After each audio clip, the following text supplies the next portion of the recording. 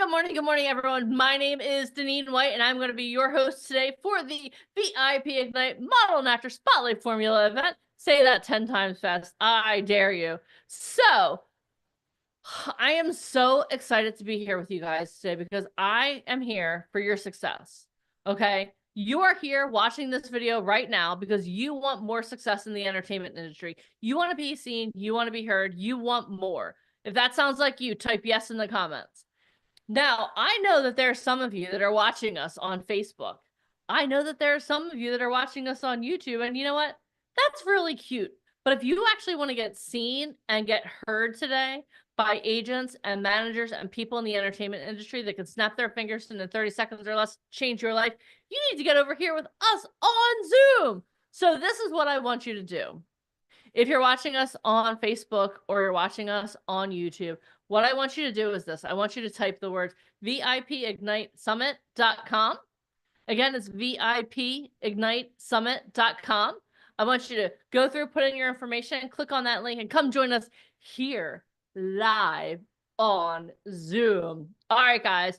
So let me introduce myself, and we're going to get started. So my name is Deneen White. I am the publicist for VIP Ignite. I'm also the president of talent services for VIP Ignite and Truth Management, which is our mother agency. I host obviously all of our virtual and our live events. And I have an amazing opportunity to help people create success. Because you know what, when I first got started working with VIP Ignite, I always knew that there was something more for me. Okay, I always knew that there was something I wanted to do. And for me, my life's calling was always helping people. So I know that you're here because you are at a certain level of success in the entertainment industry and you want more. If that sounds like you, type yes in the comments. If that sounds like you, type yes in the comments. So what we're going to do is we're going to start off with a baseline, and then I'm going to explain to you my role in your life for the next 2 or more days. Is that okay with you? If that sounds okay, get someone on Zoom, give me a thumbs up. Awesome. So my role in your life over the next 2 days is going to be kind of like being Mr. Miyagi. How many of you have ever seen The Karate Kid? Anyone? If you have, type yes in the comments. That was one of my favorite movies growing up. And I remember, so I watched that. I can't even tell you how many times I watched that movie. I think I broke the VHS tape. And if you don't know what a VHS tape is, Google it, okay? But I watched that video. I watched the Karate Kid so many times that I literally broke my tape. Okay, my mom was like, Denise, what happened? I'm like, Mom, I just can't stop watching this movie. And I remember there were so many times in my life where someone would tell me to do something, and I'd be like, well, why do I have to do this? And why do I have to do that? Because you know what? I didn't have a Mr. Miyagi in my life. Okay, so over the course of the next 2 days, I'm going to be, oh, I don't know what you're holding up there, Julian. But, oh, it's a notebook or something. Okay, awesome. Sorry. So over the course of the next 2 days, I am going to be like your Mr. Miyagi. Okay. How many of you remember that first scene when Danielson actually went to see Mr. Miyagi, right? He had just got his butt kicked by, oh, you have the tape. That's awesome. I love that, Julian. That's amazing. Julian knows what a VHS tape is. But Danielson had just got his butt kicked by Johnny and the people of Cobra Kai. Does anyone remember that? And when Daniel came to Mr. Miyagi, he was in extreme pain. I mean, literally, I wish I had the clip for it to play for you right now, but he literally had he was beaten up, like he had ice packs on his face. And he asked Mr. Miyagi, have you ever coached a student? And he was like, oh, no. He didn't really want to, right? He didn't want to coach Daniel because he knew the power of what he was going to teach him. And Daniel was like, please coach me. Please, I'm in so much pain here. How many of you are in pain because you've been trying to get your start in the entertainment industry? Like you've been clicking on buttons, you've been doing this, you've been doing that, but you've gotten nowhere. Does that resonate with anyone? If that does, type yes in the comments. If that resonates with you, type yes in the comments. Or maybe you keep submitting yourself out and nothing's happening.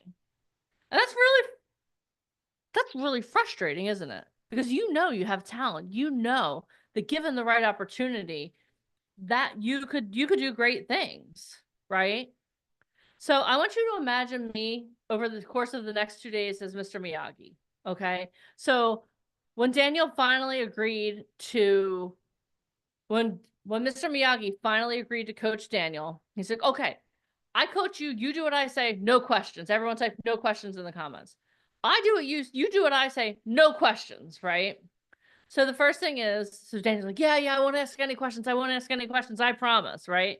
So Mr. Miyagi gives Daniel's son a bucket of water and a sponge. And he says, right hand, wax on. Left hand, wax off. Wax on, wax off. Right? And Daniel's like, no, really, when are we going to start training? He's like, no questions. Remember, do you guys all remember that scene? He's like, so you want me to wash your cars? Like, how's it? No questions. So Daniel's like, fine. He starts washing the cars. Wax on, wax off, wax on, wax off. And then it's a couple days later, it's like 3 or 4 days later, and Daniel is so frustrated with Mr. Miyagi. He's like, you told me you were going to coach me, and I've been your slave all this time. What is this? And Daniel's like, no questions. And he's like, I'm going to ask you questions. Like, he was frustrated. Have any of you ever felt like that? You're going through the training. You think you're trusting the process, but there's a point where I want to stop training. I want to start doing. Does anyone feel that? But then what happens? You think, I'm just your slave. You're using me as a slave. I'm sanding your decks and washing your cars and painting your fence. Fast forward to the All Valley Championship. Johnny played dirty. It was a tie. It was a draw. Who won that championship? Was it Johnny who played dirty, or was it Daniel who went through all the training that he didn't understand? It was Danielson. Danielson won that. Here's my next question for you. Who handed Daniel the giant trophy? Who was it that handed him the trophy? It was Johnny. Johnny said, you deserve this. So over the course of the next 2 days, I'm going to ask you to do some things, okay? I'm going to ask you to type yes in the comments. Everyone type yes in the comments. Everyone type yes in the comments. I'm going to ask you to participate. I'm going to ask you to take notes. I'm going to ask you at times to stand up. Unless you're driving. Not I saw you driving, you're not allowed to stand up. That would be very dangerous, okay? But for the rest of you, I'm going to ask you to stand up. So if you don't have pants on, this would be a good time to turn off your camera and put on some pants, okay? Because I'm going to have you guys standing up. But this is the question I have for you. We have 17 days left of 2024. You're all here because you want more success. Yeah, this is not a pants-free party. You're all here because you want more success. So I'm going to start with a baseline right now with you. Okay. And then I'm going to ask you a question. So the first thing I want you guys to know, who are on here at this very moment, is this. You are successful. That's my baseline for you. You are successful. You showed up for your own success. You're here early on a Saturday morning with 17 days left of 2024 because you want more success. And for some of you, maybe no one's ever told you that you were successful. Maybe no one's told you today that you were successful. I'm telling you that you are successful. So this is what I want you to write in the comments. I am successful. Type that in the comments. I am successful. I am successful.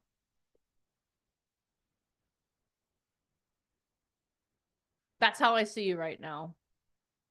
Here's the next thing I'm going to ask you to do. Over the next 2 days, I'm going to ask you to be all in. And when I ask you to be all in, it's not for me, okay? It's not because I want you to be here laughing at my silly jokes and jumping up and down when I ask you to jump up and down. I'm going to ask you to be all in for yourself, okay? I'm going to ask you to be all in for yourself. This is what all in means to me. First of all, I want you to trust the process, no questions asked. What does that mean? That means that even if I asked you to go wash my car, which I'm not going to ask you to do, especially up here, it's very cold in Pennsylvania. I want you to trust the process. I want you to be here for 2 days. Everyone type 2 days in the comments. I want you to be here for the next 2 days.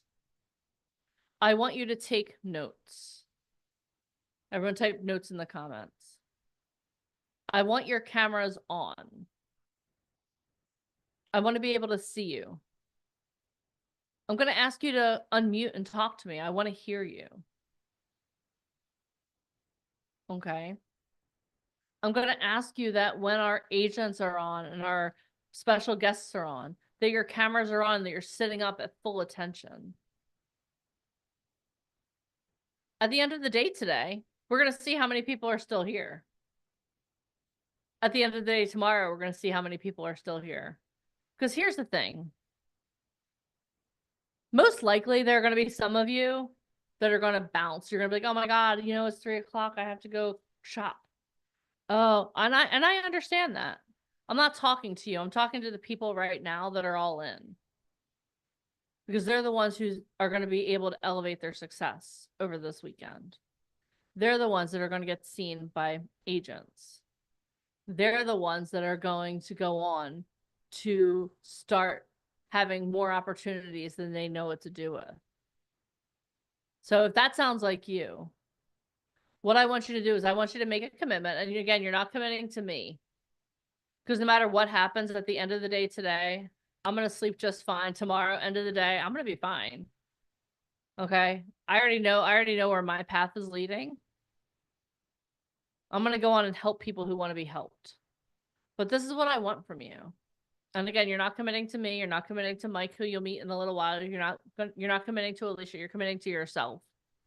I want you to commit that you're going to be all in for the next 2 days. That means you're going to be on this call until it ends. That means that you're not going to ask silly questions like, oh, pick me. That means that you're not going to have side conversations, which I see one of them going on right now in the comments. You're not going to have little side conversations in the comments. You're not going to share your information. You're not going to share your email as if someone on this call is going to be able to help you. You are going to be here all 2 days for yourself. I'm giving you permission to be selfish over the next 2 days. I'm giving you permission to turn off your phone. Everyone, make sure these things here that distract you, make sure they're on silent. Turn off your notifications. You're not going to die if you don't see the latest Elf on the Shelf idea on TikTok, okay? I promise you, you'll live, okay? Be all in for the next 2 days for yourselves. If you can commit to that, type all in the comments. Type all in the comments. And Jemima, I want you to take notes of everyone who's saying all in, because you know what? We'll see who's all in, who's here till tomorrow at the end of the day. Okay, Jemima's here. Alicia's on. She doesn't have her camera on yet. She's looking. Mike's on too. I'm here to help people who want to be helped. I'm here to help you guys. So with that thought in mind, I want to talk to you guys about something. How many of you have ever seen a prism? Does anyone know what a prism is? So for a lot of people, when they see a prism, okay, they see a piece of glass, right? I'm like, oh, okay. Yeah, I've seen prisms, right? And something I want you guys to do, and something I want to ask you guys to do over the next 2 days, again, whether you've been on these calls, this is your first time, or you've been on every one like Darrell has. Darrell and I think you, Alicia, Mike, and I, we're OG here. We've been here on almost every call. Okay. But whether you've been here for one call, this is your first call, or you've been on every call, I want you to enter this weekend with curiosity. Type the word curious in the comments. I want you to enter this weekend with curiosity. So what does that mean? So what that means to me is this. Over the course of the next 2 days, you're going to get presented some information. And maybe you know a lot of what the people are saying. Like I've had people, I know all of this stuff already. Why do we have to go through this again? Okay. And I understand we have people that are gonna, no matter what, you're gonna poke holes in this. I get it. I get it. But what if you allowed yourself for 2 days just to be curious? What if you allowed yourself for the next 2 days to learn a different point of view? What if you allowed yourself over the next 2 days, you asked questions, but not poking holes, but digging deeper? What if you allowed yourself to do that? Do you think that by the end of the next 2 days, you would be further ahead, that you would have more information? Type yes or no in the comments. Or type yes in the comments, because the answer is obvious. The answer is yes, right? So a lot of times people get on these calls and they have this preconceived notion of what this is and what we're going to show them and how they already know better, but I'm here to prove you wrong. So let's go back to the prism. Okay, let's go back to the prism. So imagine you picked up a piece of glass, right? I wish I had a piece of glass here. I should have next time, right? But imagine you picked up a piece of glass and you just looked at it and you're like, oh, it's a piece of glass, and you put it down, right?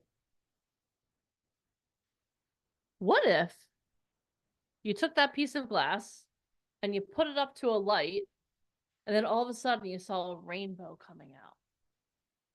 Which would have more value to you, that piece of glass or all of a sudden that prism? Because you're now, what that prism is doing is it's refracting the light. And now you see everything that the light is made of. A rainbow, right? Yeah, the prism.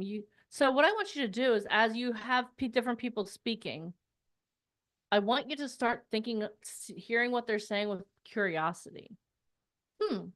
What color can I see that I haven't seen before? What information can I hear from them? Can I gain from them today that I didn't gain before? That's the curiosity that I'm asking you to enter this weekend through. Okay, curiosity. Because you know what? You're all here because you're curious, right? Even if you've been on every one of our calls, like, okay, what are they going to do this time? But what I want you to do is I want you to really, yeah, more colors, more knowledge. Exactly. Rainbows are uplifting. I love that. But I want you to not so much see what we're up to, but kind of think, okay, what can I gain from this? What can I learn? Each of these speakers that you've heard, that you're going to hear from this weekend, myself, Michael, Alicia, Ryan Colby, you're going to hear from, we all have a unique perspective that we're bringing to the entertainment industry, right? You're going to have the opportunity to hear from a Broadway star who played Fantine in Les Mis on Broadway. She played in Fiddler on the Roof on Broadway. You have the opportunity to hear from an agent who literally represents some of the biggest talent in Hollywood. You're going to have the opportunity to hear from Ryan Colby, who former art director of Vogue. You're going to be able to hear the perspective of Gino Bisconti, who is a comedian who talks about authenticity.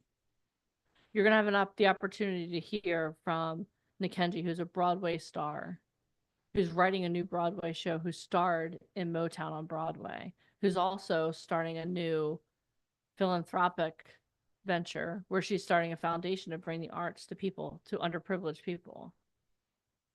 You're going to have the opportunity to hear from all these amazing people. What can you gain from them? And this is what I want you to think about too, okay? So with this whole weekend is going to be the prism effect. Okay? This whole weekend is all about the prism effect. Okay? You're going to get training, right? You're going to start building relationships, and you're going to start getting more opportunities. How many of you are here because you want to elevate your success? Type yes in the comments. And the thing is with the prism is that if you look at it just as a block of glass, you're like, oh, that's glass. That's nice. I got it. You can't learn anything. There's no curiosity with that. But when that prism, when the light comes through the prism and you see all of the amazing colors, all of a sudden you're curious. And the reason I love the prism is this. I look at glass, I'm like, oh, okay, that's cool. when I start seeing the colors come through, when the light's refracted through the prism, I'm like, oh, what else is there in this world that if I were just a little more curious and held it up to the light, I could see more things? That's what this weekend is all about. So there's this thing called the prism effect, okay? And this is what I want you to start thinking about. In order for you to start seeing the world in a different way, you need training, right? Because again, like if you didn't know that if I held glass up to the light, it refracts light, you wouldn't know that. So one thing I want you to start thinking about is that we all need training. We all need a coach in our lives, right? We all need a Mr. Miyagi. Do you think that if Daniel-san never met Mr. Miyagi, do you think he would have had a good experience in his new high school? Or do you think he would have just kept getting his butt kicked and handed to him? He needed that coach, right? He needed the coach. Because working with Mr. Miyagi, again, like it seemed rote, right? Wax on, wax off, wax on, wax off. Funny thing is that there's some times where I get asked to do things, I'm like, why do I have to do this? Like wax on, wax off. And I'm like, oh, it's like wax on, wax off. Right? But we all need someone in our lives who can see our blind spots, right? How many of you have 20/20 vision on your whole entire life? Like you've never had one person ever come into your life and say, oh my God, you know what? If you did this, this would be better. Is there anyone who's like so perfect that they don't need anyone, that they don't need any guidance in their life? Is there anyone? If that's you, this call is not for you. Okay. But I know that we do. Like it's one of my favorite sports is football. Okay. Tom Brady. Like him or hate him. You can all throw tomatoes at me later. Okay. But I love Tom Brady because he knows that he has a coach in his life. So let's take him as an example. Okay. Just because, does anyone not know who Tom Brady is? Okay. Okay. So we're going to use him as an example, or even better, maybe let's go into the acting where let's talk about Denzel Washington. Okay. So Denzel Washington started his career almost accidentally. He was a basketball player. He didn't even want to do this. Someone offered him an opportunity to start in the drama club. Okay. They offered him an opportunity.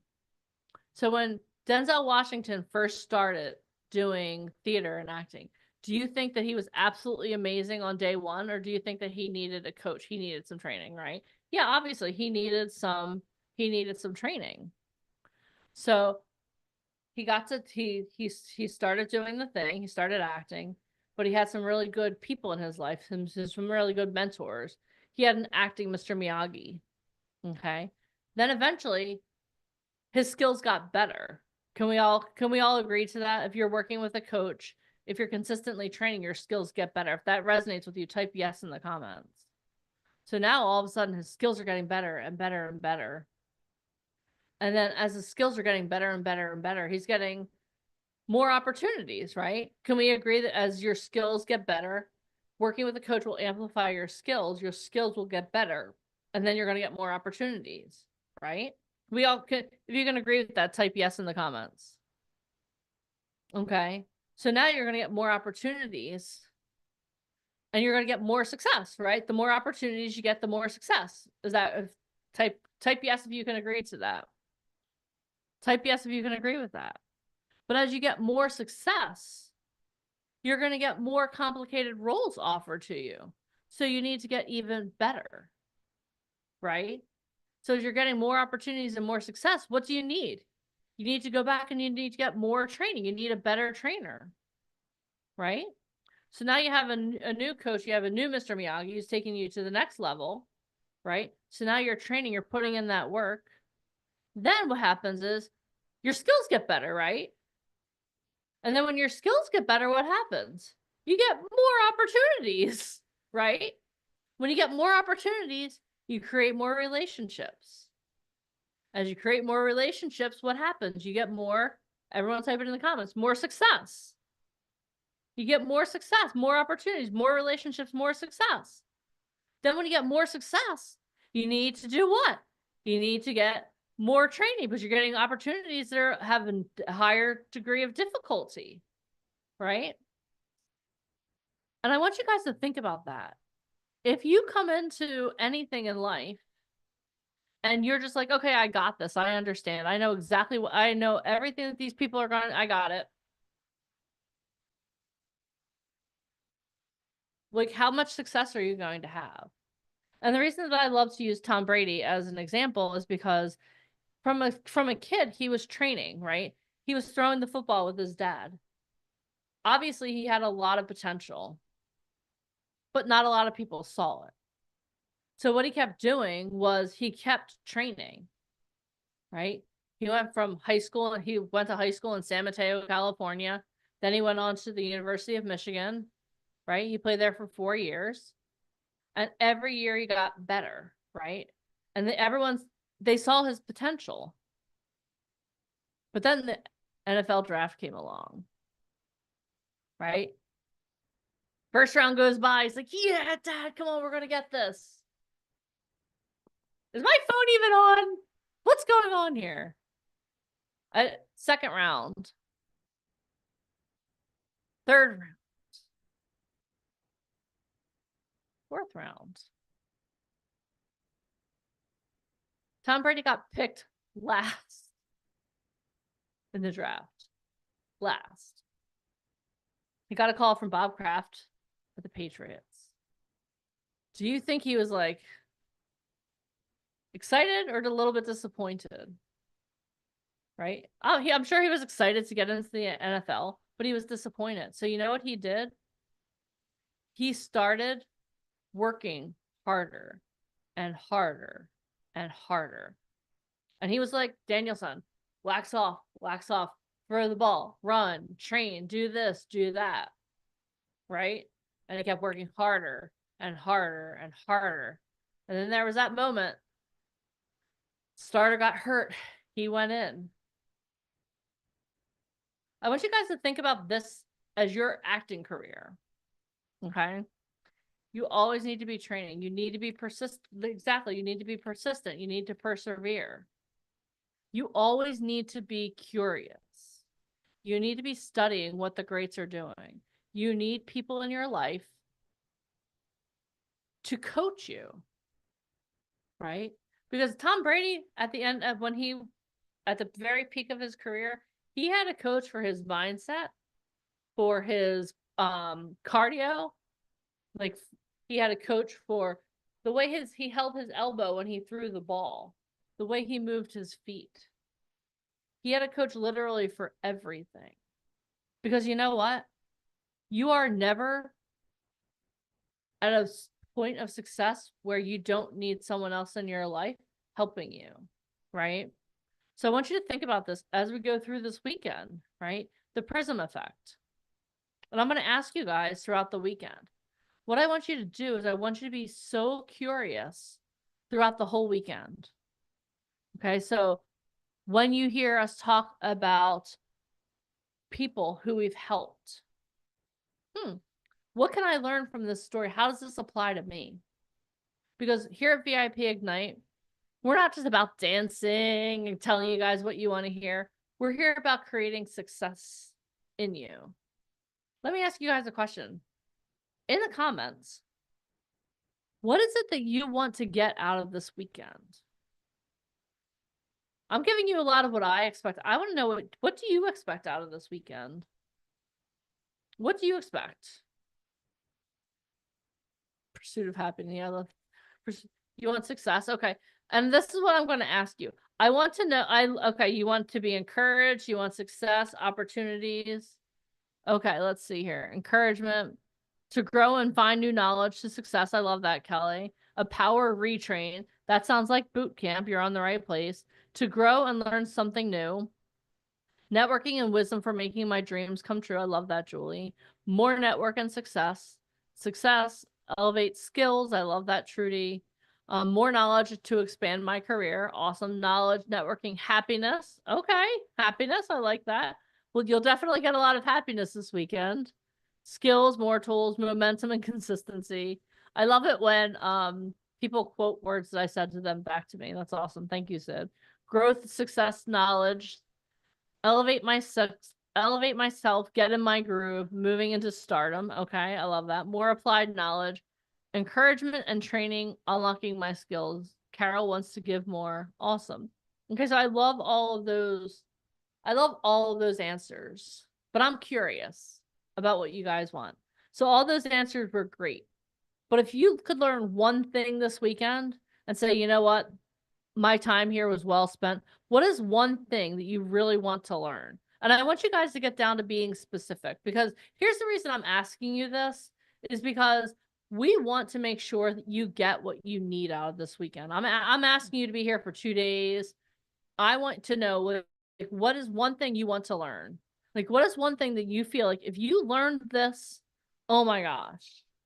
So Dave is open to learning about everything. Okay. Tasha wants to learn how to fly to the directors with my dreams, maybe true, make it to the fullest. Okay. Carol wants to know how to succeed in the business. Stelly is ambitious. Jamie wants to learn how to model and act. What the greats are doing. Thank you, Trudy. I love that one. You want to know what the greats are doing. I love that. The one thing I want to learn is how to book acting and modeling jobs. Julie, that's a great question. We have agents that are going to be on here that are going to answer those questions. Desiree wants to know how to market herself. Definitely make sure you're on at noon. We're going to be talking about that. Make an impact together. I love that, Kirsten. How can we all link arms and make an impact together? Amazing like-minded community people and the legends, follow the successful people, how to succeed in the industry, how to create a brand. We're definitely going to be talking about that. Knowledge and guidance along with guidance. Okay. Candy, you need a lot of guidance. I love that. I love that. Okay. The knowledge of VIP. How can I apply what I learned today to shape my brand better? That's great. I love that. I love your curiosity. And what I want you guys to do as we introduce speakers, as we talk, as we go through this learn how to mentorship. Okay, so you want mentorship. Definitely, you're in the right place. What I want you guys to do over the course of the weekend is like just bring curiosity to every speaker.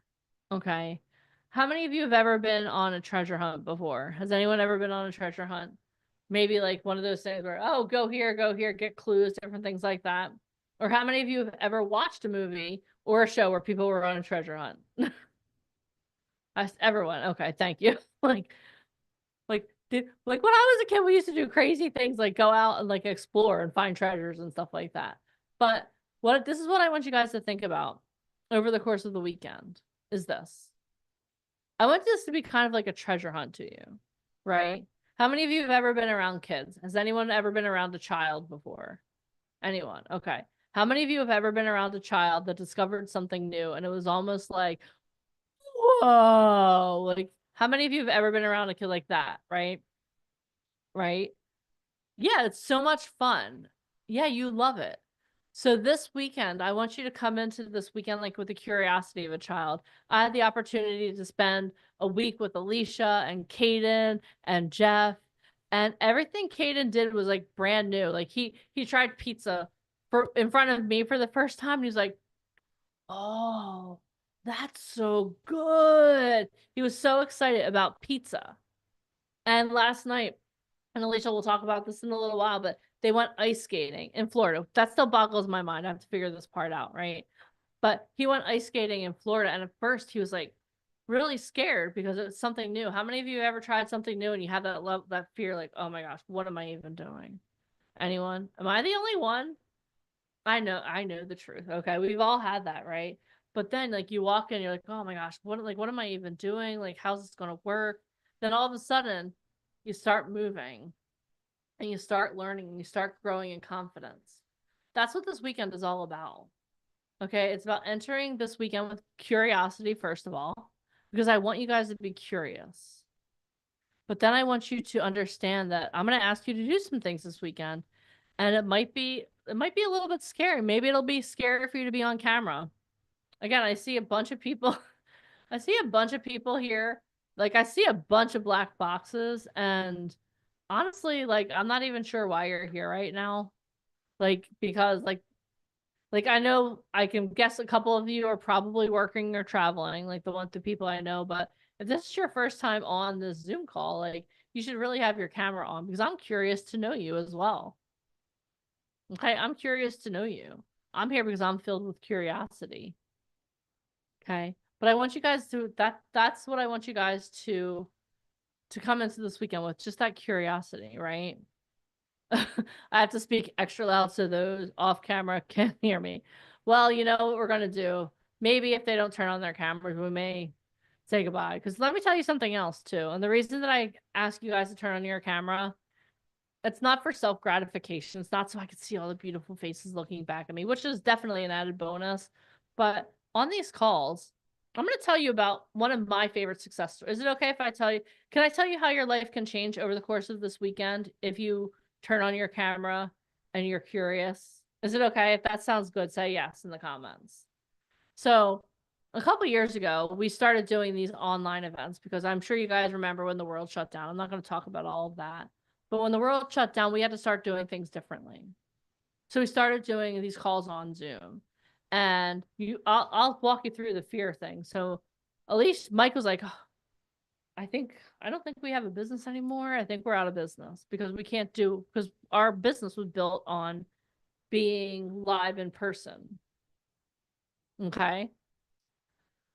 So Mike's like, we're out of business. Alicia and I are like, oh my God, what are we going to do? Right? We're freaking out. And Mike's like, you know what we're going to do? This is what we're going to do.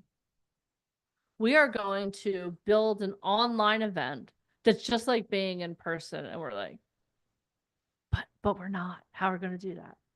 Okay. And it was insane. It was an insane idea, but it worked.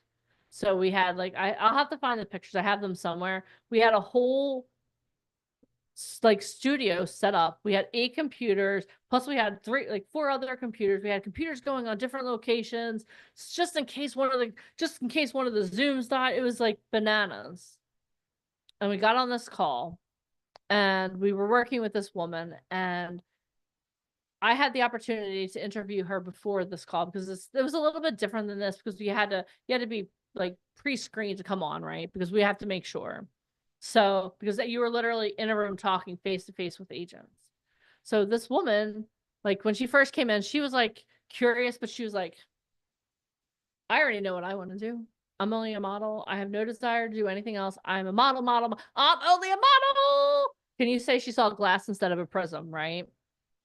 So she was dead set on this. She gets in, she starts to get a little curious.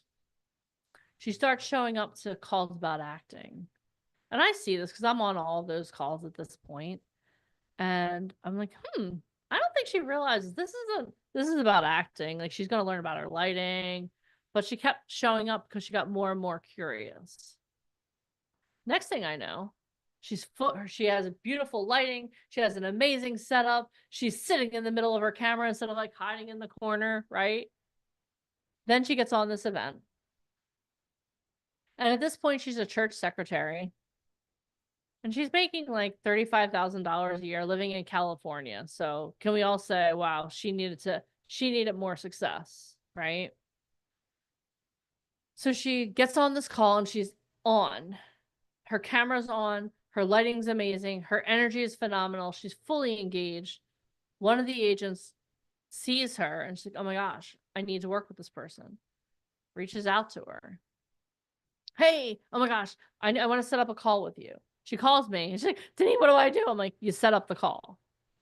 Next day, she's in his office. She gets offered a contract because she was curious. She was doing the training. She was seen. So when she was seen and she was getting the training, she got more opportunities, right? She built more relationships. So she signs the contract, starts working with him. Again, this is during COVID, right? This is during like the craziness of 2020. Okay. She trusted the process. Exactly, Kelly. So next thing I know, I'm watching a football game. Tom Brady starting quarterback in that game. And I see her and her husband in an ad for the NFL apparel. I'm like, oh my God. And Mike's like, the game didn't even start. What are you screaming about? I'm like, we signed her. She started getting more and more opportunities. Eventually, she went from making $35,000 a year as a church secretary to now her agent won't book her for less than $35,000 a day. Her agent won't book her for less than $35,000 a day. How many of you want that level of success where you're making in one day what you make in 1 year? If that sounds like you, type yes in the comments. But here's the good news. It didn't end there. She started getting more and more opportunities. She started being seen more. As a matter of fact, the other night I was watching TV randomly and I saw her in like an ad for C-Bond denture adhesive. Not sexy, but pays real well. Is it okay if maybe you guys would how many of you would be willing? Yeah, T-Mobile, she's done Verizon. Pretty amazing. How many of you would be willing to like pretend you don't have teeth so that you can make some money doing an ad like that? I know I would. All right. But not only that, she was recently in an ad that ran internationally. She made $150,000 for 1 day of work. Let me do some math here, okay? So she was originally making $35,000 a year. That campaign, she made $150,000.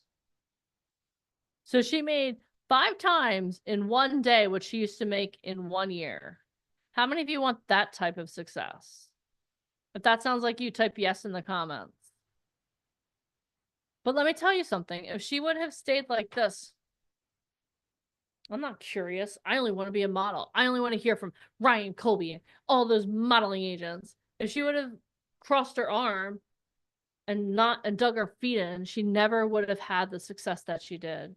So that's why when I'm telling you over the course of this weekend, I want you to have curiosity. I want you to think, okay, you know what? How can I look at this in a different way where I'll get different results for myself?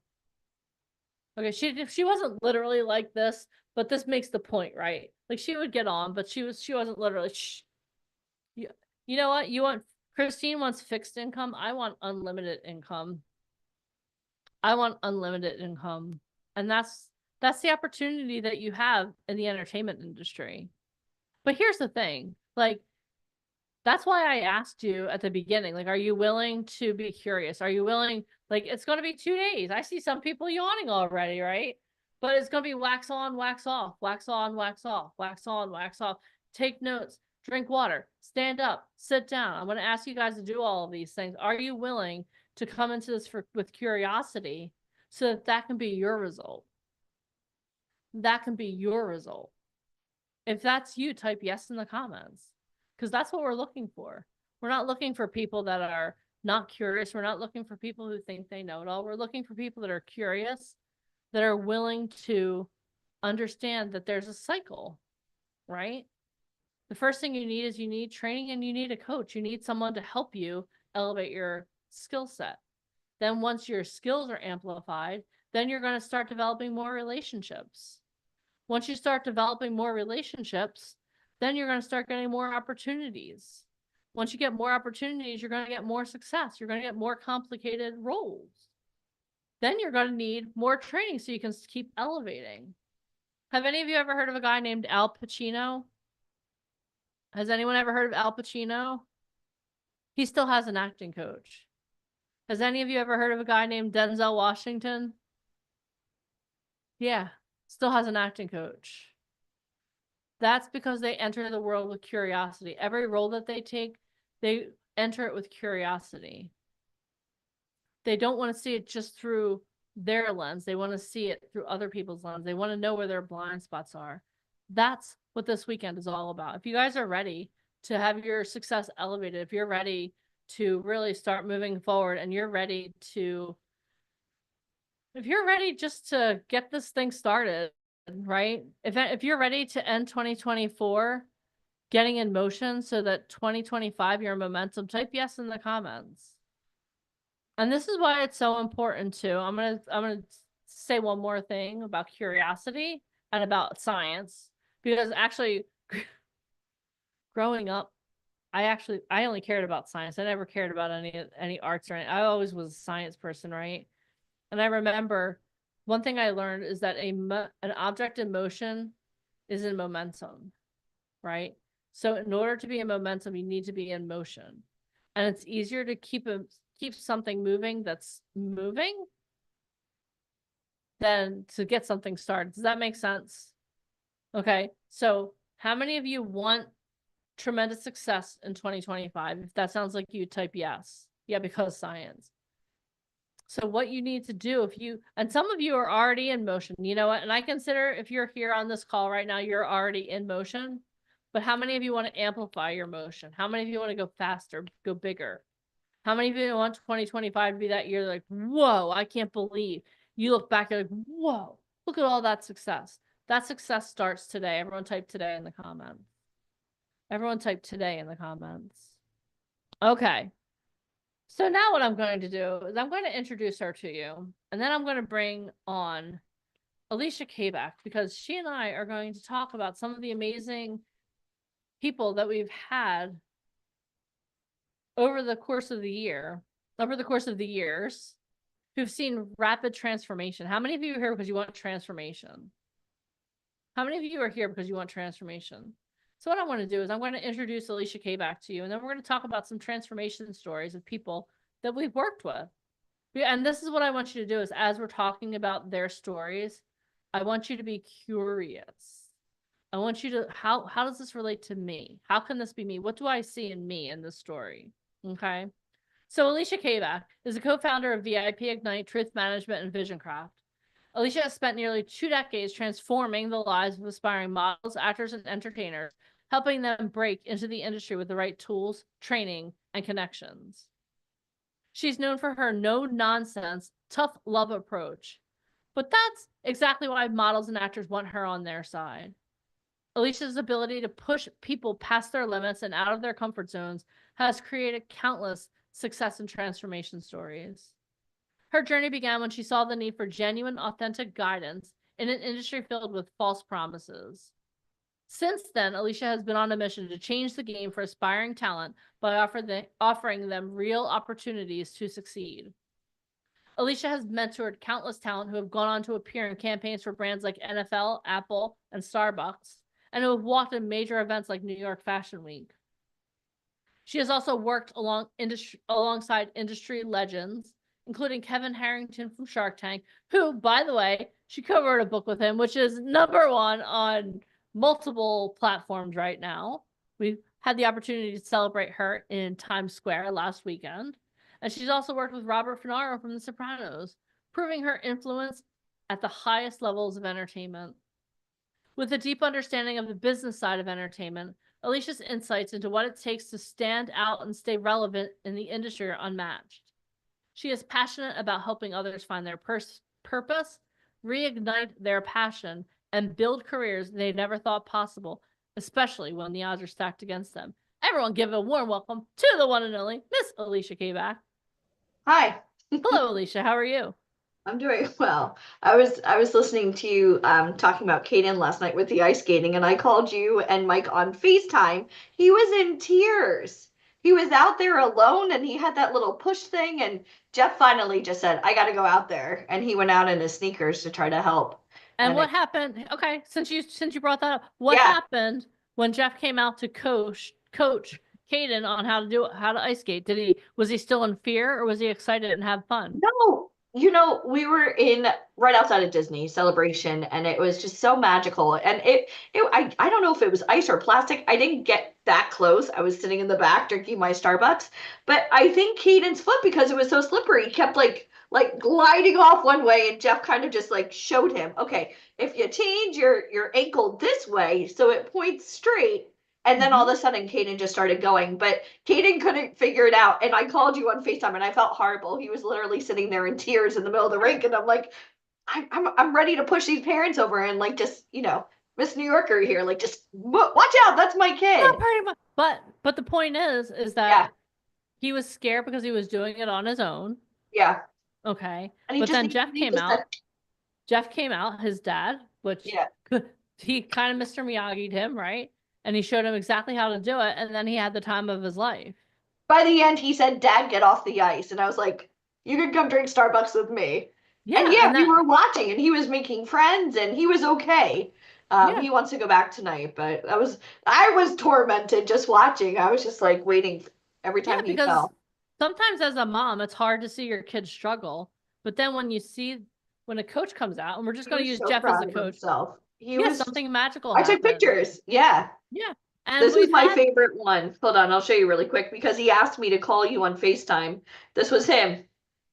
Mom, I doing it. And I was exactly. just so proud of him. He was Yeah. doing so good, but it really did take Jeff working with Well, but that's the him, whole and it was thing. just magical. But like Yeah. let's translate that into some of the actors and models we've worked with. Like we've Yeah. worked I mean you've worked with tens of thousands of people. So think about them. I want you to share a story of like an amazing transformation of a talent that you worked with that maybe when they first came in you're like, but now they're doing amazing things. Like because the transformation is in the coming in, being curious, learning, getting coached, right? And then Yeah. that transformation and then they go on to even more success. You know, I forgive me if this sounds a little bit arrogant or conceited, but so many people want to get discovered, right? And they don't know what they're doing right, they don't know what they're doing wrong. And even coming on Zoom, how many of you guys have ever been on a first date and you meet that person and within a second you're like, oh hell no, right? Before they even open up their mouth, maybe it's just by their looks. But Denise, when we used to do these live open calls in our offices, which I know was like I can't even imagine going back to. I'm literally at my home office right now.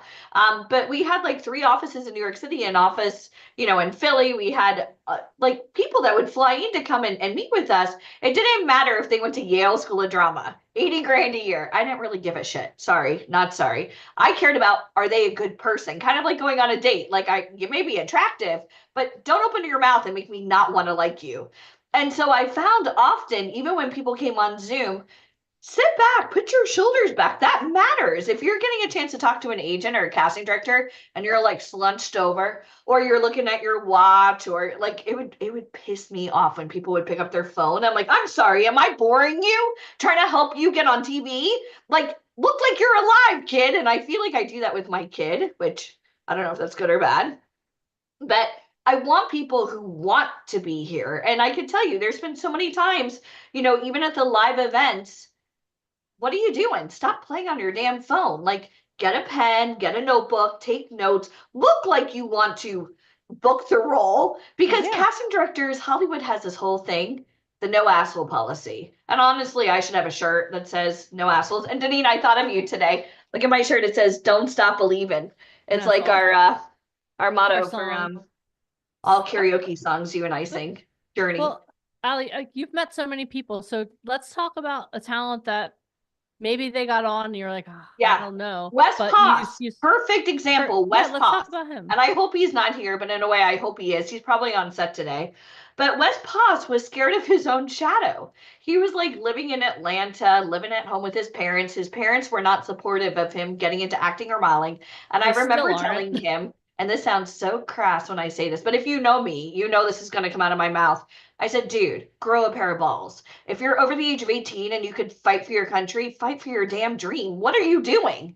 And I said, if you are going to come on my calls and you look scared or you look like you're hiding from your parents, and I asked him once, like, are you in a safe location? Why do you keep coming on my calls? And he said, I want to be an actor. I said, well, then act like it. I think I might have inserted the F word in there, but I said, act like it. And the next thing you know, he's going out and he didn't just like go to our events. He's like, you know what? I need to do this and I need to go 100% all in. And he ended up getting signed to one of the Yeah. biggest agents in the world. And that's huge. I mean, the kid's been booking work nonstop. He moved out of his parents' house in Atlanta. He now lives in New York City full time. He's like booking major television shows. The last big show that when I spoke to him on my cell phone recently, he was up for a role on one of my favorite shows called You, Penn Badgley show. You've seen it on Yes, Netflix. I love He you. was up for a major role, and I was like, what? Because when I saw Wes, I was like, okay. And again, please don't take offense to this, but listen, like as an extra, which he's like, well, I'd be happy just getting on set. I'm like, oh, like being part of the scenery, like that pillow back there, which I switch out my pillows based on my mood. Right now it's holiday, but he wanted to just kind of get on set. And I was like, for what? Like dinner party conversation? Why do you just want to get on set? He's like, well, I've never really done this and I don't know if I can deal with the competition. I'm like, why would you play small? Like that Yeah. doesn't even make sense. Like, could you imagine Tom Brady or Patrick Mahomes Yeah. just sitting on the bench but winning the Super Bowl because his team did? That doesn't even make sense. And Wes said one day, I said, "You're either in or you're out. What are you doing?" I said, "If you're so afraid of your parents, this is what you need to do. Get out from underneath their house and live your life. Don't live your life according to what they want." And I said, "You're bagging groceries at a grocery store. Like, what is that saying that I love, Deneen? And I know I mess it up every time I say it, but a ship that doesn't have any stories to tell, right? Like, you got to A go ship. out, go live your life, go Yeah. fall like Hayden, fall and get some bruises, but you're gonna have a great story to tell." And now he's living in New York full time. And when he came to the event over the weekend, Deneen, I legit almost cried because he like, I don't want to say he came across pompous, but he He definitely came up, changed he a was lot. confident. It was the Yeah, it first was time we ever definitely saw his him where he was confidence. confident. And I know I have pictures of him somewhere. There's us, right, in New York City. But I have pictures with him, and I'm like, you didn't even have to say a word. And he's wearing the same types of clothes he's always worn, but it's something about him, just like his shoulders were back and his head was up, and Yeah. he was just like, whoa. And he looks exactly the same, but in a way he doesn't. Like No, he I really he plays he's the part now. yeah, he's definitely transformed from when we first met him, he was a scared little boy living in his parents' house. True. And his parents literally did not want him to do this. They Oh, had so here many. he is. Yeah, look at that. Holding a book. Look at even his hair. Shakespeare. I was like, did you do something new to your hair? He's holding his Shakespeare book, which I think was Colby's. But oh my God, So let me ask you guys a question. How many of you, maybe you don't have people that believe in you, but you're still here? who the Maybe F you do. cares? Honestly, who the F cares if anybody else believes in you? Believe in yourself. You have to be your number one fan. Yeah, and that's part of that is being curious, right? I mean, Wes's transformation, he Oh my was God, like Wes. literally he was on all of our calls, right? He would come up, he would show up, right? But then he got to a point where he was like, okay, you know what? I need to do more than just get on calls. I need to actually come out to an event. He did. And let me tell you something too. I could show you pictures from his first photo shoot to his latest photo shoot. Complete transformation because he grew. He was curious. He always leaned into the process, right? Whatever we told him to do, he did. Even if it didn't always make sense, he did it. He was like Yeah. he was like total Danielson, right? So now he's living in New York City. He's represented by two agencies, one in New York, one in Los Angeles. He's actually there's a Oh, huge 2021. yep. Yeah, he's a completely different guy. Completely different. Completely different. But there's a chance that he's going to be moving out to Hollywood, out to LA, Who because knew? his agent in LA wants him out there. How many of you would love that to be your story? You know what? Like I came on and well, I was trying, but then I surrounded myself by the right people. Now I have so many opportunities that I don't even know what to do with them. Now I have so many opportunities that I have to move. That I That's have a to good move. My problem. agent's telling me I have to move. That's a transformation, right? From him being afraid of his own shadow to now he lives and navigates New York. I remember the first time he was in New York too. It was hilarious because he was like, oh, he was so Yeah. scared of New York. Because how many of you know New York is a should be its own country, right? It's its own beast. But he was so scared. Now he navigates New York, and now he's going to be going out to Hollywood. How many of you want that to be your story? If that sounds like you, type yes in the comments. How many of you want that type of transformation? You have so many opportunities that you have to move. That's what we do. That's what we That's a do. transformation. And we're really good at it. We're Some really might good say at it. we're the best. Yes. Also, do you have another story of someone you could think of with the transformation like that, Alicia? Brandon Hunter. Okay, talk about him. So Brandon Hunter came on one of our calls and he lived in Reno, Nevada, which is not Las Vegas, it's not Los Angeles, it's not Atlanta, it's not New York. And he came on and he said, "Well, I paid for pictures and I paid for classes. How are you different?" And I said, well, how much work have you booked? Right? Like anybody can go get pictures and take classes. And he said, none. I said, well, you're doing it all wrong. Like your pictures, just so you guys know, I want everybody here to type 17. There's 17 different types of modeling. So when you're running out and getting photos done, usually that's like where the scam comes into play. You're getting photos that you want to see, or maybe you want to impress all of your friends and family on Facebook or your boo. So you're getting photos that they want to see, but you're not getting photos that a casting director wants to see. So he was paying for these classes and paying for these photos, but he thought he had made it. And I was like, okay, great. It's like poker. Show me your cards. What have you done? And the answer was nothing. And he needed to get in front of a legit agent.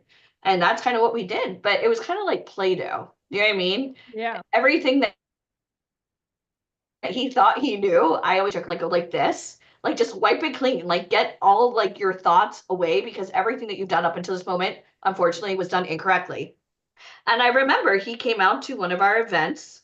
And he when he first signed up with us, he was a little bit apprehensive, and I think there were tears, Deneen.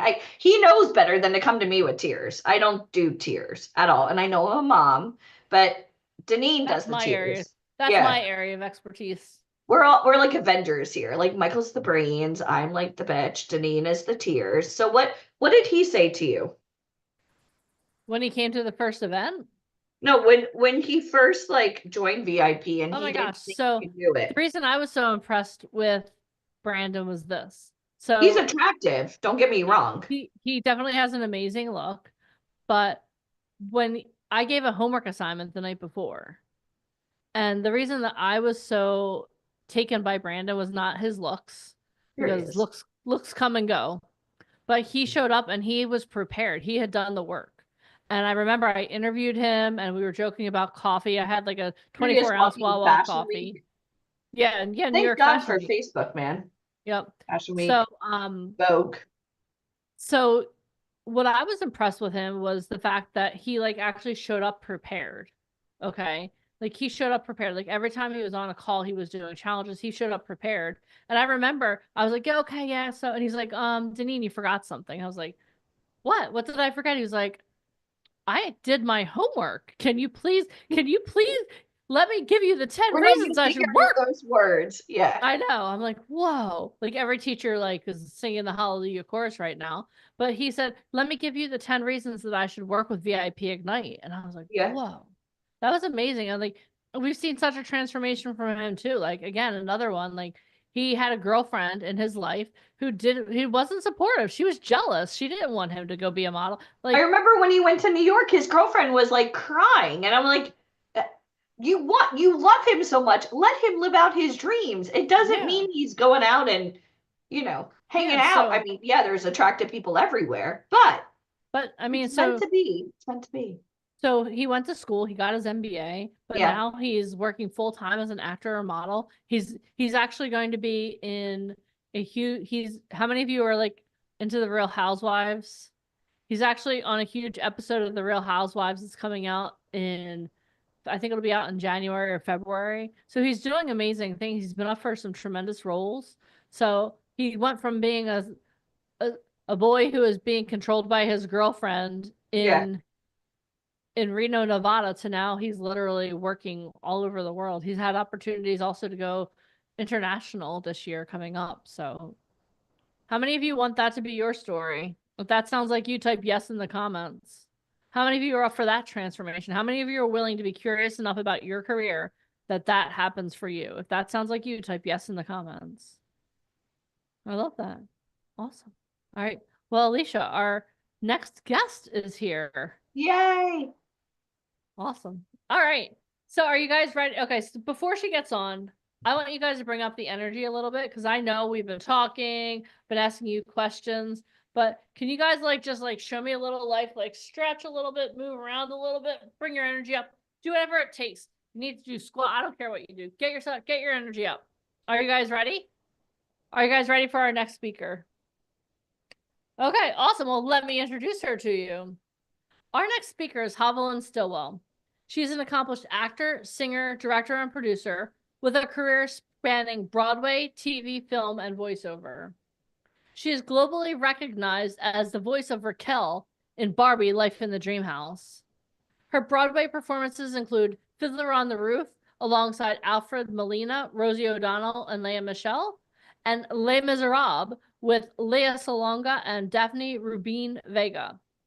Memorable live performances on both the Oscars and the Tony telecasts. She has released 2 solo albums showcasing her vocal talent. On-camera acting highlights include roles in Selma, Magic Mike XXL, popular TV series like CSI New York and Single Ladies, and she's starring in the upcoming feature film Feathered with Bruce Dern and Dot Marie Jones. Her voiceover art includes video games like League of Legends, Fallout 4, and Ark Knights, animated series such as The Miraculous Ladybug, Ever After High, and Monster High. Together with her wife, Reed Stillwell, they co-founded Team Stillwell, a dynamic production company. They are executive producers of Under the Influencer, selected for the 2024 Cannes Film Festival. They are co-producing an upcoming Broadway show, Transparent the Musical, based on the Amazon series. And they are the creators of the short film Literal Nightmare, in which Hovland also stars. Everyone, please give it up for the one, the only, Miss Hovland Stillwell. Hi. Hello. How are you guys today? We're amazing. How are you? You are amazing. You guys, it's a beautiful Saturday. It is. It's such a beautiful day out. I'm so happy to be here. I'm so happy to see you. I saw your trailer, I think, for your film where you're a mermaid. Oh yeah.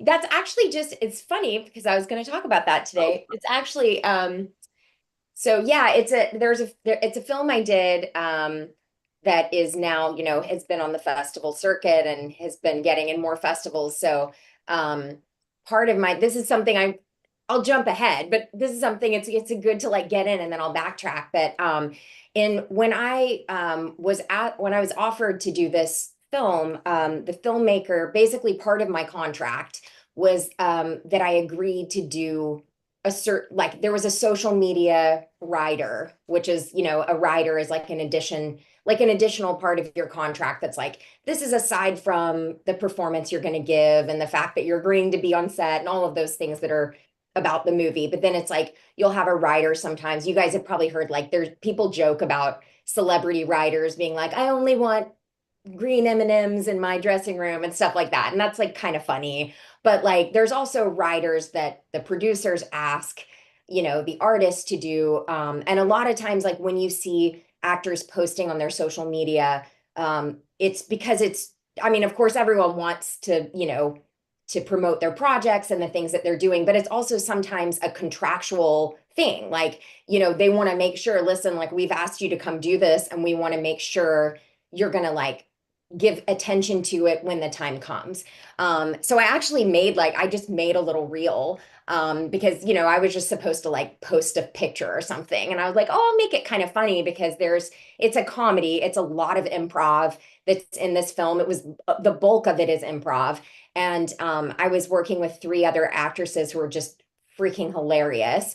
And so I was like, I'm just going to like put like some of the little funny bits in there that like out of context are still funny. Like, even if you don't know what's going on, like in the movie.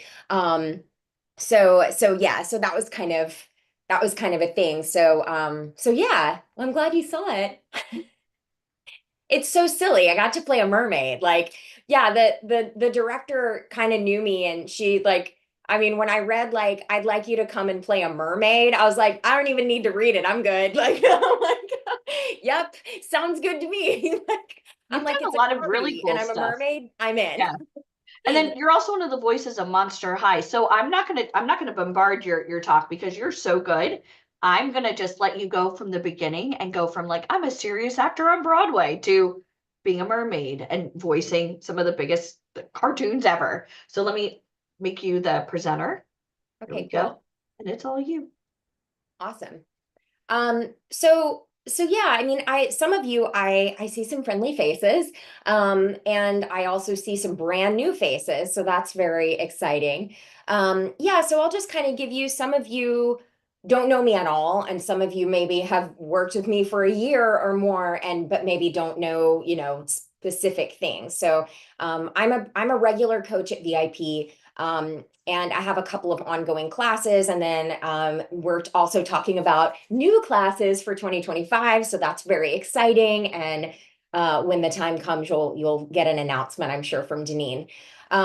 But one of the things, I just kind of wanted to give you guys an overview of some of the stuff that I do, because I think one of the things that makes me unique is that I really do work in many mediums of the entertainment industry. So, yes, I started on Broadway, and that was kind of where that was my focus. But I always knew from the time that I knew I wanted to be an actor that it wasn't just going to be like one thing that I did, which is fine if that's what you want to do. I have plenty of friends who were starting on Broadway at the same time I did. And that's pretty much been the bulk of their career. And they've worked steadily and happily, and like, that's the thing that they do and they love it. And then, I have other friends who have, done a lot of different things. But I think it's been pretty exciting to me because first and foremost, you guys, it's made me feel like I'm my own boss, which I think that is, I don't know that I've ever actually said that, but I think I just had an aha moment. Like, I think that's actually what has made me feel really great over time. I've certainly had plenty of bosses, and I've had plenty of people who, are the ones signing my paycheck and all of that. But at the end of the day, it's given me, I always have the option to say yes or no. I don't ever feel like I have to do anything. And I think that that's, of course, there's jobs you take where you're like, I don't like, I would rather be doing something else, but like it's going to pay well or this, I mean, we all got to work, right? Like everybody's got to like bring in income and pay our bills. But, at the end of the day, like, I don't feel like I've ever had to, I've been like the driver of what I've been able to do. Um, and I think that this is an industry where you have so little control in a lot of ways. Like, there used to be sort of like there was a hierarchy and there was a ladder and like all of this stuff. And it's so all over the place, to be totally honest now. Some people have a huge amount of success right out the gate at 18 years old or 22 or 10 or whatever. And then they're like, oh, I'm set for life. And they kind of lay back. And then suddenly they're like, wait, I'm not working anymore. And it's been 5 years, and no, and I have nothing going on. So I think that what has sustained me is the knowledge that, like, I don't feel like anybody ever makes it. Like, I think that is a silly thing. And if I were you, take that out of your mind. It's not a thing. It's a thing to make everyone feel bad. Okay. Because and I have worked, you guys, with the biggest celebrities. Last week, I regularly work with Jennifer Aniston, just saw her last week on a job we did together. And like, one of the biggest stars in the world, right? Like, and also, by the way, like one of the nicest people ever. Like, she's absolutely lovely, great to work with. Everyone loves her. But biggest star in the world. But even still, like, she's still working, she's still hustling. Like, we're all doing it because even, at every level, everyone is. I mean, I think I noticed that like early in my career when I was on Broadway, I just looked up to these people who were, Rosie O'Donnell and Harvey Firestein and Alfred Molina, who like at the time was just doing the Spider-Man franchise. And it was just like these huge stars. And I was like, wow, I was just so young. And so like, this is so incredible that I get to like share a stage with them.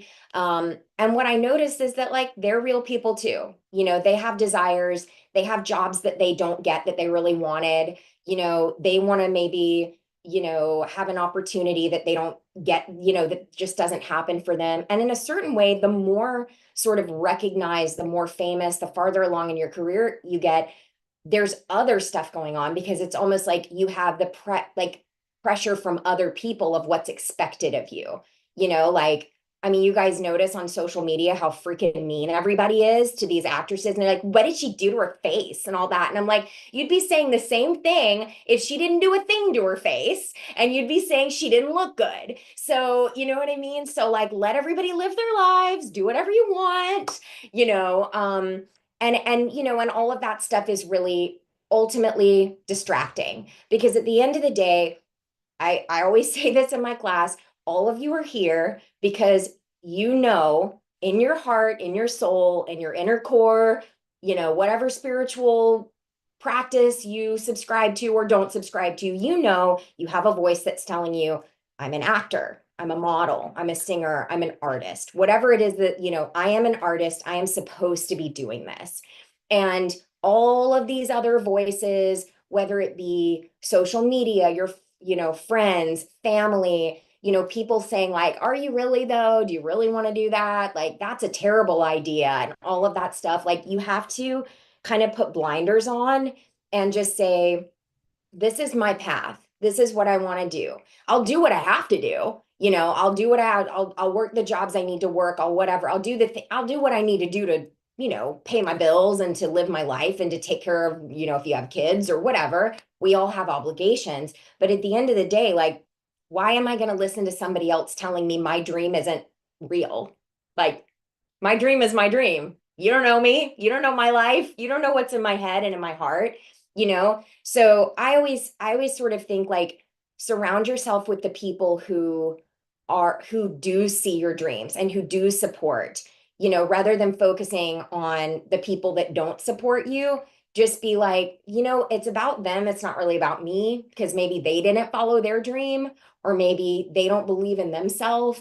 And so they're kind of projecting that onto me. So I just a note to say, because a lot of you are brand new and there might be a feeling that you're kind of like, I don't know, do I deserve to live my dreams? I don't know. Like, am I good enough to live the kind of life I want to live? Like, yeah, we should all live the kind of life we got one of them right now. As far as we know, we don't know, right? So like, you know, why not do what you want to do and be around the people who make you feel good, you know, and who you make feel good. So a little brief, a little brief like history into me. I grew up in Georgia. I currently live in Los Angeles. I moved to New York. I actually started at Ithaca College in, you know, Western upstate New York. I was an opera major because I was a very serious singer, very, very serious, classically trained singer, but I'd always been an actor. My mom was a casting director and I'd kind of been working with her like since I was 8, I think was my first job. I was 8 years old. So I had worked a lot in Atlanta, which like this was the 90s. There was not a lot going on in the 90s. Like it was my mother and one other casting director was like the whole game in Atlanta at that point. So I always sort of give credit because I'm like, Atlanta has exploded now, but I'm like, my mom is OG, okay? Like she like is OG, you know, Atlanta film industry. So yeah, so I really wanted to focus on singing because I thought, well, that's such a technique and I really need to like, it's an instrument and this and that. And I honestly got to Ithaca and I was like, it's freezing. I'm miserable. It's too cold to even like do anything here. And the only reason I'm really here is because I wanted this type of training, but also I'm realizing they wouldn't let me take acting classes. They wouldn't let me take dance classes. And I was like, I'm a performance major. Vocal performance is my major, and you're not going to let me take like advanced acting classes. So it was very strange. And I was just like, no, this isn't for me. So I transferred to NYU, kept my major. I have a Bachelor of Music and Vocal Performance. And, you know, in the school I was in at NYU, they let me pretty much take all the things. I had loads of acting classes, loads of movement classes, speech classes. I still had tons of private voice lessons, and all of that. And also the great thing was I was in the West Village of New York. I was living in New York City and already making contacts and everything. So my senior year, I worked really, really hard. My senior year, I played the lead in a show called Fiorello. It's an old musical. And the writers, Bach and Harnick, were like legendary. They've since passed away, but legendary musical theater writers who also wrote Fiddler on the Roof. And Sheldon Harnick and Jerry Bach came and like worked with us, like worked with, you know, the cast of the show, which was so cool. Like we were just doing this college production and we're like, this is amazing. So they worked with us, and Sheldon Harnick and I kind of hit it off. He was just like a really cool, you know, old guy who was like just a very passionate, just creator. You know, he just loved the collaboration. And, you know, again, at that point in his life, like he could have just retired, taken on, like done his thing. He's written, you know, he'd written a dozen successful shows that were going on all over the world. He didn't need to do any work or care about anything anymore, but he wanted to. He was actively very involved. And so about 2 months after I graduated college, when the auditions for the revival of Fiddler on the Roof came up, I had just signed with an agency, and my first agents ever. And one of my agents called and said, you got an audition request. And I'm like, then they're kind of confused because they're like, we just signed you. Like, we haven't been sending, I think I had one audition so far with them, you know? And they're like, you got an audition request for a Broadway show. And I was like, okay, you know, and I mean, everything was so exciting at this point because I was just so like fresh and new, you know? And they're like, yeah, I guess you must have gone on an open call. And like somebody, and I said, oh my God, yeah, I went on an open call when I was still in school few months ago for Thoroughly Modern Millie. And it was a replacement. It was like towards the end of that show. And I was typed out, which I don't know if you guys know what that means. If you're doing theater and you go to an open call, they can basically type you out, meaning they pull you out of line and they say, you know, and I mean, I had no agent, nobody knew me. I was just like a kid in college, like showing up in an audition, you know. They pull you out of line, basically meaning like, we're not even going to waste your time or ours even hearing your audition because you don't look right. Literally, that's like, you don't look right for the part, which sometimes it's appropriate. Like if I were going to read for Color Purple, I should be typed out. Like, you know what I mean? Like sometimes it's like, you don't physically fit what we're looking for, and like, why are you here, kind of a thing. But in this case, I was so confused. I was like, I'm a tap dancer. I had really short, like 20s hair, like real short, like a little like bob, you know? And I was like, I totally look like Thoroughly Modern. I totally fit in this world. But it turned out like the girl they were replacing, and I found this out about Broadway very quickly, it was a very specific, like she needed to be this height, this skin tone, fit into this kind of costume, have these specific skills. It was so specific that they were like, we don't need to see 500 women come in and sing their hearts out and go in for this. Like, we need to see maybe the 20 or so that like could possibly fit the very specific slot we have. That had nothing to do with me, right? Like zero to do with me. But the casting director who was there, who typed me out, and I was so bummed out about it, like, oh God, what did I do wrong? Why do, you know, and I was personalizing it so much. He kept my headshot and resume and he made note of it. And he requested me because he thought, well, she is the right type for this next show that I'm casting. And so I went in and auditioned for him. And then I went on and on. And in like my third callback, I think I had 5 auditions for the show. In my third callback, I walked in and there were like 30 people in the room. This is what happens in Broadway callbacks. And the director said, oh, Havlin, you know, thanks for coming in, you know, introduced himself. And he's like, these are the writers, Sheldon Harnick and Jerry Bach. And I had written a thank you note to Sheldon like months before, being like, oh, it was so great working with you. Like, I hope I get to do a show, you know, on Broadway one day that you wrote. And, you know, you're a huge icon to me, all of which was true, very much from my heart. So when I went in the room, Jerry and Sheldon are like, oh, hey, Havlin, how are you? It's so good to see you. Which inside of me, I was like, but like, you know, in the room, I was like, hey, good to see you. Cool. You know, I was like, wow, I'm like really keeping it real cool in here. And like, then of course I got out of the room and I was like, called like everyone, all my, my parents. I was like, oh my God. But in the room, I just stayed like cool as a cucumber, of course, like, of course.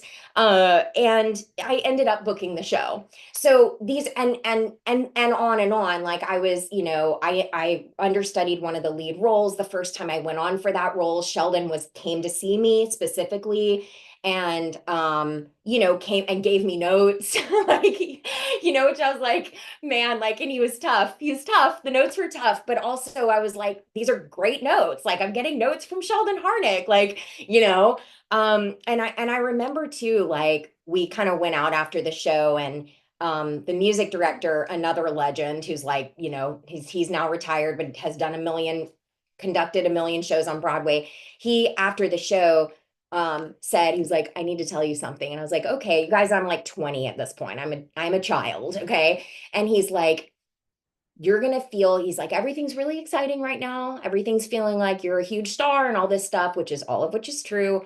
But he said, there are going to be dark days in your career. And he said, don't ever get so jaded that you don't come back to this moment and say, the first time I starred on Broadway, Sheldon Harnick came to see me and came out with me and my family after the show. He's like, do not forget these kinds of moments because you're going to need them in the moments that aren't so great, that you don't feel like you're a huge success and you don't feel like things are going your way. And at that time I was like, okay, you know what I mean? Because I was like, I just started on Broadway. I just signed 100, autographs outside the stage door. Like, what do you mean?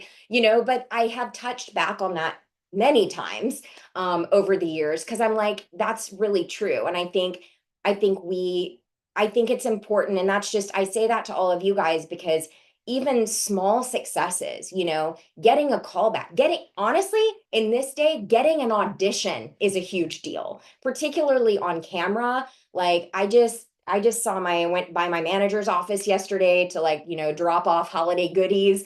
And, I like, and they were just like, oh God, they were started talking to me about all these auditions that I've been sending in. And it's like, things get busy, and like, they aren't emailing me a bunch of praise for, you nailed this, and let me give you all these positive notes. Like, usually it's like, thanks, Haviland, received, you know what I mean? It's usually like, and I'm like, I spent 12 hours on that audition, I paid a coach to coach me. Like, I've like been studying, and like, this was a financial investment, and either my spouse or an actor friend or somebody spent 2 hours helping me tape it and all this stuff, and they're like, cool, Kathleen, really quick, I want you to talk about when you finally got a manager. You weren't just like, I want to be an actor, I need a manager. And then talk about the time and the investments that you put into this, because I think there's so many people on here that are looking to become famous, and they think, oh, I need a manager, and that's the next step. No. The manager is like the last after you put in all the work. So talk about that a little bit, if you don't mind. Yeah, I mean, I think like I've been lucky to always have representation. Like, since that first agent that I got, at the end of my senior year, that was in large part due to a showcase that NYU put on. It was part of kind of the investment you put into that school, which is a very expensive school. It's like ridiculously expensive school. But part of the thing is they set it up so that it's like, and even now, like, my manager went to, I think, the showcase my current manager, which I had no idea she was going, because I have their offices in New York and LA. So the New York office like went to see the same showcase that I did when I was, doing this years ago. And she like sent me a picture, and it was like, notable alum. And I was like on there or whatever. And she's like, oh my God, I'm sitting here scouting new talent, and I'm like so proud of our girl, I was like, cute, that's adorable. But so yeah, that was the first, like, the time that kind of got me in, right? But then from there, I mean, I've never felt like, it's always better when you're trying to get representation, if you feel in the position of power, because they're in a position of power already. They have access to the breakdowns. They have access to, cell phones of casting people and casting executives and all of these things. But at the end of the day, like, it's a two-way street, and you have to give them an enormous amount of material to work with. Like, just the days are different. Like I have a friend who is a little older than me, and she moved to LA like 10 or 15 years before me, like maybe like the late 90s or something. She's very pretty, white girl, blue eyes, like really pretty, great, like fit, all of that. And like she had no problem getting right to work. And she straight up was like, oh yeah, like my manager like paid for this and did this and got me on red carpets, and I got walked into this studio and this and that. And, and she's like, it is a completely different world now, and it's just, that's why I say, you guys, like manage your part of being a manager is managing clients' expectations. So I'm saying this right now to say, dream your dreams, think big, go big, but also don't go to a place that like you're never actually going to achieve because it doesn't exist. Like this make-believe world of making it or something where you're like, I'm famous. Well, what does that mean? You got a certain number of likes on your Instagram, or like you have a certain number of followers on TikTok, or, you played one role in one movie and like you have no control of how the movie's going to be distributed, who's going to watch it. You don't have any control over that, right? Like you just have to show up and do the work that you've been hired to do. And prior to that, before you even get hired, any opportunity, you just have to keep creating. Like in my classes I teach, in both classes I'm doing right now, we're doing scene work. And I always say, listen, it doesn't matter if every single person won't get up and do their scene in the next class, but you should still take the time to do the assignment and rehearse and work with people, because that's how you get better. And that is like honoring yourself and your art. So as far as like getting a manager and all that, I mean, I have an agent, I have a commercial agent, a voiceover agent, a manager who primarily does TV and film, a publicist. Like I have a whole group of people, okay? But I would say at least half the work that I do or more is from me. It's my contacts. It's people who reach out directly to me to say, "Hey, can you come do this thing?" or whatever. And in some cases, especially if it's a bigger thing or whatever, I'll say, yeah, I'm going to loop you in and my managers will, go over like the contract or whatever, just because that's appropriate. But that's not like, that's how it is now, you guys. Like it's my contacts, it's my connections, it's people I've worked with. And if you ask pretty much any working actor, they're going to say the same thing, that a lot of things are just your reputation and your work ethic and the work that you're doing, and that work begets work. That's how it goes. So my managers yesterday, even, they're like, we want you to know, like literally direct quote, they're like, we have your back, we're looking out for you, we know you're a star, we know who we're representing, and I was like, and I straight up said, and I was like, May 2025, you guys make so much money off of my work. And they're like, from your mouth to God's ears. And I'm like, I hope y'all make so much money, because if you make so much money, I'm making so much money. Okay. So not to make it all about the money, but like also, it's a business, right? So yes, that's in as we move forward, yes, it is about that. And we do want to, this is a business. It's show business, not show friends, not show hobby. This is a business. But I'm here to give you that real talk, but also as a coach, I want to coach you guys to be as creative as you can possibly be. Because at the end of the day, like being famous isn't going to sustain a career.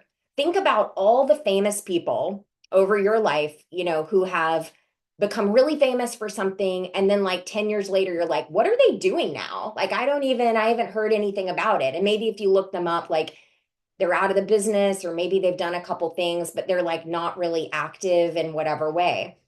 The name of the game, guys, is to sustain yourself as an artist, to sustain a career, to sustain your business, and to sustain your art. That's why I say, regardless of who's hiring you, continue to work, continue to coach with people, continue to take class, continue to get together with friends.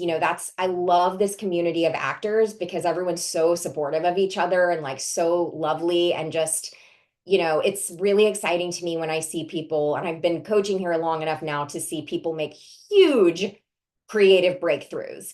And, you know, it's so cool when people are like, oh my God, that's, you know, and just giving each other that kind of support. You need that. You need that community, and you need like, you know, the people that just kind of sit around and they're like, I'm an actor, and they just kind of sit around and wait for someone to call them. I mean, that's miserable because you're not doing your art. You're not making your art. You're waiting for somebody else to give you permission to be an artist. And I'm saying, don't ask for permission to live your dreams, and don't ask for permission to be an artist, because you already are an artist. You know, think of little kids. They don't go, is it okay if I, you know, play a make-believe game? They just do it. You know, they're like, okay, I'm a fairy princess and you're going to be this. And, you know, or like, is it okay if I, you know, take out my crayons and make a picture? Like, no, they just take out their crayons and start drawing something. Like, they're not asking permission to make a piece of art. They're just doing it, right? So it's like, for some reason, as we get older, we're like, oh, I can't do that. Like, that's a waste of time, or that's a this, or that's a that. Well, stop doing that. Okay. So, so another thing I wanted to talk today about as well is the importance of improv. And I have taken lots of improv. I've taken it the Groundlings, and it's kind of like there's the two sort of biggest like schools of improv in America anyway are, well, three really. UCB, Citizen Upright Citizens Brigade, the Groundlings, and Second City. So those three are pretty much like almost everyone you see on SNL has gone through one of those programs in some capacity. And it used to be like the Groundlings were like a feeder program into SNL. So I've taken classes at the Groundlings. I really like it. A lot of the stuff that I teach here is you're getting the benefit of my investment in that in these classes, because I'm teaching some of that. But I think that improv is not just a great idea for you as a performer, but it's also they're great skills to have in life, because we're always improving, right? Like right now, I'm not reading off a script. I'm basically had an idea of what I was talking about, but you know, things happen and there's different people here and different things come up. And so, you know, you're shifting a little bit in what you're talking about. You know, if I was having a conversation with one of you right now, I don't know, have no idea what you're going to say or what you're going to ask. So it would be very much about I'm improvising my way through it. It has improv, I can say with certainty, has gotten me many jobs. And I can also say that with certainty, many lines that I have improved have made it into the final cut. You know, for example, I did a show it's a British show. It's on like, it's actually now I think on, I can't remember if it's on Hulu or Prime, but it's a show called Living the Dream. And it's a cute show. It's about this British family that inherits a trailer park in Florida.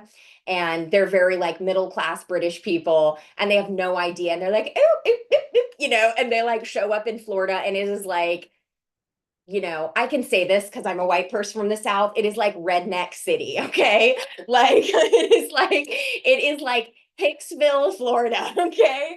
And I say that with love in my heart for, you know, the deep South, okay? But you know, we all know, right? We all know these people, right? And it's hilarious. It's super, super funny. And like, you know, they have no idea what they're doing. And they're just like, everyone thinks they're so weird because they have these British accents and they just have no clue what they're total fish out of water. And Kim Fields, who is in it, she played Tootie on Facts of Life, if you ever watched that show. So she's in it and she's amazing. And she's kind of playing like one of the more like upper class ladies of the town. And she has this group of like, you know, ladies who lunch, and we're all like, you know, a little fancier. We live in the fancy neighborhood or whatever.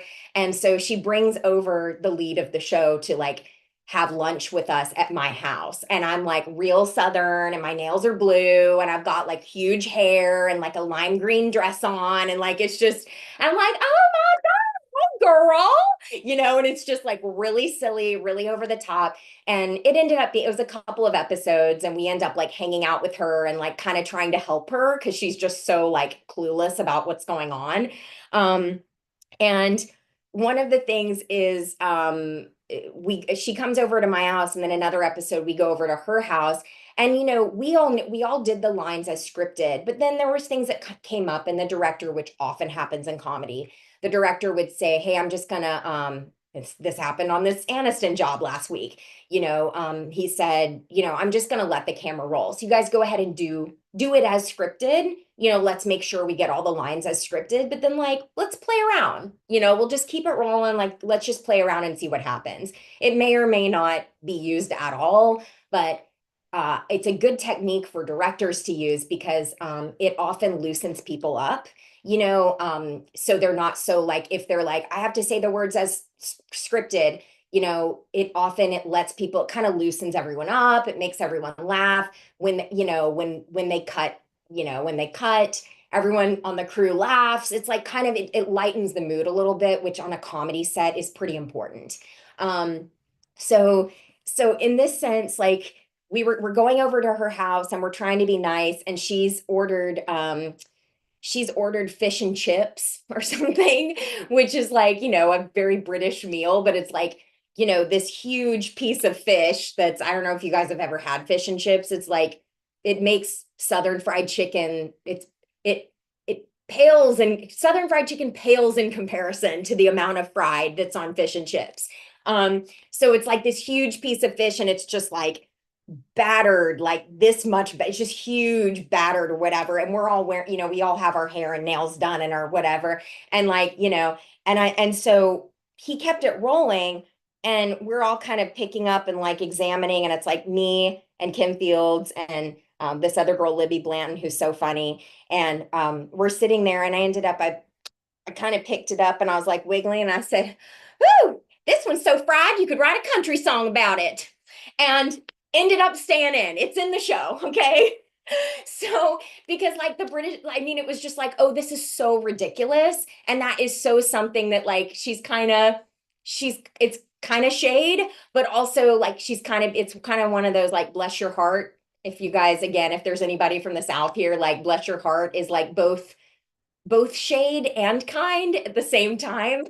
So, that was an example of just, I knew the character and I knew the vibe of something, and I was just having fun. And I was just thinking oh, what are some things what are vibes? What are things that this woman would say in real time if she were really in this, based on what's already been scripted, based on, I'm looking around, based on the style of, I'm also understanding I'm in the scene with two of the series leads, which are the lead woman from England and Kim Fields. They're two of the series leads. So I'm also not trying to go against the vibe they're in.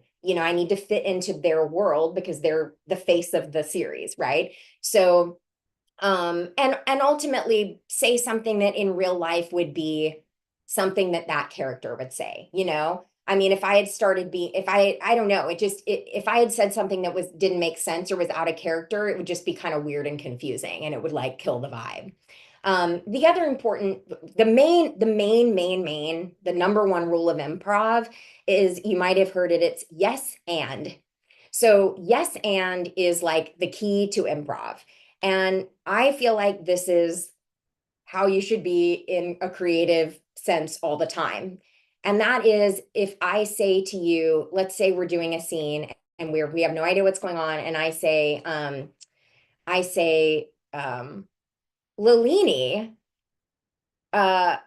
your hair is purple. You should not say, no, it's not, because then the scene's over, right? There's nowhere to go. She could say, I'm giving her a big weird thing. She could go, yeah, accident in the salon this morning. Let me tell you about it.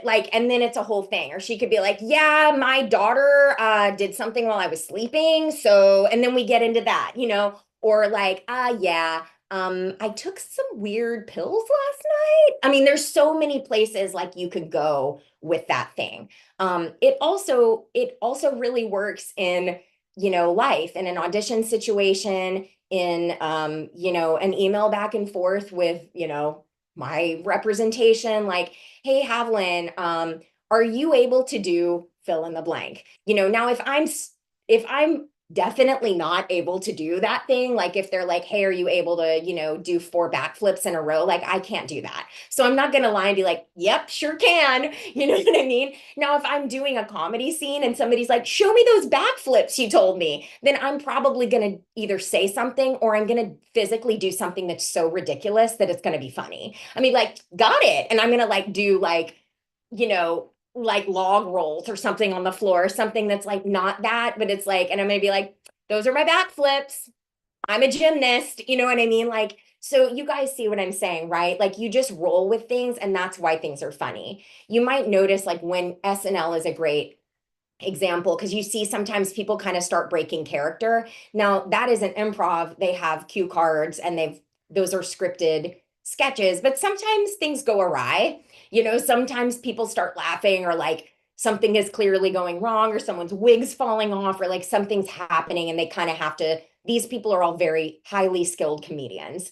And also they've worked together. They kind of have worked out bits. They know, they know each other's strengths. And you can kind of see, like, if you've watched certain comedians enough, like in one of the classes I'm teaching right now, we're doing comedy scenes, and we talk about, there's all different types of comedy, and everyone in here is funny in your own way. You can look at somebody like, Aubrey Plaza, very funny, very dry sense of humor. You look at somebody like Will Ferrell, totally off the wall, silly, goofy, also hilarious. Old school stuff like Gilda Radner and people that are Steve Martin, these like really iconic, Eddie Murphy, like these iconic kind of comedians of the past. One of my good friends, Fortune Feimster, absolutely hilarious. You need to watch her specials if you haven't. She's hilarious. And that's an example of somebody just fully being herself and finding the funny in like normal situations and regular circumstances that everybody kind of goes through day to day. So yeah, so I think improv is just incredibly important. Another time, and this also happens a lot, if you have the opportunity, there's very few times that you get the opportunity now to have an in-person audition. Sometimes you get to have like auditions via Zoom. Another thing that I teach in classes is sort of Zoom acting, which is a whole new thing that we've had to kind of learn in the past, 4 years, because that was not a thing. And, I've had a lot of like network callbacks for, big like NBC, CBS shows that I'm like on a Zoom call with the director, and it's like I'm doing this scene and I'm, in a prison or whatever, in a prison, like, or whatever. And I'm like, well, here I am in my office in my house, like, I'm an inmate, so,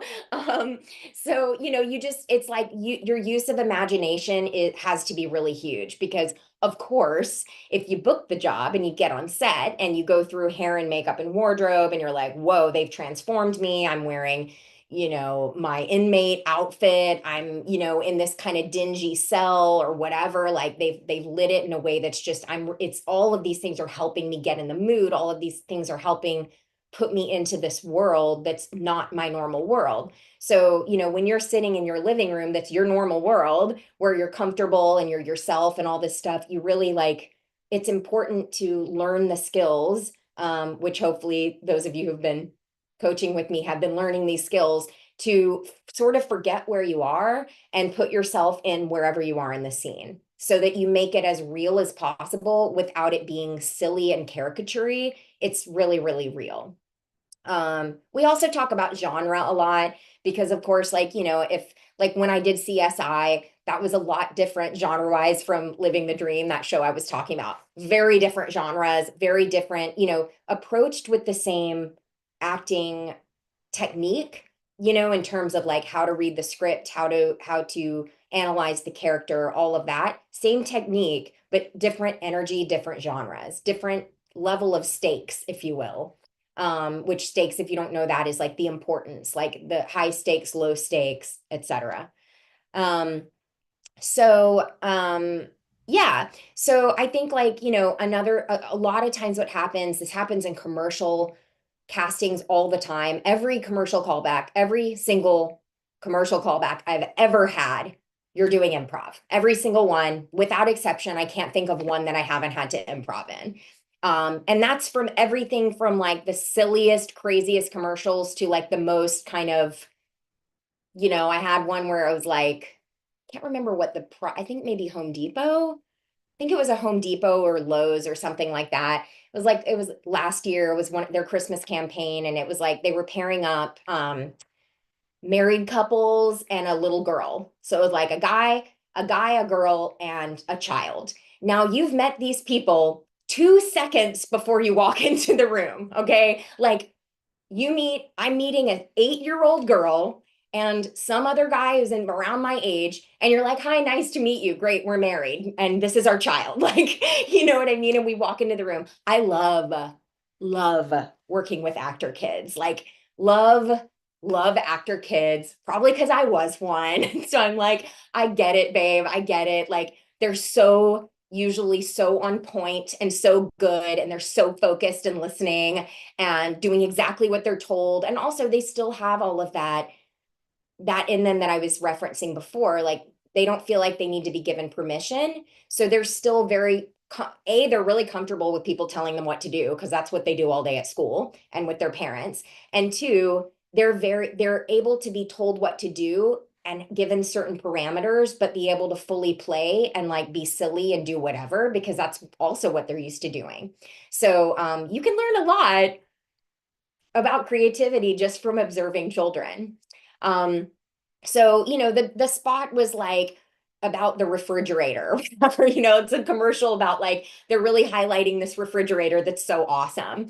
And, the spot is about like, oh, in this one scene, you're going to walk in and like, you're noticing that the little girl and the dad are making cookies, and you're like, oh, that's really cute. Now it's going to be shot MOS, which means no words. But when you're auditioning, you're still using words because they want you to seem like it's real. So, I'm walking in and seeing, and they're making cookies. That means they've got nothing, right? They're pantomiming. They're like, oh, that's great, sweetheart. Why don't you put some, add a little more milk? Like, he's saying all this stuff to her because like that's real. And then the next scene, she's basically saying like, mommy and daddy, look, can we leave 2 for Santa, or whatever she says, right? So we had to go through this 3 or 4 times, and every time was different. And so the importance of all 3 of us yes-anding each other was so important, because we had no rehearsal. They were like, we're going to shoot 2, we're going to send 2 to the client, and everybody's on Zoom, watching us, and some people are in the room in real time watching us. So the importance of listening is not just important because I want to get the job, but it's important because the better I am, the better they are, and the better they are, the better I am. So we're working together as a group. So that's why I always say, like, practice working with multiple scene partners at multiple levels, because also, you may go in and be like, oh, I'm doing a scene with Alfred Molina. Like, this is going to be amazing. Obviously, he's when I was 20, he was a better actor than I was. But did I raise my bar and become a way better actor just by working with him and like rising to the occasion? Yes. But also, I sometimes in a callback setting or in a work setting, somebody I'm working with is like, it's their first job, or they don't really have that much, or maybe they've worked a lot and they like aren't really that good. But like, I can't do anything about it. All I have to do is just, in fact, that happened one time. Like, there was somebody and we were playing sisters, and she just didn't have very much experience and honestly had a pretty bad attitude, which I say that very rarely about other actors, because I love actors and I think like it's hard enough and we should support each other. And I've, of course, never said a mean word about this girl. I would never say her, there's no reason to like hurt her or whatever, but just sharing to you, like, you don't always have an ideal experience of working with really incredible people. I'm sure you all have that experience in like whatever job you've ever worked. Sometimes you get great coworkers and sometimes not so much, but you still have to work with them and like have the best time and like do your best, So I made the decision like, okay, well, it's not going to be, this is not going to be ideal. I don't have sisters in real life. So anytime I've had many actor sisters. I have dozens of actors who we've played sisters. But every time I get to play sisters with someone, I'm like, oh, I get to live out like I never got to have them. So this is really fun for me. And in this situation, she just had such a wall up and was so like, I'm not doing, it was just very much like, So I thought, okay, I'm going to be excessively nice to her on camera, which fit in my role because I was supposed to be kind of an overbearing older sister, and she was supposed to be like dealing with stuff and like a little bit like, "Ugh, you're annoying" or whatever. But I'm like, I'm just gonna use my sort of annoyance with her as a person.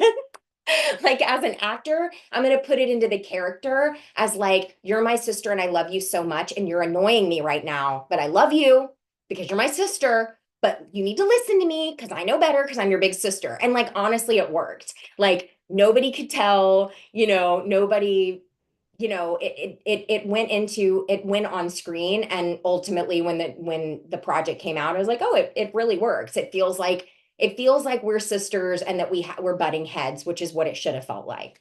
So that was a situation of just like making, I had no, you never know you never know what's gonna happen in any scenario. You never know who you're gonna be working with, what they're gonna do with your costume or your hair or your makeup, or you may get somewhere and they're like, oh, we thought you were doing your own makeup. And you're like, I've never done makeup for screen, but cool, I guess I'll figure it out now. Like there's so many curveballs that are thrown your way as an actor all the time that, my aim is always to feel like personally, I want to just be prepared for anything. And I think improv is a great way of thinking of it because you're just like, listen, I'm pumped to be here. I've done every single bit of preparation I could possibly do, studying the script, studying the character, obviously memorizing my lines. I'm ready to play. I'm ready to be flexible. And the more you go at anything, whether it be class, an audition, scene study, improv, a job, doing extra work, anything. If you go at it with that, I think you're going to get a lot more out of it and it's going to be more fun and more fulfilling and probably possibly lead to more things. So that's what I have to say about that. So yeah, flexible is a great key. Always be flexible with boundaries. It's fine to have good to have personal boundaries. But flexibility, insofar as it's comfortable to you, with your personal boundaries. So, yeah, you certainly you don't have to do anything you don't want to do. So, and shouldn't. So, I don't know if we don't really have time for questions, but, I hope that, I don't know if Deneen and or Allie are here right now, but I hope this has been helpful for you. And those of you who are in class with me, this is a good sort of addendum to what we've been working on. And those of you who aren't in my class yet, I hope to see you in the new year. And yeah, I mean, my whole thing is kind of, I meet you where you are. If you study with me, this. I'm going to be more of a cheerleader, but also I'm going to be as real with you as possible. Like I'm not one of those. I had lots of teachers who believed like, oh, we need to tear everybody down, in order to build them back up. And I'm really not like that. I don't really think that I don't think that provides a good way for you to be creative. Not that anybody should be like blowing smoke when it's like you're not doing the work. Like you need to do the work. Like if you're given an assignment, like nobody's just gonna be like, oh yeah, you didn't do any work. Like, good job, great, moving on. Like, I'm gonna be like, why didn't you do the work? Like, you're here, I'm here, let's get to it. But that's just to say, that's just honoring yourself. I mean, yes, it's respectful to me as well, but first and foremost, like you're there, always make sure you're honoring yourself. You're here, you've made the time to be here, you've put in the energetic, financial time, investment into it. And so like, honor that and like, let's party. Right, Allie? Yeah, I was just thinking about watching Santa Paws tonight because I Santa did so Jaws. much. Yes, Santa Jaws. Thank you. Yes. Oh my God. Wait, 1 second. I'll show you what I got. No, look how cute you are. Someone gave this to me. Wait, there's a Santa Jaws. It's so big, but I have to keep it away from my dogs because they think it's, even though it's 3 times their size, they're like, oh, that's my toy. So yeah. Yeah, you guys should highly recommend. It's a Oscar worthy film. Of course. So it's actually it's a really fun film. It's called Santa Jaws, a Christmas movie that I made a few years ago, and it's a satire. It's one of those shark movies like Sharknado and all of those, but it's like Christmas themed. The shark that's attacking us is wearing a Santa hat. So yeah, it's really funny, and I played this character named Georgia, and she's basically an influencer, and she's pretty clueless, and it's very funny for me to play those kind of characters. So, and that's an example of like, we actually didn't do a ton of improv because the script itself was very funny. So we had a very easy time with that, but the cast is so great. And we filmed it in Louisiana, on Lake Pontchartrain, and yeah. So it's a fun one. I think you can stream it on Prime if you're a Prime's member. Also, it was made for the Sci-Fi Network. So if you have like the Sci-Fi app, they have it on that as well. So enjoy. You're welcome. And it's also family friendly. It's totally, there's no curse words. Like if you have kids, it's family friendly. So yeah.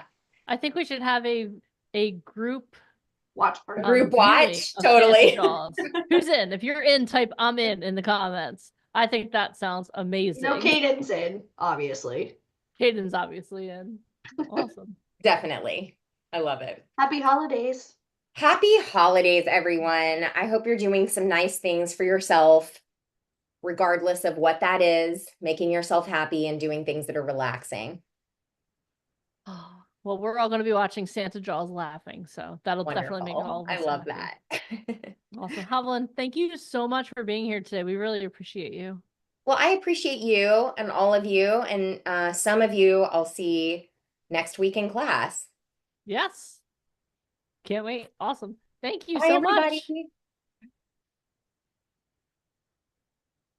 All right, people, did that pique your curiosity? How many of you are like, okay, you know what? I need to know more improv. I need to learn more about this. How many of you are like, okay, yes, let me, if your curiosity was piqued, definitely type yes in the comments. Type yes in the comments, because you know what? Talk to so many different actors, and one of the core things that people are looking for, like when you're talking to an agent, they're going to ask you your different skills, right? So a lot of you have special skills that you don't even know about because there's things that you just do every day. I had a conversation with that about that with someone the other day. Well, Deneen, I don't know what my special skills are because I just do them, right? But one of the skills that I can tell you, and Alicia later on, she's going to be having a conversation with Tanya Kleckner, who's a huge agent in LA. One of the special skills she's always looking for is improv, right? Because you have to be able to improv. You have to be able to think on your feet. Part of being an actor is learning how to think on your feet. How many of you would be interested in doing an intensive where you're learning about improv, where you're learning to think on your feet? If that sounds like you, type yes or yes in the comments. Yes. Awesome. Yeah, because that's an opportunity that we have coming up, because we talked about this earlier, right? You have to sharpen your skills. You have to grow your skills. You need coaches, right? Because maybe some of us think, oh yeah, we're good at this. We did an exercise with our inner circle. And let me tell you something. We tried to play the ABC game. How many of you were there for that? That was a treat. So improv is so important. Another skill that's really important is voice. How many of you would love the opportunity to take some voice lessons, like to learn how, whether, even if you don't want to learn how to sing, how many of you would love to learn how to use your voice properly? Because that's something that you're going to need on set. We talk about this a lot, like you have to have longevity on set. You have to be able to talk for a long time, right? But you'll hear about even me, like if we offered that, I'll be the first one on those classes, because you'll hear my voice tomorrow, like, hey, I'm like, right? But something I want you to understand is this. Becoming an actor, you have to continuously gain new skills. You have to be around people who are helping to elevate you, because that's how you get more opportunities. If you were to go and look on the resume of your favorite actors, one thing they all have in common is they know how to do improv. Okay. And the other thing that they all have done is they've all taken voice lessons. They all know how to sing. They all know how to use their voice. They may not be able to sing well, but it's something that they've all been trained on. Does that make sense? If that makes sense, say yes in the comments. Because tomorrow we're going to have a Broadway star on. I mean, you just heard from a Broadway star, okay? But tomorrow we're going to have another Broadway star on, and she's going to be doing voice lessons with you here on this amazing call. How many of you are excited for that? If you're excited about that, type yes in the comments and make sure you're here tomorrow, because that's going to be something that you're going to have the opportunity to learn. Like if you're going to take voice lessons, you want to take voice lessons from someone who is working with their local choir in high school, or do you want to work with someone who's on Broadway? High school or Broadway? Type it in the comments. Type it in the comments. High school or Broadway? Exactly. Broadway, right? Of course. You want to learn from the best. So you're going to have that opportunity tomorrow. How many of you now, after hearing from Haviland, after hearing from Alicia and myself and talking about some of the transformation stories we have, how many of you are still in your curiosity? How many of you are starting, like, you know what, you thought you knew, but now you're starting to see more colors. You're starting to see more texture in the world. Is anyone experiencing that? If you are, type yes in the comments. And I want you to maintain that curiosity, because next up we have one of the other co-founder of VIP Ignite, and he's going to talk to you about modeling. And for some of you, when I say the word model, you're like, oh, I'm too old. I'm too young. I'm too short. I'm too fat. I'm too thin. I don't live in the right place. How many of you, and I don't want you to affirm that, but I know, because you think that you know. Okay, you think that you know. You've seen that block of glass. You're like, yeah, it's glass. I got it. I already know. So how many of you are willing to be curious through our next segment about modeling? And maybe you're like that person I spoke about who's like, but instead of being, you're like, I only want to be an actor. I don't want to know anything about modeling. I'm curious. Let me ask you a question. Given the opportunity to be a model, maybe here, my coffee mug, I always have coffee with me, right? Even if you only want to be an actor, if you were given the opportunity to be a model for Yeti, okay, and this is not sponsored, by the way, this is just me with my cup. If you were given the opportunity to be a model for Yeti and you were able to make $10,000 in a day, how many of you would say yes to that? If that sounds like you, type yes in the comments. I want you to think about that, because no matter whether you want to be an actor or model, no matter what your goals are, you always have to be open. You have to be curious about new opportunities. Okay, you always have to be curious, because you know what? The more curious you are, the more you're going to learn. The more you learn, the more coaches you have, the more training you have, the more skills you get. The more skills you get, the more relationships you develop. The more relationships you develop, the more opportunities are presented to you. How many of you are here because you want more opportunities for success? If that sounds like you, type yes in the comments. Awesome. All right. So now I'm going to introduce to you our next speaker. He is Michael Fonkin. He is the co-founder of VIP Ignite. He is the co-founder of VIP Ignite, Truth Management, and Visioncraft, and a renowned leader in the entertainment industry. For over 18 years, Michael has been dedicated to helping aspiring models and actors break into the industry by providing them with the right tools, mentorship, and industry connections. Michael has co-authored books with two of the most respected names in business, Michael Gerber and Brian Tracy, solidifying his status as a thought leader in both entertainment and business strategy. He's also the author of the best-selling book Finding Fame, best-selling on Amazon, #1 in arts and entertainment, which has empowered countless aspiring talent to navigate their careers with confidence and purpose. Known for his expertise in human behavior, leadership, and branding, Michael combines these skills with emotional intelligence to help talent rise above the competition and build lasting success. Throughout his career, Michael has worked alongside legends like Brian Tracy, author of Eat That Frog, Mark Victor Hansen, author of Chicken Soup for the Soul, Kevin Harrington from Shark Tank, and Robert Finara from The Sopranos, as well as countless entrepreneurs and celebrities, creating opportunities for models and actors to step into the spotlight. Not only that, he is in June of 2025, he is going to be knighted. So now he is no longer going to be just Mr. Michael Famke. He is going to be Sir Michael Famke. He is going to be knighted into the Order of Cappadocia, which is direct descendants of Constantine. Okay. In addition to that, something we haven't even announced here on this call yet, but we're really excited about, and this is something I want you guys to really lean into. VIP Ignite is going to be honored in 2025 as one of the top 100 most innovative companies of the year 2024, honored by Time Magazine.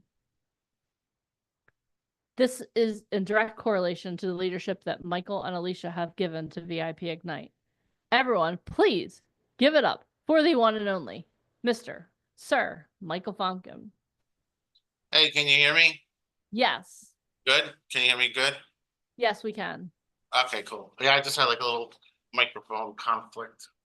Okay. All right. All right. How's everybody doing? Amazing. All right. All right. Well, let's get started.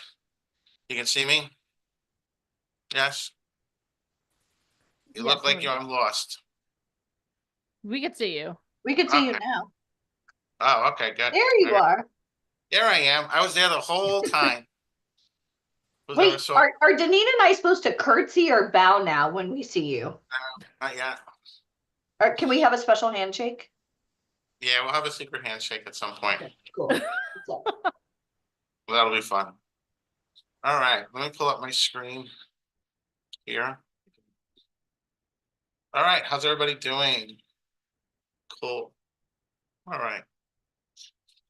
All right. Hey, this is it. This is like the last presentation for 2024. 2025 is only a few weeks away. How crazy is that? That is definitely mind-blowing. So 2025 is going to be a great year. Nothing better than starting off the year with a boot camp and so forth. So we have a lot of exciting things coming up in 2025. Tomorrow, I'm going to be going over. Today, I'm going to talk about modeling. Later, I have another presentation, but tomorrow I have a new presentation you guys have never seen before. It's going to talk about the 6 types of acting that people will qualify for and how to know which characters that you'll be able to play. So it's actually really, really exciting presentation I'm going to do tomorrow. So definitely make sure you're here both days because we have a lot of really cool speakers. You guys are going to get a lot of great training for the rest of today and also tomorrow. Definitely looking forward to the vocal lessons myself. So that's going to be really exciting. All right, so today, diversity and being you, the science, the structure, and the framework. What type of model are you? So obviously the world's changed, right? It's always continuously changing. Me and Deneen had the opportunity to spend a few days the other day up in North Jersey with a gentleman by the name of Sean Callaghy. He owns a company called Unblinded. He's actually an attorney. He lost his eyesight many years ago. And he created a company that shows you no matter what you believe is holding you back, you can accomplish anything in this world. It was actually a great 2 days. We're actually partnering up with him on some other ventures. So I know some of you guys have gotten to meet Sean. He's been on our boot camps in the past and so forth. So I'm sure you guys will get to see him in the future. But my point being is, the world's always changing. There's always new opportunities, right? Things improve, things get better, things go away. So you always have to accept that. It's just like in the TV, film industry, the modeling industry, trends change and so forth. So you always have to be at the cutting edge. You have to have like a foundation of knowing who you are and where you fit into the industry, and you lean in towards that. So today we'll talk about modeling. Tomorrow I'll talk about acting more. But at the end of the day, it's all about having a new mindset, right? When you have a new mindset, you get new results. Most people are held back because they believe they live in the wrong location. They believe that they're not good enough. And that's just all the story that you tell yourself. Once you change your story, you change your life. Everybody in the industry started someplace. Nobody started on the cover of a magazine. Nobody started landing a major campaign. Everybody started with the opportunity to learn, to grow, right? At the end of the day, it's all about having the right coaching, the right mentors, having the right opportunities. When you have those 3, and you have a good understanding of the industry, you become unstoppable, right? You build up momentum and you become unstoppable. And so many people The reason why they don't become successful, not only in the modeling acting industry, but just in life in general, business, entrepreneurship, is because of the story they tell themselves. Their fear is what holds them back, right? Everybody gets on these calls. I want to be all in. I want to do all this. They're all motivated. They're all pumped up. And then come Monday, they go back leaning into fear. Well, I don't know. And they just start talking themselves out of doing it. If it's something you really want to pursue, it doesn't matter what it is in life, you have to wake up every day and lean towards that to be able to be successful. The moment you start telling yourself you can't, you've already set yourself up for failure. So you have to lean into that positive mindset. Listen to videos, listen to audibles, read, great books, follow other great people in the industry. Whatever it takes to motivate yourself every day, that's what you need to do. That's what you do. Get up and do 10 squats, do 10 push-ups, like lower your cortisol, raise the endorphins in your bloodstream, get yourself as pumped up as you can. In today's world, it's all about diversity. So a lot of times people think that modeling is only one set standard. In today's industry, it's all about different types, different sizes, different ages, different heights. Age doesn't matter in today's industry. Location doesn't matter in today's industry.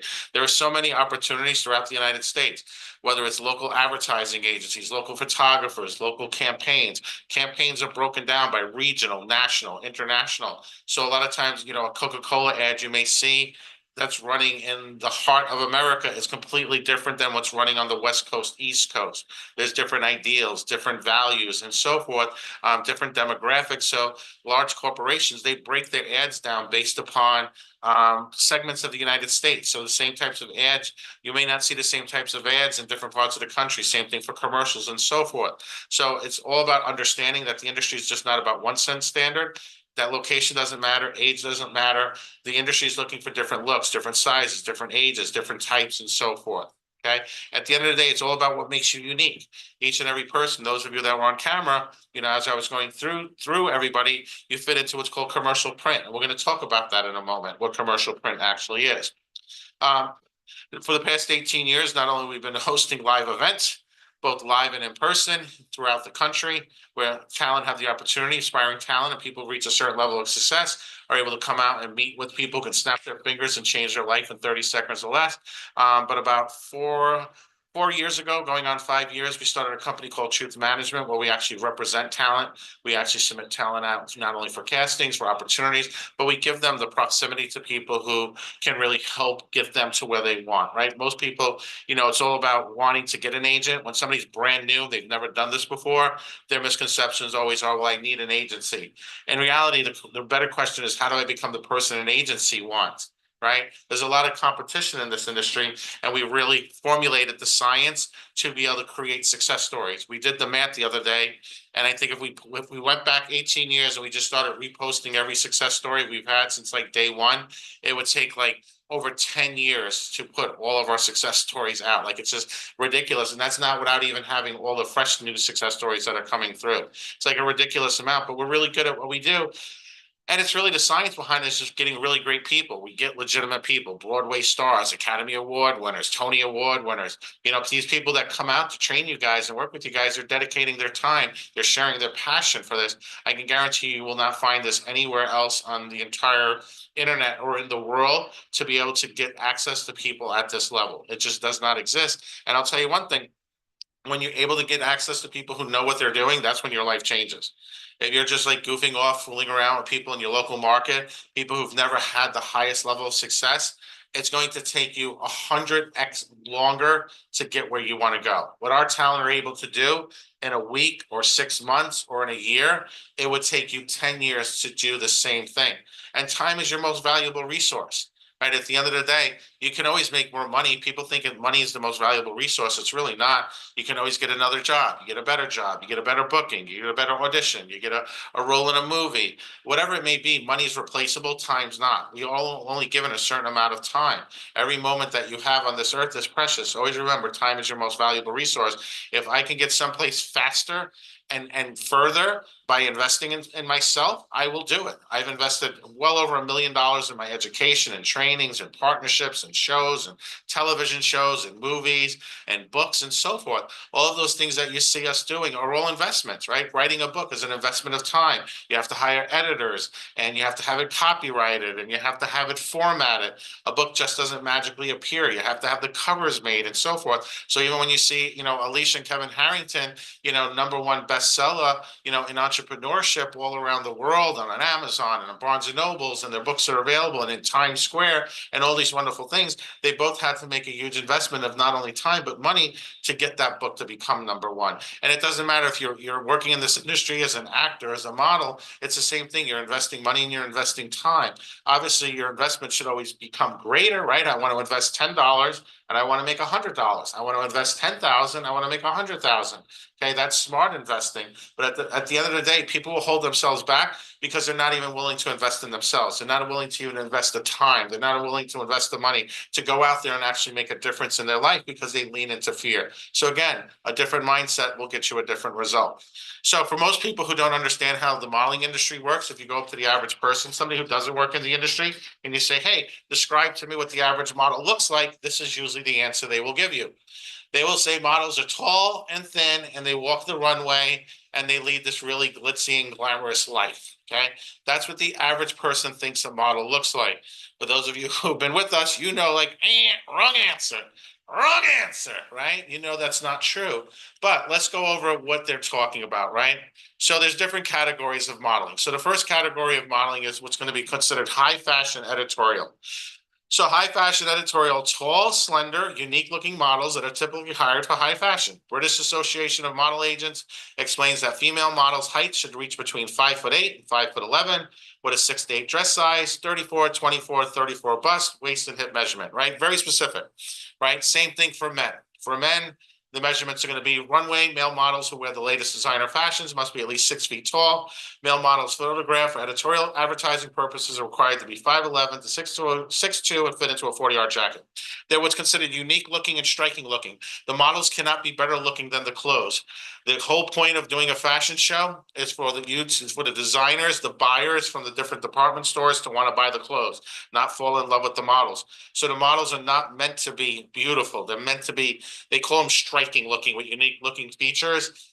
Some people would say they're really not visually attractive. If you've ever been to an actual show, and I'm not talking about a Tyra Banks or spokesmodels, they can have very stunning looks, or Victoria's Secrets. Those are different, right? Those are meant to be beautiful, but your average fashion model is not meant to be beautiful. The reason there's specific measurements, because as a designer, you're paying for the show, you're paying for the runway time, you're paying for the lighting, the producer, the directors, you're paying for all of this. A show can range anywhere from a small little show, $10,000 investment, upwards of millions of dollars for major designers. So designers, when they're producing clothing for a show, they have to have a set standard. So they're just sewing and making the clothes before the models arrive. So by having a set standard, when you're making something, the clothing is done by hand, which means it's labor intensive to produce, which means it's very time consuming, which means it's very expensive. So by having a set standard, I can produce the clothing as a designer. I don't need to have the models there. I just call an agency and I say, let me get 10 girls and 10 guys to show up.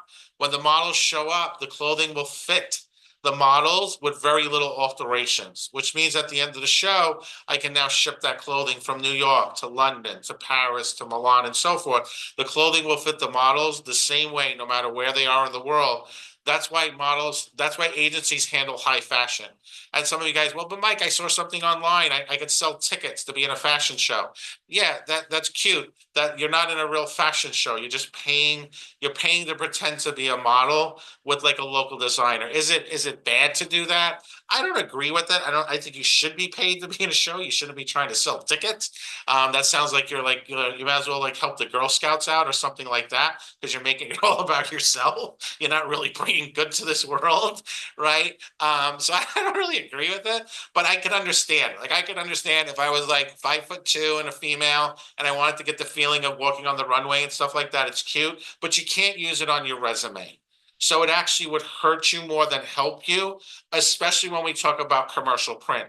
Agencies are really sticklers when it comes to this. Like when they talk to you, they're so clever at like figuring things out of what you've done and like where you're at and how knowledgeable you are in the industry.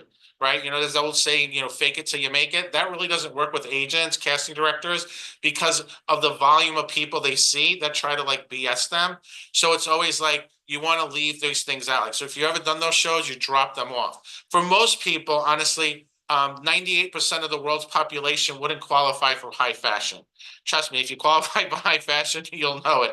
Show up at one of our events, or you would know because you have the height. You understand the height. It's a totally different market. So it's a very it's not has nothing to do with anything other than genetics. Okay. And then in addition to that, high fashion editorial is the smallest segment of the industry. So even though everybody, when they hear the word model, they think tall, thin, slender, because that's what the media's got us accustomed to, right? There's a glitz and a glamour there. It's actually the smallest segment of the industry. So in reality, and it's also the shortest lived. Like the average high fashion model is between like the ages of like 18 to 21. Like they're very, like, it's a short-lived career. And it honestly doesn't pay that well. Fashion models may get like $300 for a show for like a smaller designer. For a larger designer, they may get like $800 a show. But then you're traveling around the world, so you're covering your own expenses for flights and hotels. Like again, so it's like 99% of the. So it's 98% of the world wouldn't qualify. Out of the 2% that would, probably less than 0.1% will ever make it where they actually get like a campaign. And like landing a campaign is kind of cool. Like, oh my God, I just landed the campaign for I'm going to be the new face of Versace and I'm making $200,000. Well, great. Once that campaign is over, like Gucci's not going to hire you because you were the face of Versace.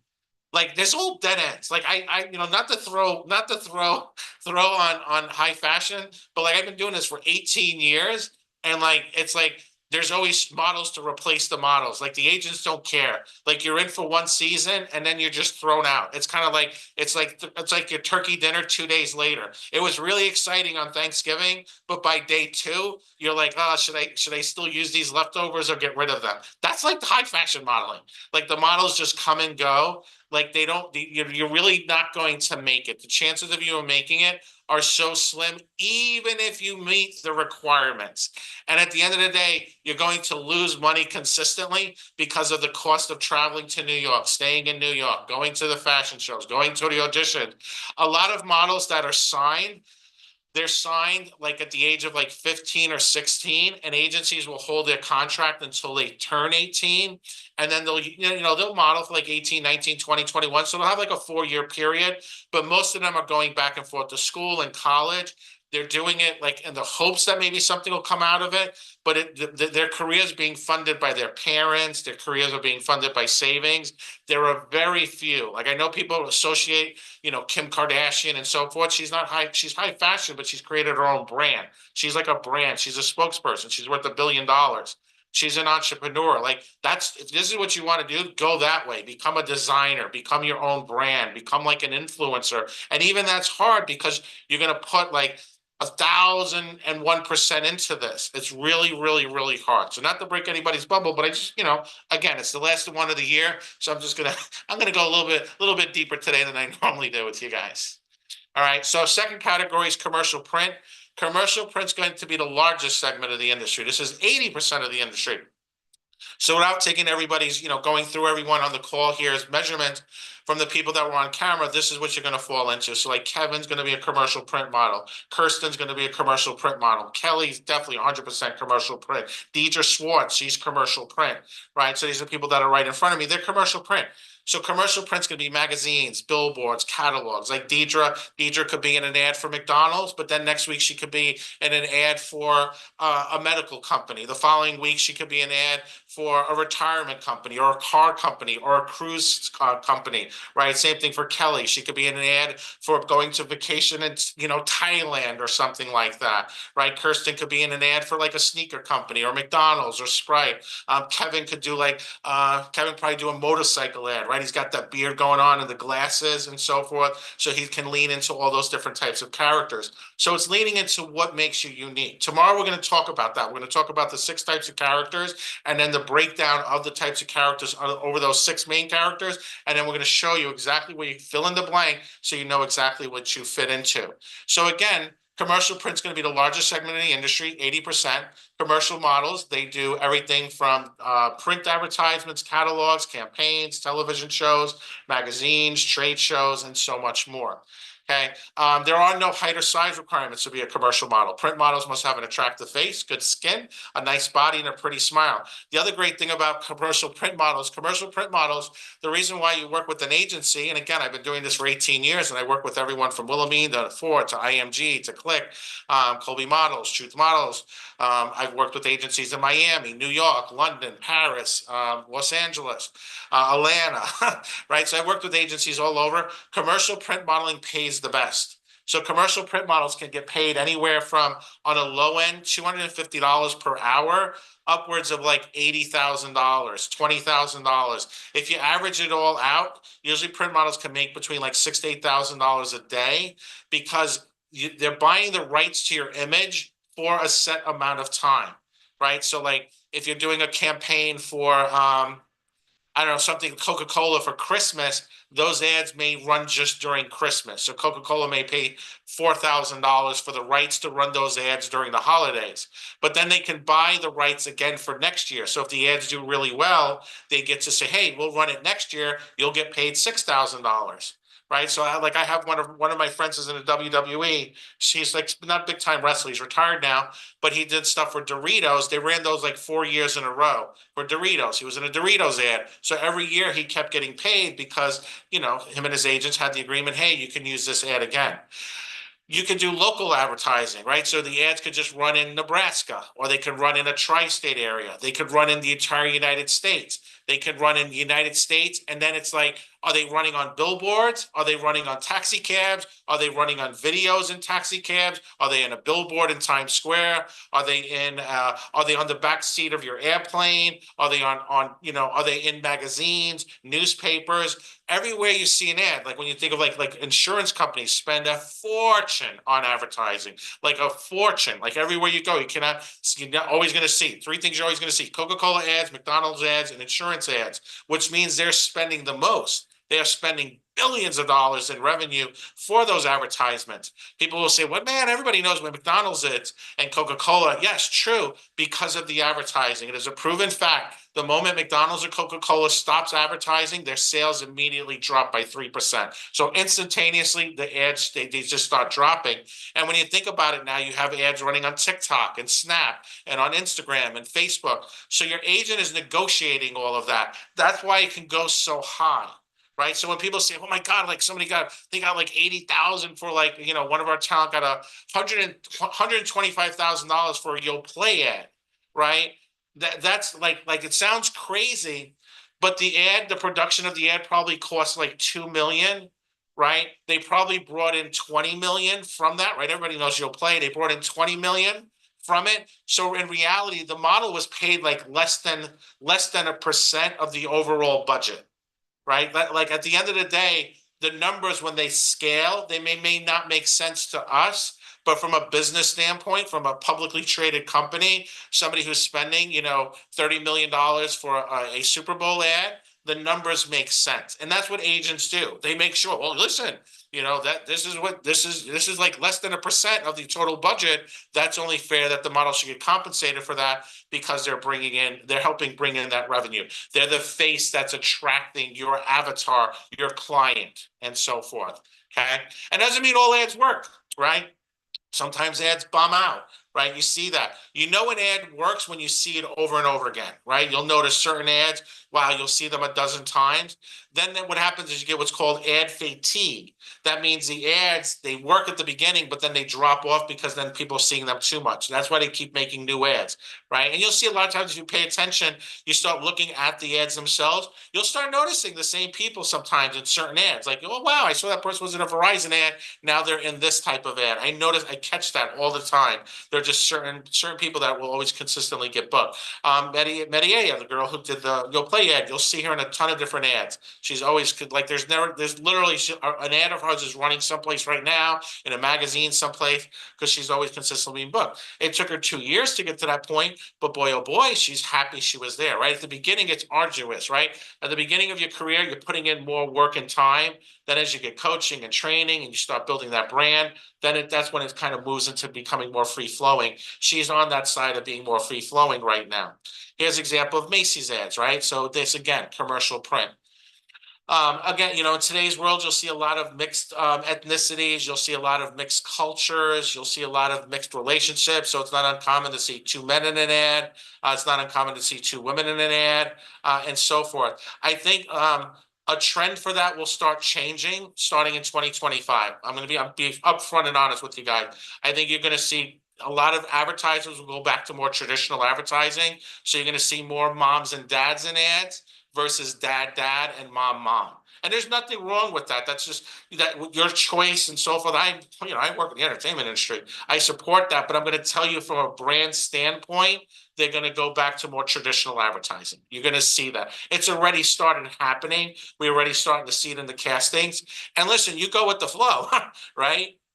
You go with the flow. It doesn't matter what your personal belief is, hey, it's a Macy ad, pays $10,000. You're married to a woman in the ad. You're married to a man in the ad. It's not like you're really married to them. It's just part of the ad. So you're going to see that mixed ethnicities, you will see still continue and even uptick.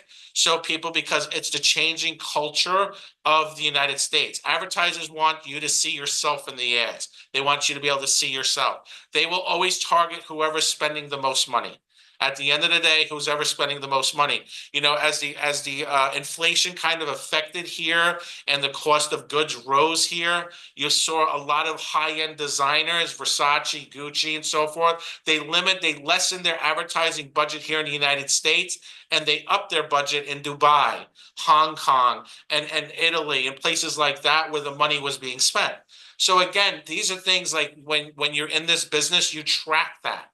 Right? You try that. So it's just not about being a pretty face, but it's like, hey, I really want to understand this business. It's understanding how advertising works, the cycles of advertising, what are the next upcoming brands and so forth. When you're brand new, yeah, your job is to show up, look good, pose, smile, work well with the camera and so forth. But if like Hovland said, to have that long-term ability to be in this industry, you have to start treating it like a business. You have to start kind of, and there's so many, so much free stuff online, advertising journals and different things you can subscribe to that are for free. And you're like, wow, Mike, well, I'm a model. Why would I want to know what advertisers are up to? That's your business to know what advertisers are up to, because it's just like being aware of things. A lot of times, I'm kind of teaching like what we do kind of behind the scenes, or what I do behind the scenes, or Ryan, or a lot of the agents. This is stuff they're aware of. And what's great is the more you're aware of it, you can speak into their listen. And when you can speak into somebody's listen, it makes you more charismatic personality to them. And that helps you get more bookings, especially at the beginning, versus the person's like, oh, I don't know what to do. I don't know what's going on. So the more you kind of take responsibility for your career, it makes your agent's job a lot better and a lot easier. And it's actually kind of fun. Like I love, learning all this, kind of always improving. Kids are always going to be available for commercial print. That's what the category they're always going to fall into. If anybody's on here 18 or under with their parent, obviously the first thing you need to do is get a trust fund set up. So a trust fund is when the child earns money, the money's put into the trust fund. It doesn't go to mom or dad or the kid. It's a trust fund that is available to the child when they turn 18. Your agent should speak to you about that. And then you also need to get working papers set. I always like to say, like when dealing with companies that are not like really real, usually they'll never bring that up. And that's usually the first red flag. Your child want to be on Disney? Yeah. Come on, let's go. They have no experience, no photos, nothing. We're going to get them on Disney. But here's the thing. I make fun of it because I know it, right? To me, it's silly. For most of you guys, it's silly because you guys have heard these things before from myself or Allie and Deneen and Ryan and everyone else. But when somebody's brand new, they don't know, right? Think about like where you were before you ever got on one of these calls. You didn't know. Right? For those of you who've been through my training, like how to spot a fake casting online because you understand how SAG-AFTRA works, you understand the rules, the regulations. Those types of jobs can't be advertised. Why these companies get away with it? Because they're not real. They could just disappear into the middle of the night. It costs $10 to set up a new domain. You can $100, you got 10 domains. A domain is the website you go to, right? So you can set up Disney Castings 24, Disney Castings 25, Disney Castings 26. People see that and they think it's real. even though they're getting a cease and desist from Disney lawyers to take it down, but it takes months for that to happen.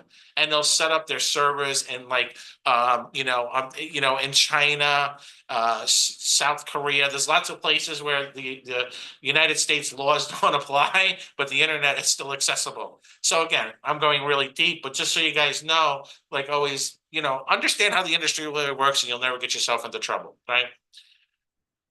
We work with a lot of different talent, right? So again, here's somebody like Christine H. She was just in New York City with us. Just last week I was with her.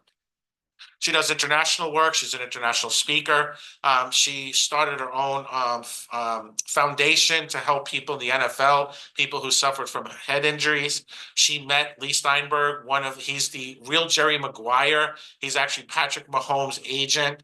He's like a super agent in the NFL. Together, they're now working on programs and foundations to help NFL players who, get hurt playing during their lifetime, and then there's no help for them. She's a model. She's an actress. She's an international speaker. She just started her own company. She does health and fitness for like yoga. She's opened up her own studio for this. She's great. Like she's like late 50s, early 60s. And this is somebody who, a year and a half ago had just lost her husband, really didn't know what she was going to do with her life. And then this is something where she turned this into a passion. Her passion turned it into a business and so forth. But somebody like Christine, model and actress, she's also part of our inner circle. She's going to fit into a lot of different categories, right? So here's where you start thinking about versatility, right? What are the different roles you can play, right? So she could play a army sergeant. She can play vice president of the United States, president of the United States. She can play somebody, a lawyer, a doctor, a mom.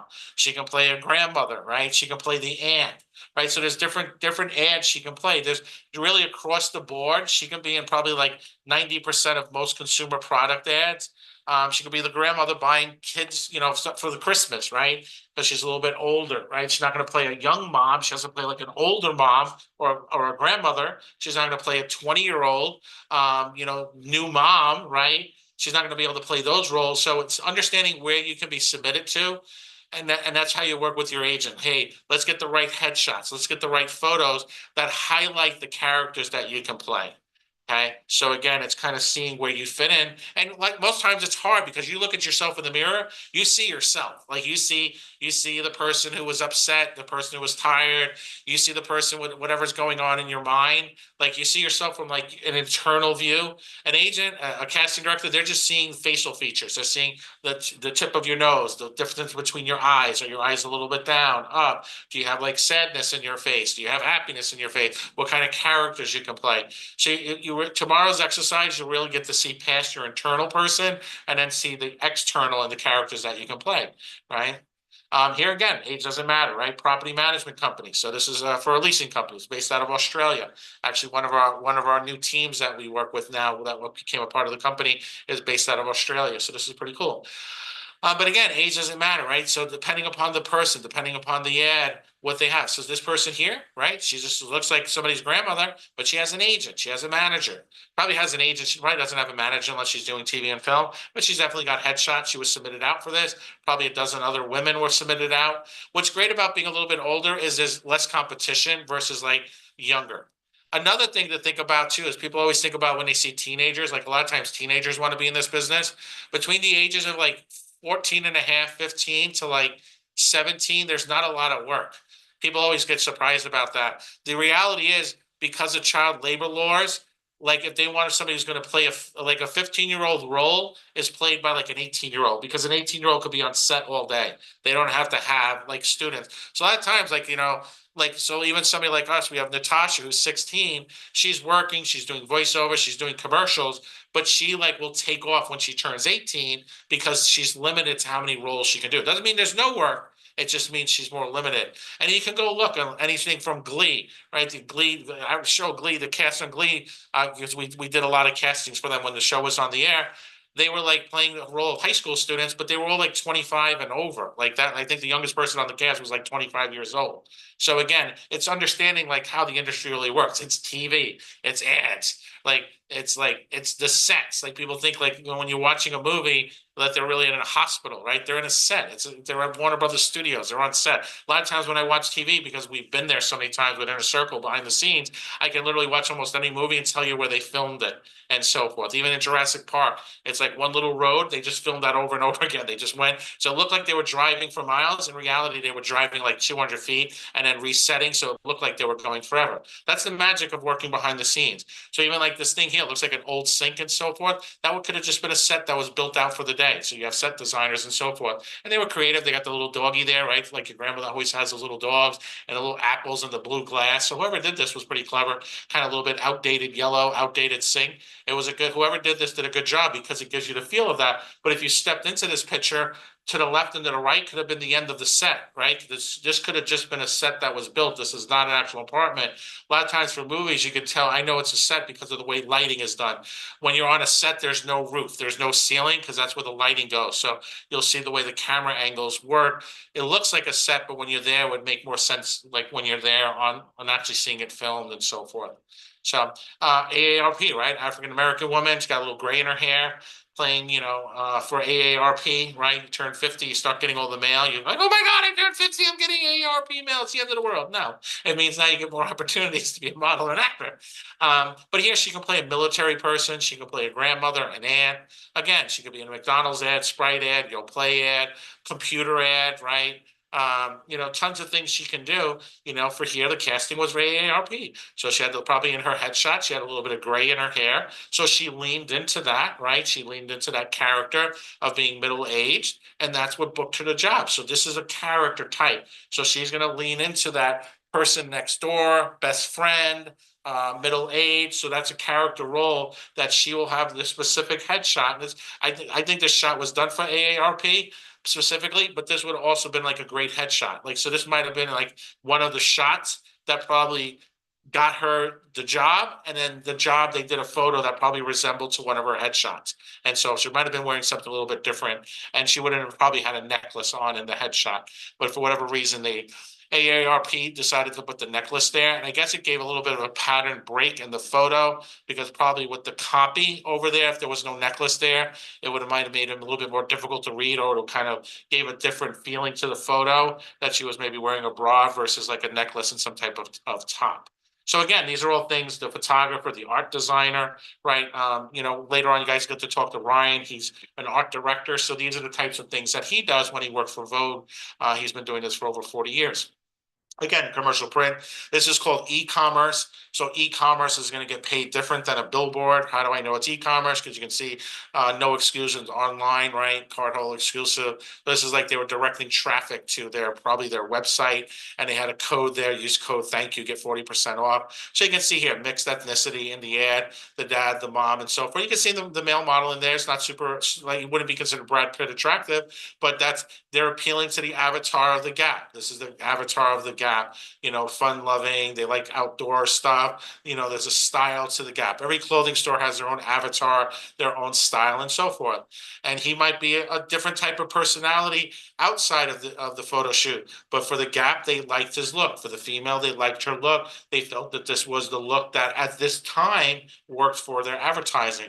And they're always shooting multiple ads. So you can have 30 models shooting for an ad, and especially with the internet, what's great is you can test all 30 ads and you can see which one works the best, right? So you can run 30 ads all using that code, maybe thank you one, thank you two, and then test which ads were working the best. The ads that were working the best, they push those harder. The ads that weren't attracting people, those ads get dropped. So data is very important in this industry. It's all about collecting data and so forth. That's what makes the internet so powerful for advertisers. Here's Sid. She's another one of our success stories. Also, in our inner circle, I was just with Sid in New York City the other day. She's phenomenal. She's in her early 60s. She worked for the city of Philadelphia her entire life. She just retired about like a year and a half ago, 2 years ago. Got involved in modeling and acting. She leans into her background is her religion, right? You can see her by her headdress. Sid works like every week. Like Sid is like, I can't even keep up with Sid. Sid has been on like a dozen different TV shows and movies. Like there's probably pretty much not a single show that runs Monday through Friday on ABC, NBC, or CBS every from Law and Order to all the main shows. Like every single show, she's been on it. She does a lot of principal background work. So she's like a main person in the scene, but she's loving it. She's already got, I believe, 1 or 2 waivers. I think we're working on getting her a final waiver to get her into the union. So starting in 2025, Sid will start doing speaking roles. She'll start getting character roles and so forth in commercials. Right now, she's doing a lot of principal background work, but she's enjoying it. She loves it. She makes a great impression. She's always called back. She works with like 2 of our best casting directors. I don't even have to think about Sid. Sid just sends us a text message. Hey, I'm getting on set. It's like Sid is like ChatGPT. She just auto runs and off she goes, and she's working and she's happy. She's great, but she put in the time, right? She showed up for the training. She showed up and got her headshots done. She listens like clockwork. She's very precise. She's always working on her monologues and so forth. So Sid's going to have a very long and illustrious career because she's now also moving into that point where now her career is like in momentum. So Sid is a cool success story. Again, commercial print, magazines, billboards, and so forth, right? And what I want you guys to do is start like paying attention to the people you see on TV, commercials, as you're paging through magazines. Next time on Monday when you go get the mail, your mailbox should be filled with all the Christmas holiday stuff. Start looking at the different types of ads. When you're in a Barnes and Nobles, pick up different magazines. Magazines you might not be interested in. Maybe you're not interested in finance. Pick up a finance magazine, see the types of people that are going to be in those ads, right? Maybe you're not into like knitting. Pick up a knitting magazine, see the types of people that are in those ads. Maybe you're not into sports, right? See the types of people that are in sports ads. So look at different genres and you'll see the different types of people that are in advertising. I don't want you to pay attention to the product, but start looking at the different types of people and you'll see how it's really all about uniqueness. Age doesn't matter. Location doesn't matter. Obviously, I know what I'm talking about. I've been doing this for 18 plus years. We've gotten to do a lot of cool stuff from, opening up NASDAQ, winning 38 awards, 6 Tonys. 2013, we won the Tony for Best Play. Yes, I am getting knighted next year.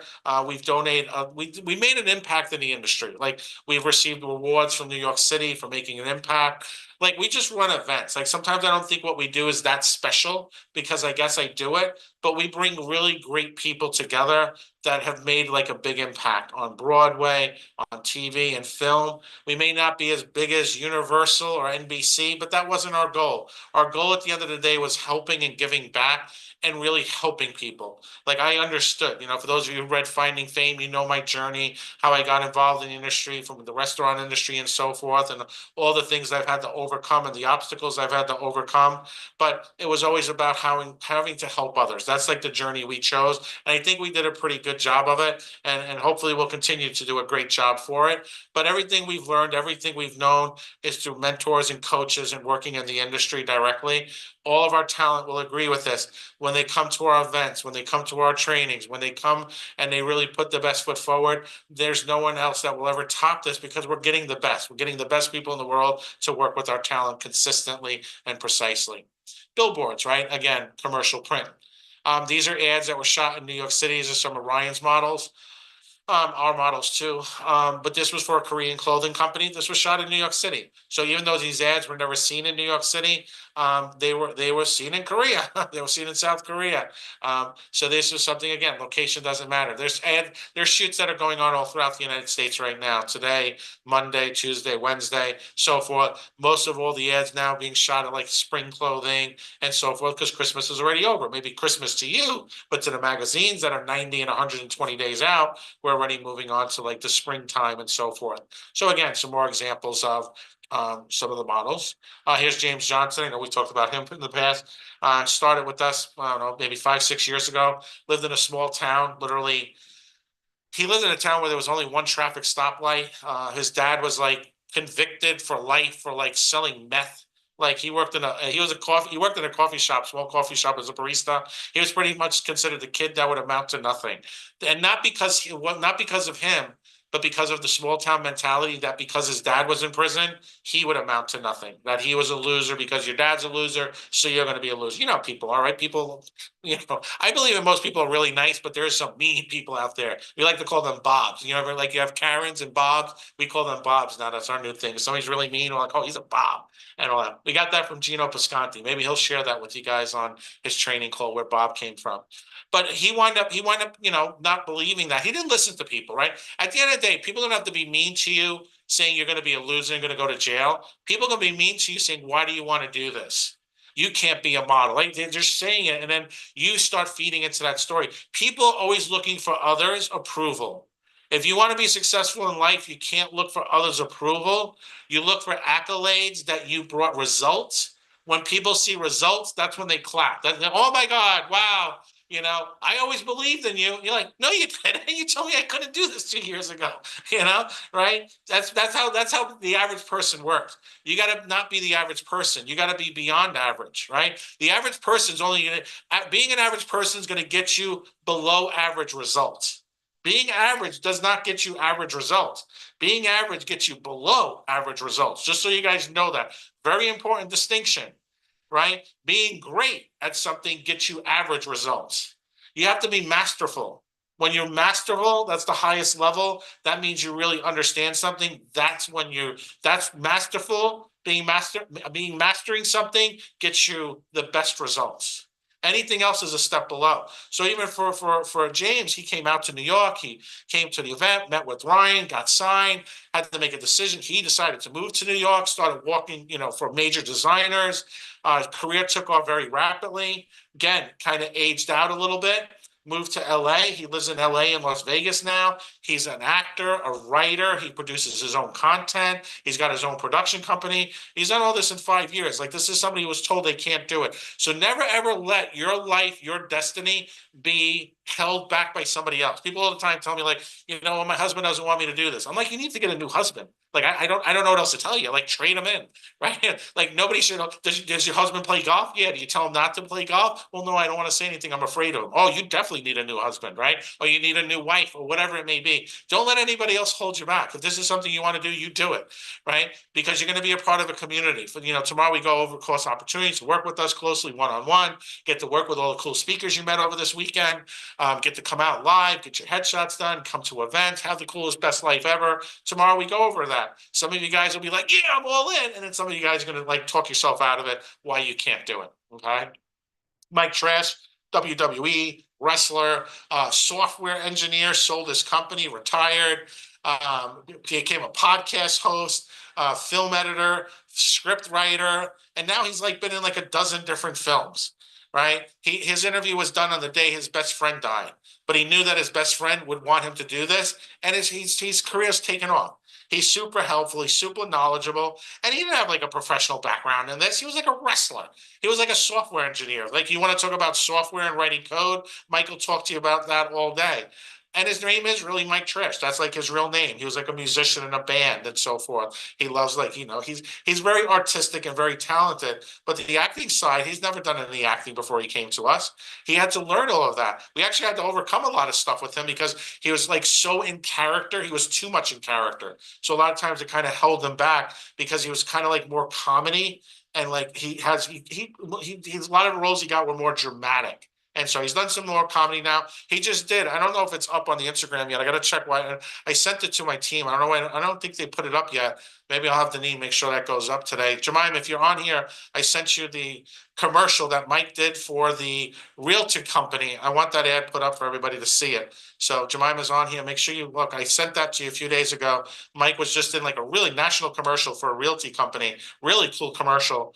So I'd like everybody to get to see that. So again, Mike Trash Inner Circle. Age doesn't matter. Location doesn't matter. He lives like in the middle of Pennsylvania, nowhere. Like I live outside of Philly and outside of Tampa, but like I'm like an hour from New York. Mike like lives in like bears and deer and rabbits where he lives. Like, he lives in the country. But again, he's done like a dozen movies. Tony Aguilera, really nice guy. He's from from Arizona or California. He's a San nurse. Antonio, Texas. San Antonio, Texas. There you go. He's actually his former career was a nurse. Came out to one of our events. He's got a great look. He's He's got a good look. Like he can play like Narcos. He can play the cop or the villain, right? So he can lean into a lot of different characters, lawyer, right? Doctor. But at the same time, he can play like, the nasty neighbor, right? Like just the neighbor who you want to just like strangle. So he can play a lot of different things. Like, you're seeing him in a suit with his beard. But again, that's the character. Shave the beard off, change the hair a little bit, and we're going to get a different character. Change the lighting a little bit. He can play like, even if you look on the photo on the left, right, looks like the shirt's a little bit off there. Like he could play like a drunk, right? Like an alcoholic or something like that, or something. Like if you think about put a little makeup, shift his hair around, make him look a little dark under his eyes. He can play like that corporate executive who lost everything. So it's again being able to see into this, because when you have the right headshots that leans into one of these 6 character types, that's when you're going to start booking a lot more work. Again, 2 different ages, right? Age doesn't matter, right? You guys should recognize that voice from the commercials, right? Geico, right? Geico's the star of the ad, the mom, the dad, the kid, the dog, but Geico is the star. Flo from Progressive, right? Most of you guys all recognize her, commercial print, right? She does TV, film, billboards, ads, magazines, so forth. Most of you guys don't know who Flo is. Who's Flo? Who's her agent? These are the questions I ask when I'm watching TV. I sit there with Deneen. We go on IMDb. Oh my God, here's a really great movie. Who's the actor? Okay, great. Where did he study? Who's their agent? Where are they based out of? The United States, Atlanta, London, so forth, right? You'll learn so much just questioning, right? So who's Flo, right? Flo, her name's Stephanie Courtney. There she is without her little Flo gear going on. Okay, she's been doing this for a long time. Right? Here's Jesse Hyman, world's greatest extra. He's also one of our speakers. He was just in a new film. He was advertising on his Facebook the other day. He was in a Super Bowl ad. He's been in like 100 movies and like 100 TV shows. He does a lot of background work. He's been in Spider-Man, The Social Network, Entourage. Like the list goes on and on. He was in a GoDaddy commercial. He got the Kiss Bar Raphael. That was like his highlight of his life, probably. But he was a kid that was picked on, right? This was the kid that was picked on, but yet he's running circles around a lot of you guys who are like, maybe this is your first call and you're like, I don't know, should I do this? Look at it. This kid's like the nerd. He probably picked on him in high school, or at least if you didn't pick on him, you knew the kids who picked on him and you didn't step in and save him. Like you just like walked away and like chuckled to yourself, right? I don't want to be mean, but kids in high school can be pretty mean, right? So my point being is like he's running circles around you. He's been in like 100 movies, 100 TV shows because he leans into that character. Now he can play other characters, but yes, he's overweight. He's got the chubby cheeks, the crazy hair going on, right? Very pale skin. The blood rushes to his skin consistently, so he's always like looks like he's overred, right? He could probably lose weight, change his hair color, and play other types of characters, but he chose to lean into this character and he took off with it. That doesn't mean that's what you have to lean into. You don't have to lean in being the geek and the nerd, but if that's like going to be your strongest character and it's paying you $1 million a year, sign me up. I'll be in like Revenge of the Nerds, like part 5, right? See, again, it's mindset, right? It's all about how you see things and having an understanding of how that works. To go back to Stephanie, I think next year I'm going to update her resume. And maybe I'll find you some different new examples to show you guys so you guys can really understand it. But she's been doing this since 1998, right? She's been in a ton of things from Mad Men to all kinds of different hit TV shows. She originally wanted to be a comedian, a stand-up comic. You can feel that in her, right? A lot of the roles she plays, she leans into that character. It's very a comic character. Doesn't mean she's a comedian, but she leans into that comedy style character. If you think of like Ghostbusters, right? It's a dramatic film, scary film, right? Kind of for kids, but not quite really. It's maybe a little bit too scary depending on your kids, but they play like a comedy role, right? There's more comedy in it with also like a dramatic. They're playing an actual role. Same thing for her, right? She got an agent. She got a manager. She's done all of these things. She was an extra. She was on TV, movies, films. And then one day her agent said, hey, you got an opportunity to do an insurance company, yes or no? And she said, yeah. She went on the audition. And that now turned into $2 million a year. Her new contract is actually up to $5 million. So she's making $5 million per year. Okay, not too bad, right? Not too bad for something that she can still do other things, but she's having a great life. She comes in, she probably films once a month, probably works 3 days out of the month. And then the rest of the time she's spending with her family, her kids, her mom, her dad, and so forth. So she's living the best life, right? But again, she said, yes, she leaned into that character type, right?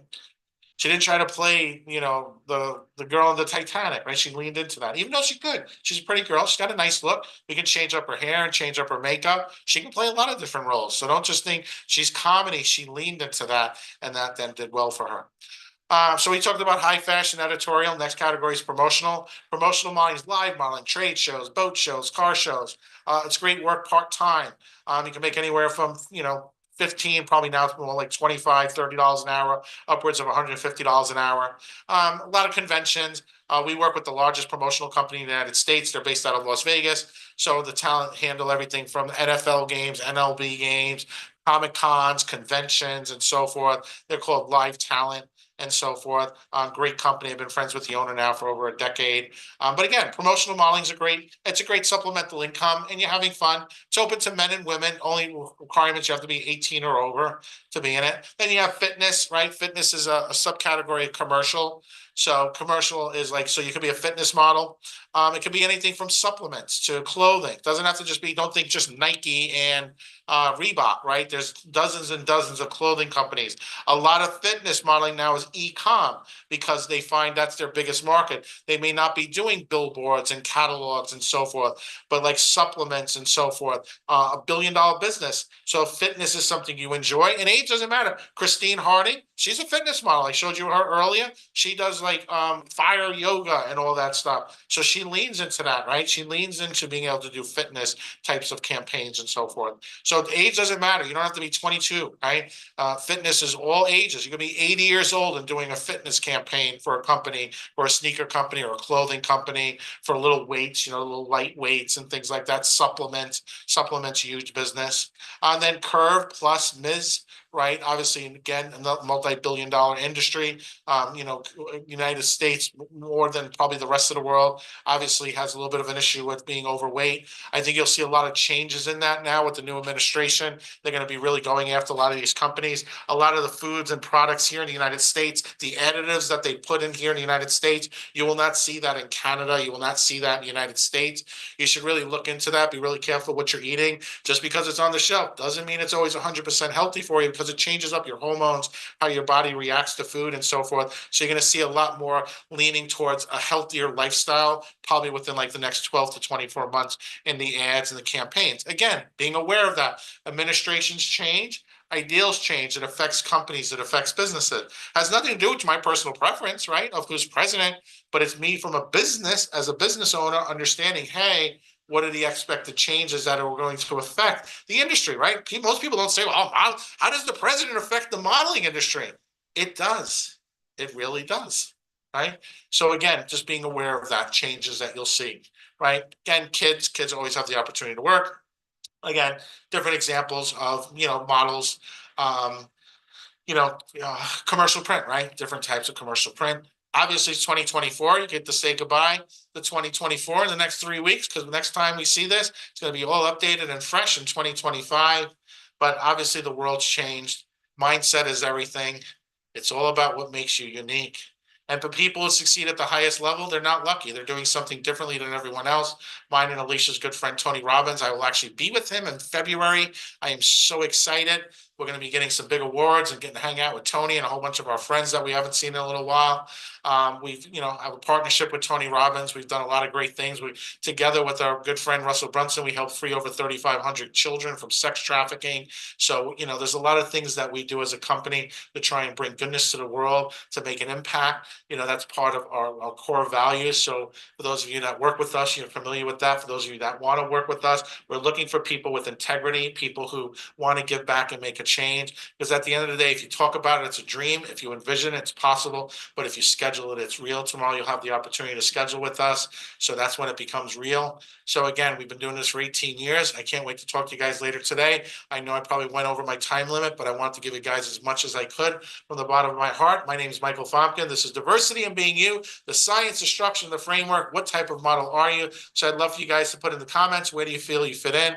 1, 2, 3, 4, 5, or 6. So high fashion, runway, runway, editorial, promotional, fitness, plus curve, teen, child, commercial print, lifestyle, right? Subdivision of commercial print. But you can fit into more than one category. That's great. That's what we want to see. So I hope you guys learned a lot. I can't wait to talk to you guys later. And with that in mind, let me turn this back to the Miss Wonderful Deneen and Alicia, because I know we got a lot of great speakers all coming up, guys. I'll talk to you guys later today. Bye, guys.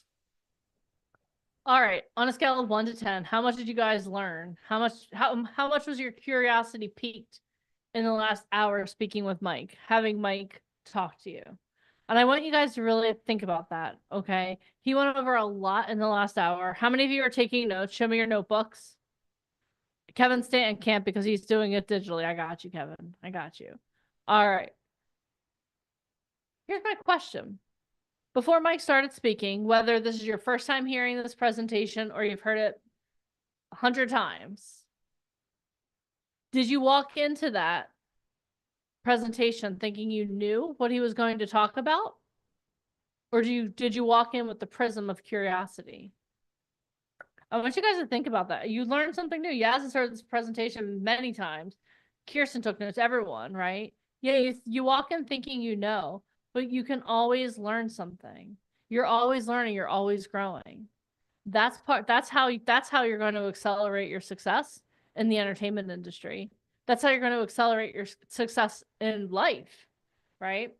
So next up, you have an opportunity to hear from an amazing agent. So before I bring her on, though, I'm going to scroll through and I'm going to see. So how many of you are on here because you want to get an agent? If that sounds like you, type yes in the comments. That sounds like you, yes. Type yes in the comments. That's awesome. How many of you know that you have to become the person that an agent or manager wants to work with? If you know that, type yes in the comments. How many of you are curious about what it takes to be successful in the entertainment industry?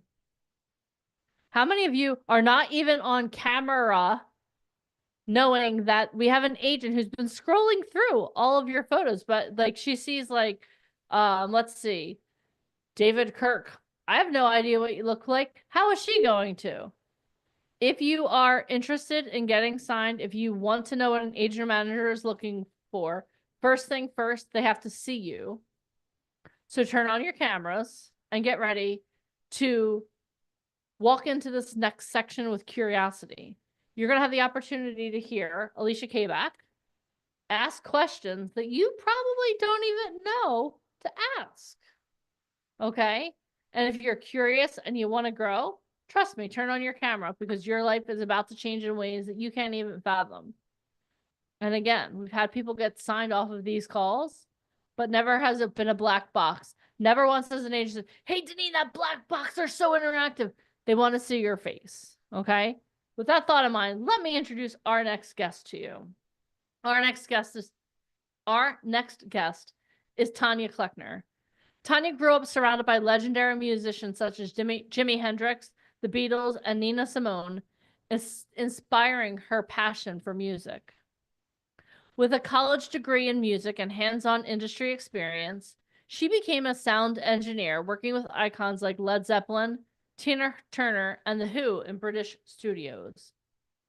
She later transitioned into entertainment production, working as a successful producer at the BBC before moving to Los Angeles to dive deeper in the industry. For over 20 years, Tanya has thrived in talent management and the agency world, earning a reputation as a straight shooter with a fiercely loyal clientele.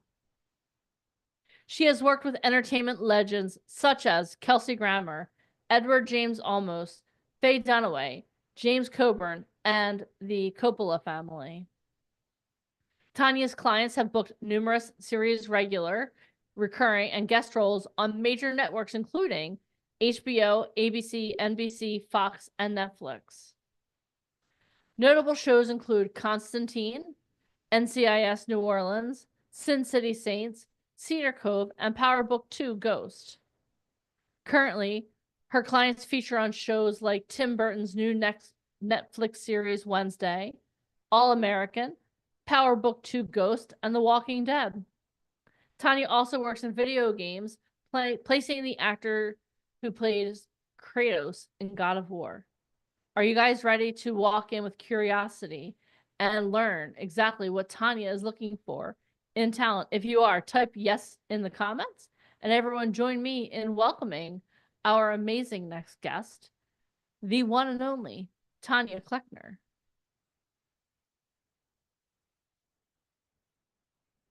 As soon as she turns on her camera, I'll spotlight her.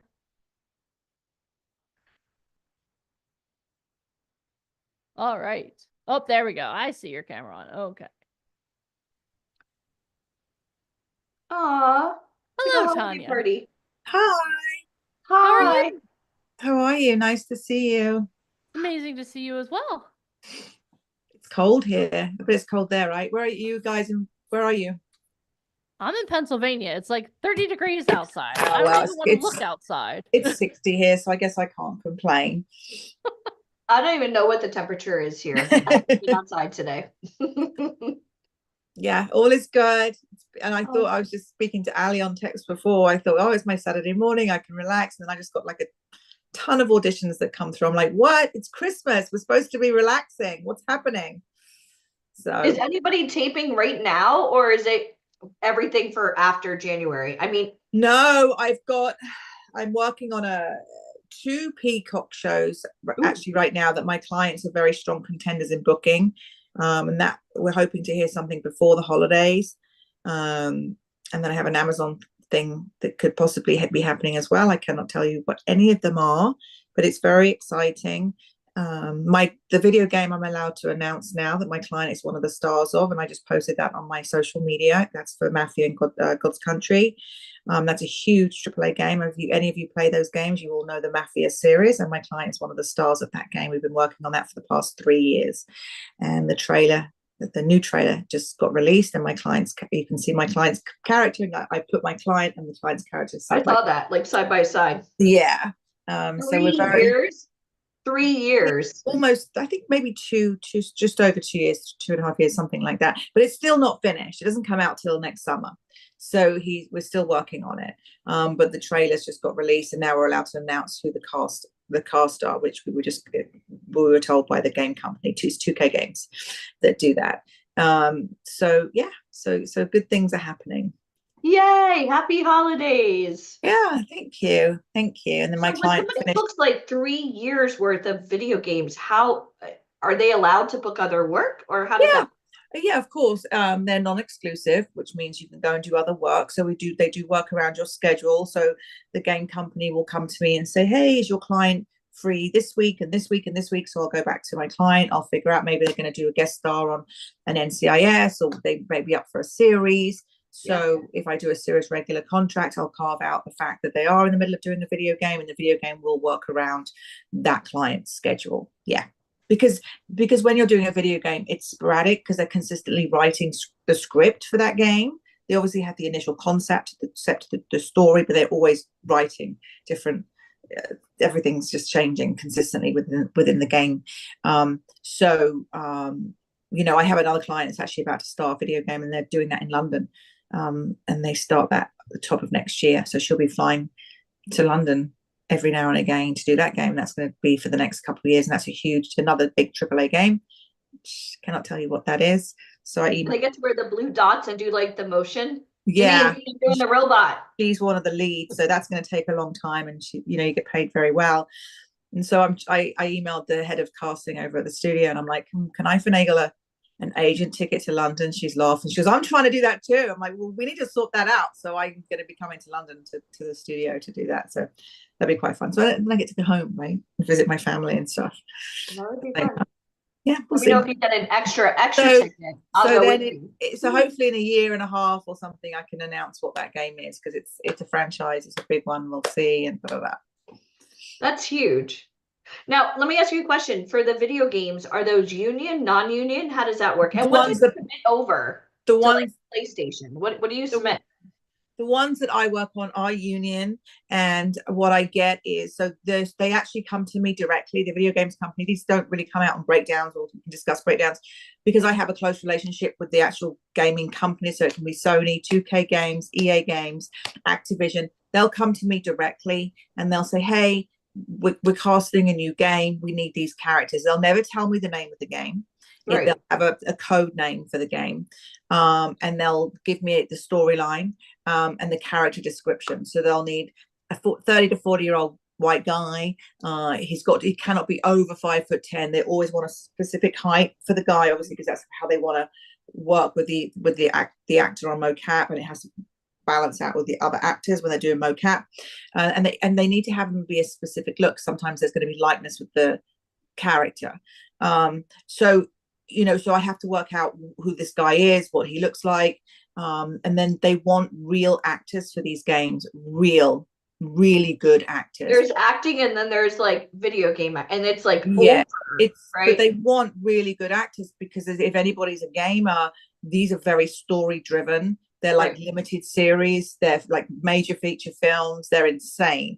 And what happens is they want them to audition on tape. They want to see their faces. There's no VO, unless it's just a VO game, which voiceover. So they want them to audition on tape. So I have them audition on tape. I then send the tape directly to, and they allow me to choose which actor can go in. They don't choose. I figure out who to send because they trust who I'm going to send.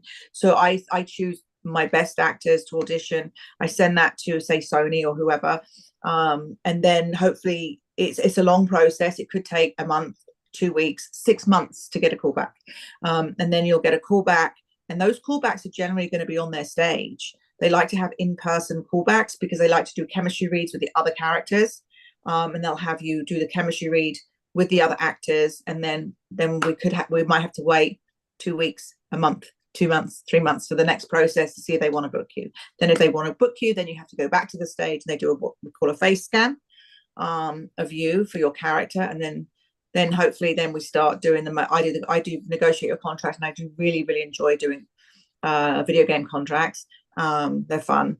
And I negotiate how much you're going to get for mocap. I negotiate how much you're going to get for voiceover. I negotiate how much you're going to get if your character's going to look like you, how much you're going to get for that likeness, look, stuff like that.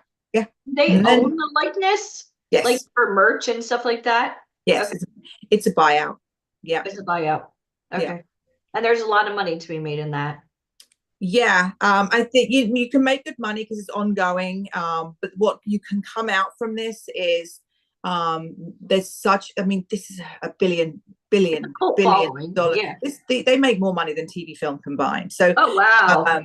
So what the actors can come out with, they can go to Comic-Cons, they can go to personal appearances, and they make a shitload as well after that too. And also I have to say that they enjoy it. It's fun for them. They have a great time. And they're just going to live on in these video games too, which I think is great. And their fans are fanatical. Oh, they're amazing. My client that just came out in Mafia, he's like, my Instagram's blowing up. What do I do? So I had to kind of talk him through what he should and shouldn't do, and how to engage with the fans.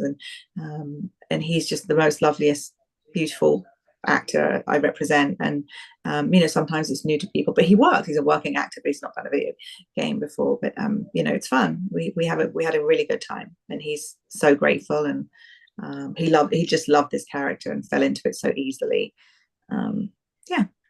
That's so fun. How many of you guys are brand new to VIP Ignite? If you are brand new and this is your first call ever, type I'm new. Let's see. If you've been on our calls before, type been on before. Let's just see very quickly in the chat, because I always like to see how many of you guys are brand new. Been on before my second, been on before. Yeah, I wasn't seeing everyone. Now I can see everyone. Hi everyone. Well, hopefully everybody has their cameras on, since everybody cried, I want an agent. Okay, great. Does an agent want you? So let's go over, take it from the top, your backstory, who you are as a person, a little bit about your backstory, how you became an agent, and then obviously we'll go into today. So let's go on. We're going to talk about me. I've lost the pin, how to pin myself. I'm sorry, I'm rubbish with this stuff. I'm sorry. No, you're good. How do I do that? Oh, sorry, guys. There. Okay, I You're can back. see everyone now. Yeah, sorry about that.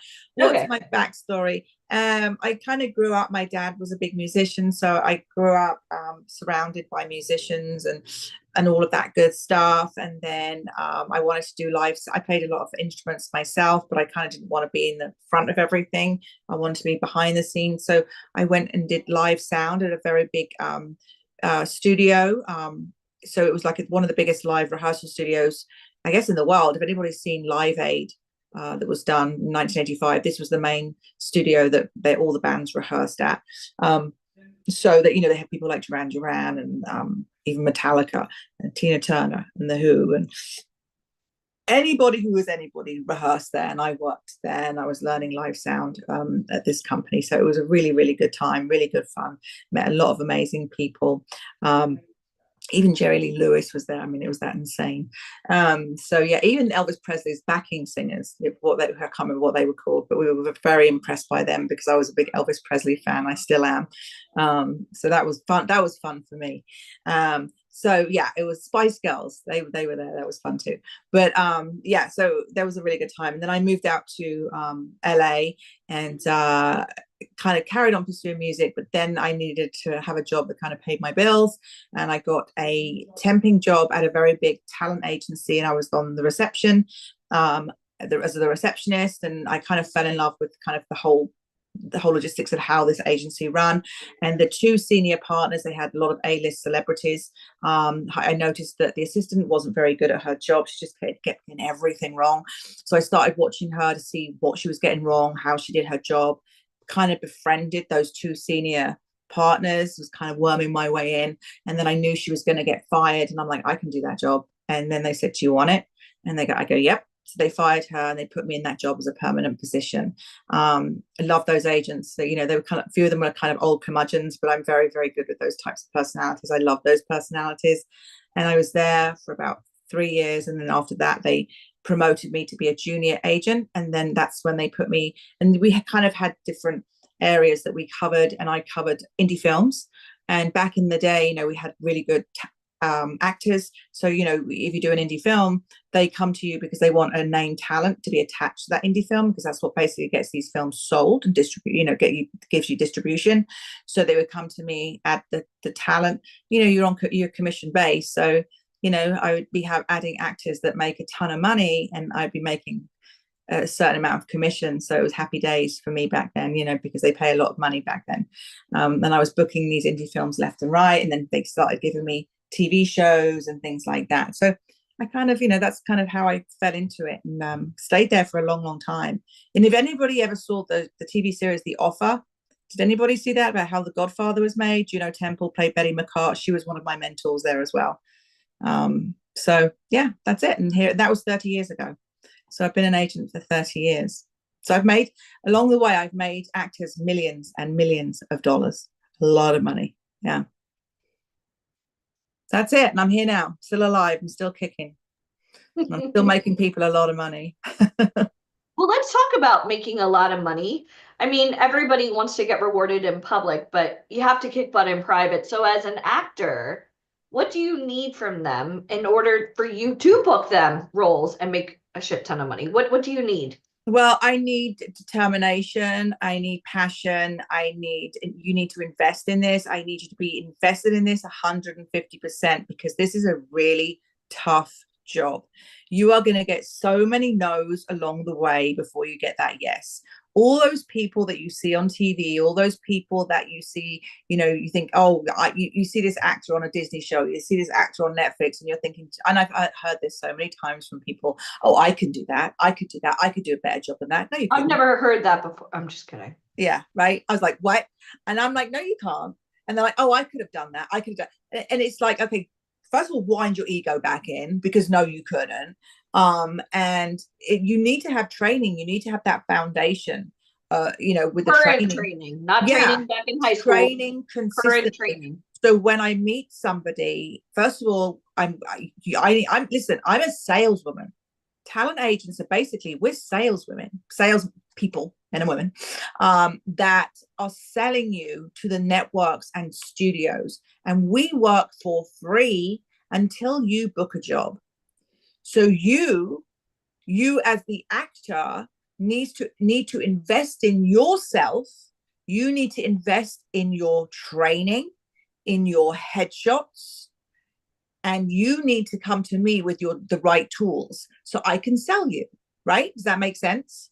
How many headshots do you need? Like, how many looks do you need to have for a couple, really, for TV film, a couple are good. You know, we always find if we have one great shot and it works and it gets you in the room, we always call that the money shot. If that's working, great. Sometimes we like to switch it up a little bit. One that's a little more intense and one that's a little more lighter, you know, one that's not so intense. So I want everybody to know this. Don't think that if you just got one set of headshots, I'm good. No. You've got to keep that's done. I mean, yeah, exactly. And if you change the color of your hair, get new headshots. I've got a young girl who is amazing. She's a fabulous actress. I pitched her in on a role. And then I saw her self-tape and she dyed her hair bright pink. I'm like, what the fuck is this? Like, you can't have pink hair for this role. This is not the correct type for this role. Like, why didn't you tell me? She goes, oh, I just thought it'd be fun. No, that's not fun.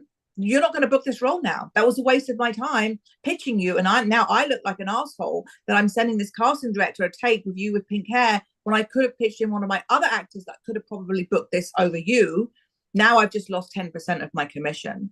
I'm thinking of like Bridgerton or like an Outlander or something like that, like a period piece with hot pink hair. Yeah.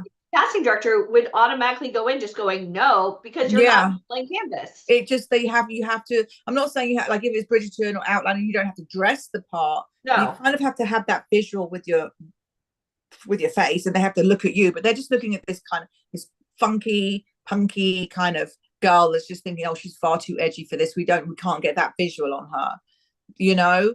So you just have to come into. I need somebody like I had. Somebody else, like, listen, I've got people on my books that graduated from Tisch in New York, an amazing school for acting, some of the strongest actors, and they are still studying, they are still in class even after that degree. So $70,000 a year, graduating, walking across that stage. I'm an actor. Those are the best bartenders right now in New York City. They come on my calls. I see them all the time. Carnegie Mellon, Yale. Yeah. That's your competition. And they're still training. They're still training. Yeah. Because you have to continuously train. I always say it's like being an athlete, like being a musician. You have to continuously train that muscle. I can tell when my actors stop training because I'm giving you guys self-tapes.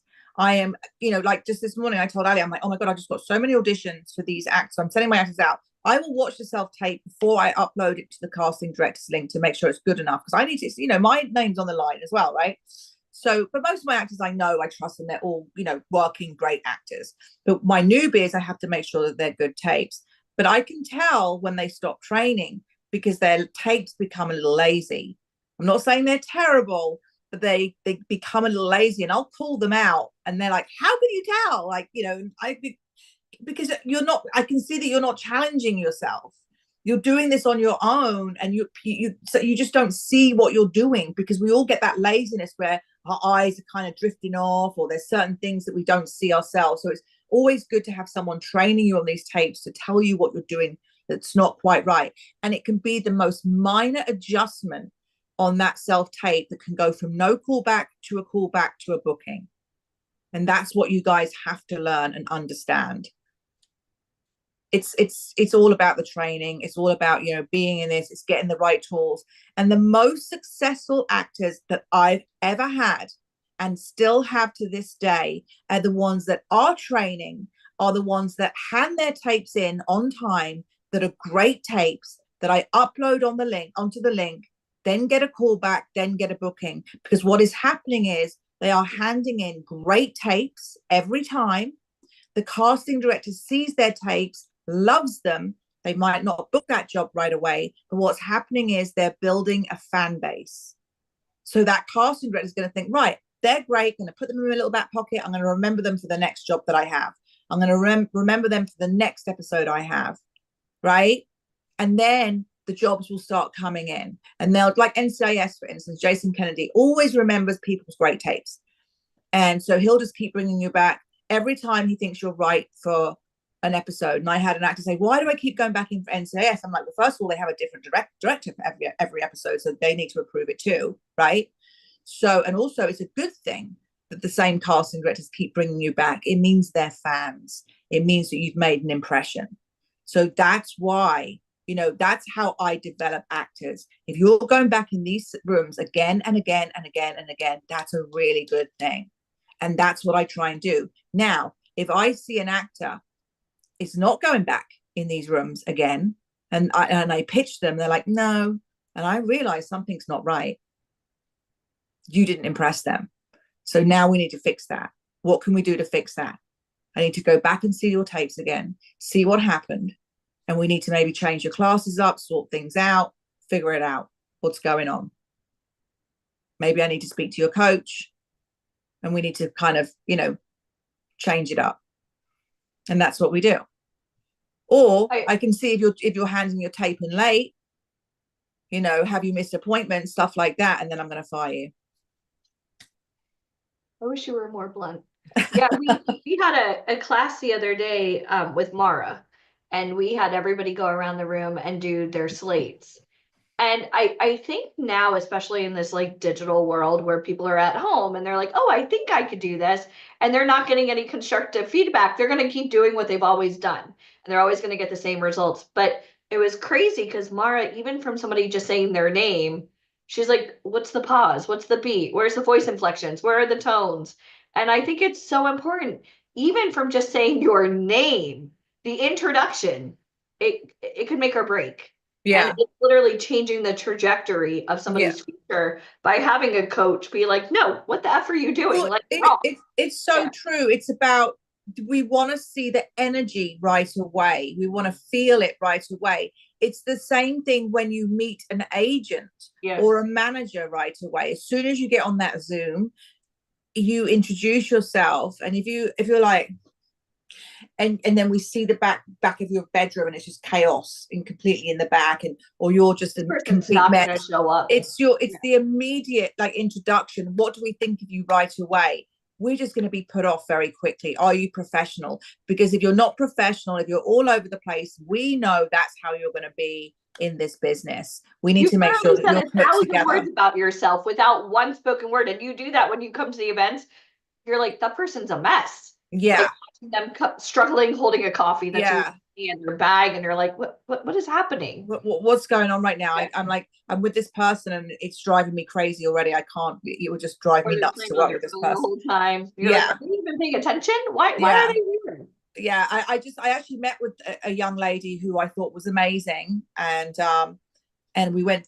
The Zoom was nearly an hour, which is a long time for me to do a Zoom. Went through absolutely everything. And then a week later, she goes, well, I'm still thinking about coming with you, but I have some more questions. And I'm thinking, how can there be any more questions? Because I went through everything with you. So I said, just email me the questions. And she emailed me about 30 questions. And every single question was a question that we went through the whole meeting. All those questions were answered.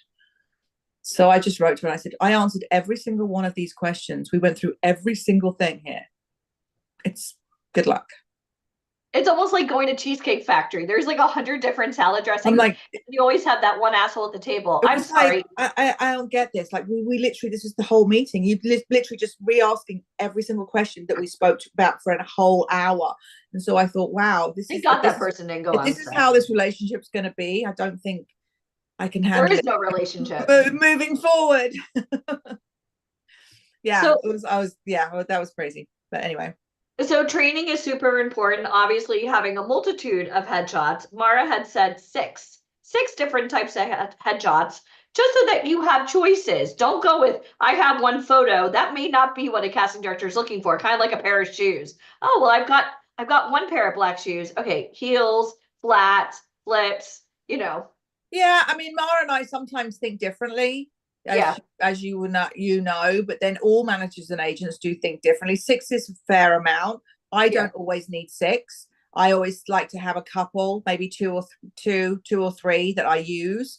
I mean, Mara and I love her. sometimes we've had one instance, because Mara and I work very well together. We're very close, and we've made people a lot of money in stars.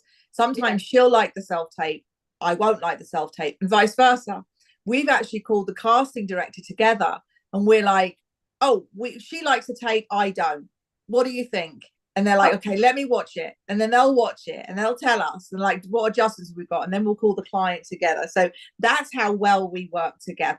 And I think that's what makes a really good team. And that's why. But you're looking out for each other. Yeah, and as a talent agent and a talent manager, yeah, I think if anything, you're literally going over like the entire ground. Yeah. And that's why we do make such a good team, because we really go through literally everything together. And she's very opinionated, as you know, and I'm extremely opinionated as well. And but we respect each other so much. It just really, and that's why our clients that we have together just love us so much, because it just, and you've done it works well. Yeah.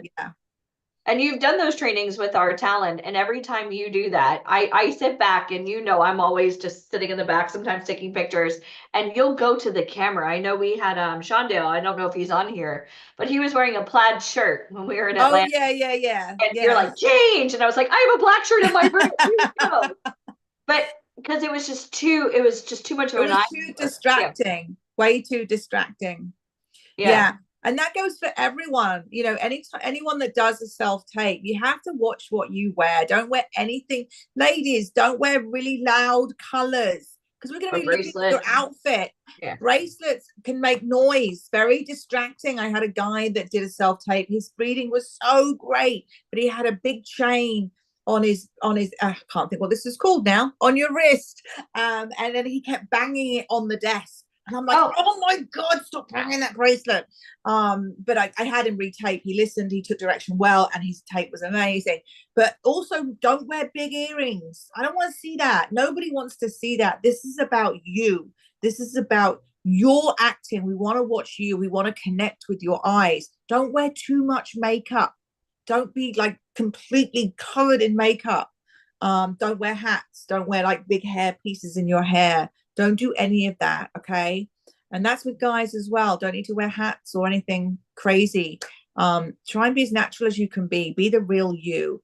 We need to connect with those eyes. Make sure you have a really good setup with your camera. We don't need to see your kitchen, your living room, or any of that in your background. Try and have a great, clean backdrop. Louis, is that Louis Joaquin? I can't think. That's a great, Lewis, sorry, is a great for you. And Kingston, that's great for you. Although you've got a white t-shirt with a white background, you want to wear like maybe a different color t-shirt, because you're clashing a little bit, but that's still a really good background for you. So that's really important. And you can get the your what's it called now? My brain's got dead today, I'm so sorry. The camera light, the ring light. This is a new video game. That's what she's thinking. The ring light from Amazon for $15. Yeah. So there's absolutely no reason why you cannot have a great setup at home. And then you guys do the self-tapes, which are incredible. And I'm not selling this but I've seen your headshots. You do really good headshots as well. So there's really no reason why you don't have the right tools at all. Simple. Now you have to put in the work. Now you have to get the auditions in on time. If I come back to you and say, okay, you need to do this with your audition, you need to change it up. I need, there's too many pauses. It's too slow. You need to pick up the pace. You need to do this. And I need it back by tomorrow morning. You need to have it back to me by tomorrow morning so I can get it uploaded onto the casting director's link. We need to be able to work together. I need communication. Communication is key. Very important. If you don't communicate to me, if you don't come back to me in enough time, it's just going to be too difficult. If my assistant has to consistently have to track you down to see when we're getting the tape, and if you send me your tape is due at 6 p.m. on a Friday, and then we get it at 5:58 on a Friday, and we get your tape 2 minutes before the deadline every single time, it's too difficult. And that my assistant has to track you down every single time, again, it's too difficult. And those are not the successful actors, because I'm not going to trust you that you're always going to get the tape in on time, because we have to find you every single time. And I'm only going to pitch to the casting directors the actors that I trust, the actors that I can get on the phone very easily, that come back to me via email very easily. I'm going to pitch those actors. the actor that I know is going to give me a great self-tape that I know I can email and say, hey, I've just got a great role for you on David Rappaport's new series. Can you get me a tape by tomorrow afternoon? Absolutely, yes, no problem. And I know I can trust that actor's going to give me a great tape by tomorrow afternoon. Those are the actors that I'm going to pitch every single time. So I need to trust you that you're going to do it. You want assets, not liability, not people that you have to chase. Not Why people would you have to chase somebody? I've got actors still that my assistant literally has to chase, and I'm like, why am I spending all my time on my assistant chasing these actors? It's insane. I don't get it. So as a top talent agent in Los Angeles, do you wish that the talent still had to go into the casting offices, or do you like the whole like Zoom Some self-tape? are now. Yeah, some are. Like Suits is now back, and that's going into the cast. That's going at Universal, so that goes in person. And a few are now going in person. A lot of them now are doing live Zooms.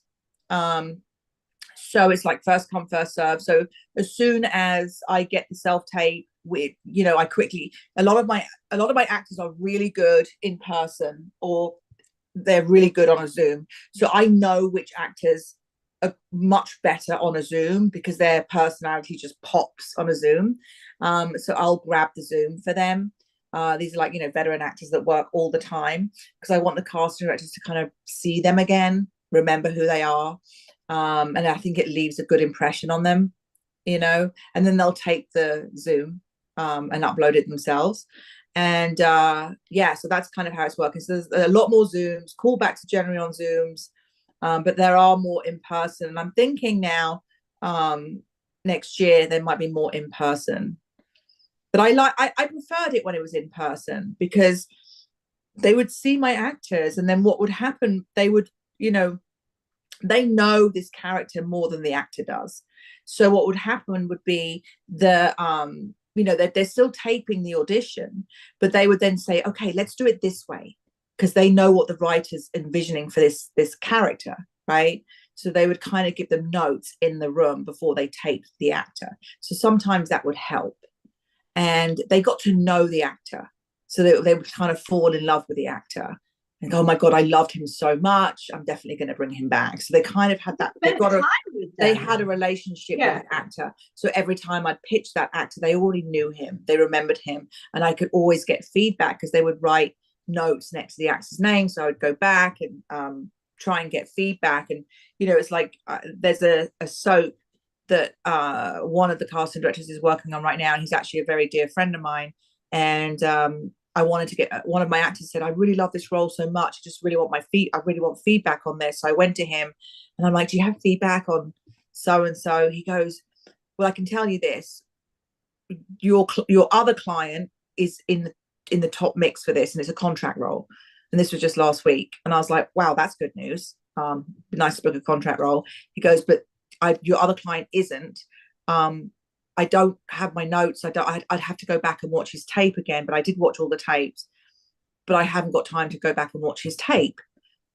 So I'm like, okay, so you can't give feedback. He goes, no, I'm really sorry. So that's what I mean. So the casting directors watch the tapes, but they don't write their notes down, if that makes sense. So we always say, well, if you go in again for them, then they obviously liked you. So that's kind of how we get feedback now. Or if you get a call back, that's good feedback. Because these casting directors are probably watching 50, 60 tapes for a role. And I'm going to tell you this, when we do breakdowns, and we can tell you what a breakdown is, for one episode on one show, one of my casting directors told me that he had 36,000 submissions for 2 roles on one show, and that was for Hacks. So 36,000 submissions. So let me put this in layman's terms. If your headshot sucks and you're one of 36,000, they don't give a shit if you know how to act. Your headshot cut you from that already, right? Do you guys understand that? If you understand that, type understood. 36,000 headshots. So like a casting director would be like, oh man, 36,000, the floodgates. So if you don't have a proper headshot, or it's shitty, and that's usually, again, where people get scammed. They run out, they go get headshots done that they want to get done. And a lot of times, like we deal with models, Tanya, that, oh, I'll just use my modeling photos. Is that yay or nay? No, I mean, sometimes no. I would rather not use modeling photos, especially if they're too editorial, because we're selling you as an actor, not a model. So I try and separate the two. Um, what I have done when I've been desperate is go through all of their model photos, and sometimes I have to crop it. I've tried to find sometime where I have been successful and cropped a modeling shot, and it has worked. But that's a rare case, and that's not all the time. I'd rather have you find a good acting headshot where it's less editorial. I've even been so desperate that I've gone through the actor's Instagram, and sometimes I've seen just a candid, great shot. And I'll call my actor. I'm like, what is happening on your Instagram right now? Have you seen the shit I'm working with on my Actors Access? And then there's that happening on your Instagram. I'm like, you need to move that onto my site because it will make a big difference. They're like, really? And I go, yeah. I go, you move it onto my site and you'll see what happens. And all of a sudden we move it, we crop some stuff, and they start getting auditions. It's crazy. It makes a massive difference when you're starting out. Those headshots are key to getting you in the room. Headshots are key. Now, the castings that you're getting, and again, forgive me for anybody here that's been on our calls before, are these castings that anybody can go off of a website? No. There are so many, which I'm not going to mention. Why can't a talent without representation get access to the same castings you can? Well, because this is called Actors Access or Breakdown Services, and these are basically casting briefs of all the TV shows that you see, from Stranger Things to The Morning Show to NCIS to All American, all those big TV shows, all these studio films, all the Marvel features, anything, all these huge feature films, even some great independent films come out on this too, with great directors, with A-list celebrities attached. You can only get these breakdowns if you are a licensed talent agency, or you have been vetted as a manager. These are the only people that can actually get these breakdowns. They've now done it in a way that back in the day, sometimes people would give the actors their username and password so they could actually log in and see what was happening with the breakdowns. But now they've used, and I'm not tech, but they figured out a way of how only that agent can actually log into their own account. You know how like Amazon and Netflix have figured out how you can't do it in different households? Yeah. Breakdowns have basically done the same thing. They've really tightened their structure, so only actually licensed, even SAG franchise or ATA agents can actually do the breakdowns, and vetted managers. Like if a manager is to do breakdowns, they have to be vouched by like 3 big casting directors and 3 big agents, that they're good managers that they work with, and they're allowed to do the breakdowns. But no actors are allowed to have these breakdowns. Nobody else other than agents and managers are allowed to have these breakdowns. And all the casting directors send us these breakdowns. And basically a breakdown will be like, we're doing All American. I have the lead of the show All American. And so, we're doing season 7 right now. So say we're doing, episode 5 for this season. The breakdown will basically say 705, season 7, episode 5, right? Then it'll give us the storyline of that particular episode, and then it will have which characters they want in that particular show. So like the main character for that, obviously we've got the ensemble cast, and then we'll have the guest cast, they'll just probably be in that episode. And then it'll be a guest star. Maybe they'll have 1, 2, or 3 guest stars. And then I'll have the smaller roles. They're all speaking roles. I will only put speaking roles. I do not do any extra work or anything that's under 5 lines. So I do guest stars. Then I submit on the co-stars, which are, roles that are a bit smaller. And a guest star role, if they buy you for 8 days on a 1-hour show, will pay $10,595. And that's for 8 days of work. That's for a 1-hour show. They could also buy you for a 1-day guest star. And that can pay from anywhere from $1,500 for the day or up. I tend to try and get more, $2,000, $2,500, $3,000, up to $5,000 sometimes for the day, depending on your credits on your resume. Then a co-star role will tend to pay scale. For a 1-day scale, that's $1,204 for the day, plus 10%. My plus 10% goes on top of the scale day rate. And then, or they could buy you for 3 days, which is just like $3,000, or 5 days, which is just over $4,500 for a 5-day scale rate. And my plus 10% is on all scale fees. My plus 10% is not on a guest star fee, which is 10,590 and 10,595. Sorry if I'm going too fast for you. Also, if you are going to do a half-hour shows, they buy you for 5 days, because it's obviously only a half-hour show, don't need as much time. So a half-hour show, they would buy you for 5 days. And they pay you just over $6,000 for those 5 days if it's a guest star role. We call it top of show. Top of show is the most they'll pay a guest star actor. Unless you're a celebrity, they'll pay you more.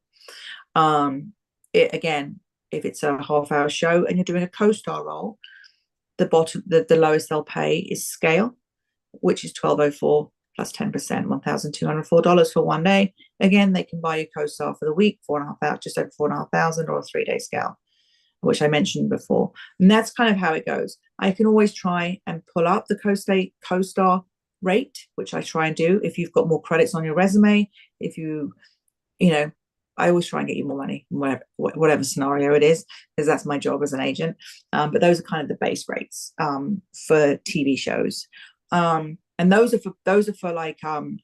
rates for prime time. Those are, for like CBS, NBC, Fox, but then the streaming services, they tend to pay scale a lot for their rates. But I also always do try and pull up these rates as well. If you're booking a feature film, a studio film, it can be the same. It can be the scale rate, which I mentioned before, or they'll offer you more money depending on the role. It could be a large supporting role, so we obviously then go into higher figures, and it goes into a negotiation of how much I want. I could try and get you 5,000 a week, 10,000 a week, 15,000 a week, or something, or we can just go higher and higher. It's just a whole negotiation. If it's a series regular, then everything changes, because they're now going to hold you exclusive to that series, which means you cannot do another series regular role, because now you're tied to that series, to that show. So they're going to buy you for about 6 years. It depends on the show. Like I'm about to do a 1 year deal. Sometimes they do a limited series, which is only for 1 season, right? But anyway, if you do a series regular, it tends to be about 6.5 years. It can be anywhere from 20, 30, 40, 50, 60 to $100,000 an episode. And that's when we're all happy. I want you guys to hear that. 20, 30, 40, 50, 60, 100,000 an episode. So here's what I want to say. If you're going to even complain about spending $1,000 for real headshots in order to get 100,000, that's some good math. Like that, it's definitely worth the investment, because that payoff is extreme, right? So I always find that. Yeah, funnily enough, I met a client, an old client that I actually found in a showcase, in a very small showcase a few years back. And I found him in this, it was a tiny showcase, small room, just come into LA.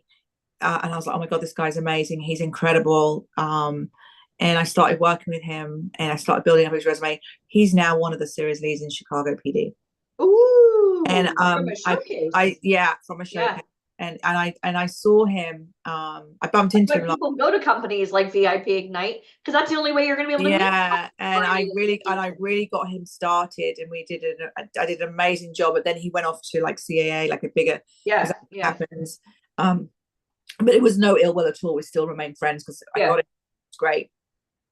And I haven't seen him for ages, and we bumped into each other last night. It was like coming home. We were just hugging for ages, and we're like, oh my God. And so it was really nice. It was just so endearing. But to see somebody and he's like, you were the one that found me, because we always engage each other on social media too. And I was with my friend who's a big fan of Chicago PD, and he's like, oh my God, I love him so much. And yeah, it was just nice to see. And it's nice to see that he still stayed grounded and humble and sweet. And but it's just amazing. So I'm just saying that, he came from this tiny show, came to LA, didn't have anything on his resume.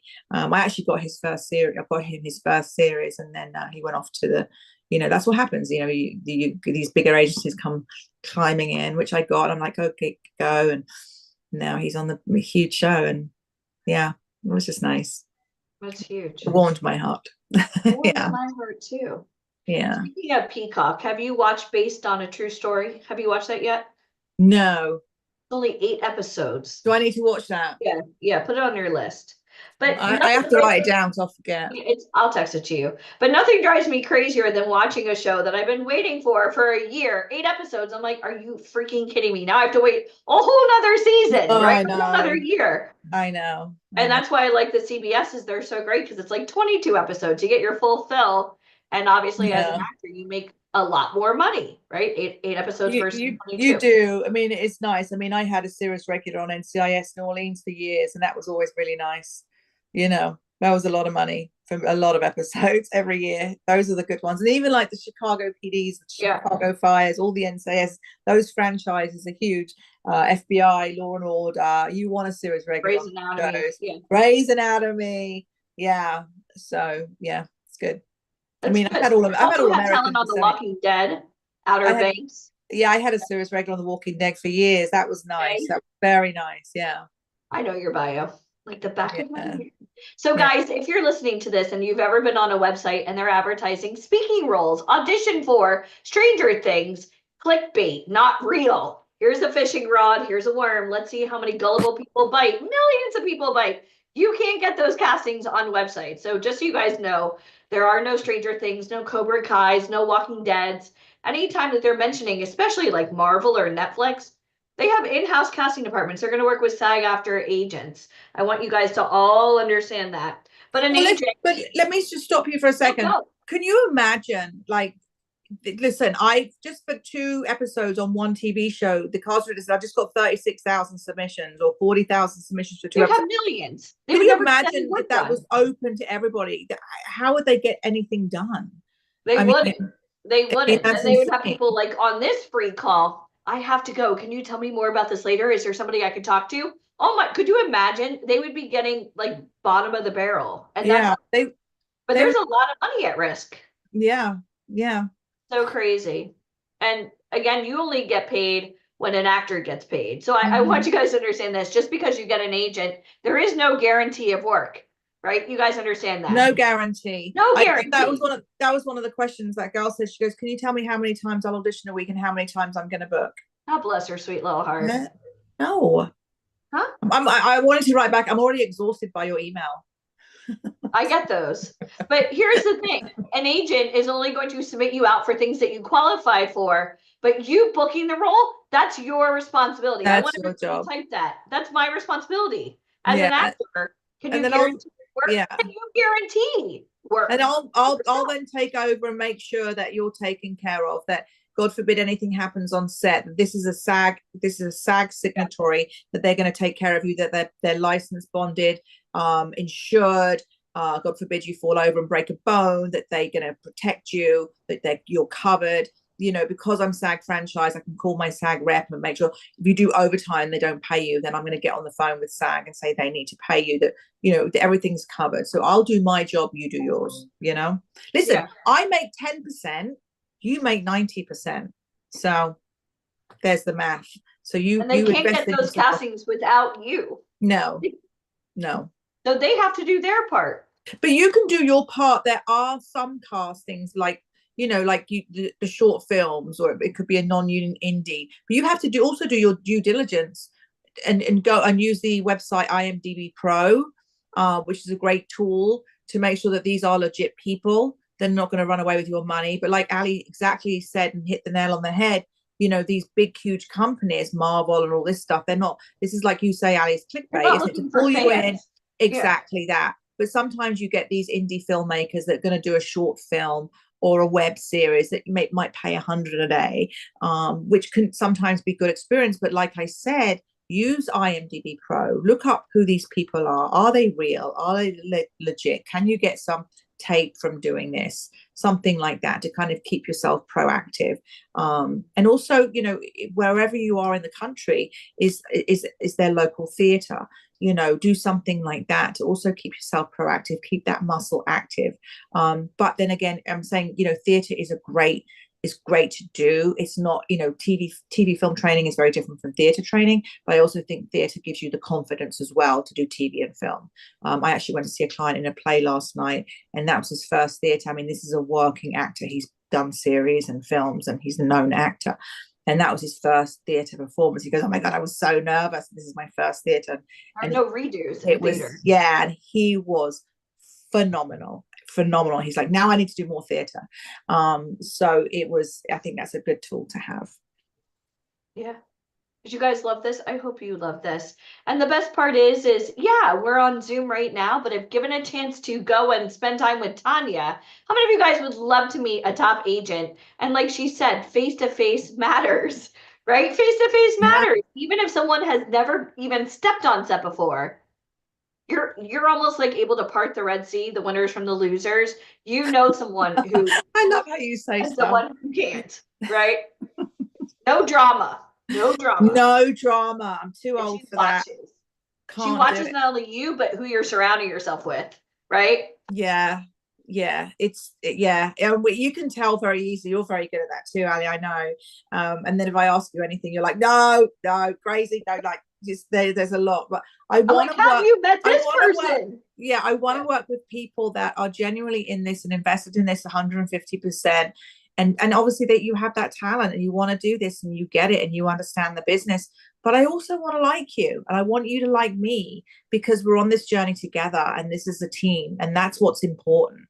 And your name is on the line and your brand and like the 30 years you've been doing this. Could you imagine submitting somebody out for a television show? They dyed their hair pink. They got a face tattoo when they went to Tijuana. They got knocked up. Like whatever. I was going to meet an actor not long ago and he DM'd all my clients and said I just want to check in, how is it working with your agent? Has she done much for you? Are you happy with her? Let me know what you think. And my clients and their managers told me that and they're like, don't meet with this person.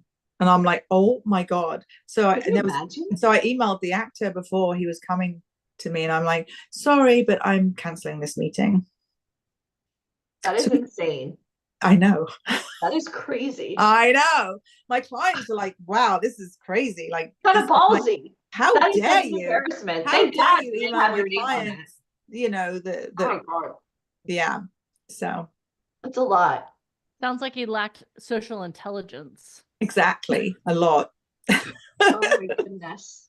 Well, we love you. I don't know why I mentioned that, but I thought but I think everybody needs to hear that. I need to have, you need to understand this business on what to do and what not to do, social etiquette. And, we work really hard for you and just be careful, like in this business. Don't reach out to the agent's talent of who they do work for and who does help pay their bills that they've been working for years. It's just don't do that. Don't mess with their business. Different. Everybody is different. You know what I mean? Yeah. Because you know what? This town is very small and we find out everything. So be careful, be kind, be nice. You're always on stage, right? You're always on stage. Even on Zoom. Even on Zoom. Absolutely. Well, we love you. Merry Christmas. Love you guys. Happy holidays. We'll see you. My love to Mike. Are you guys staying in town for the holidays? As of right, we've been traveling for 3 weeks. I know you have. It's been nonstop. We were just in New York City. Like I was watching all your photos. Lots of fun though too. Yeah. You guys are running around like mad. Like mad.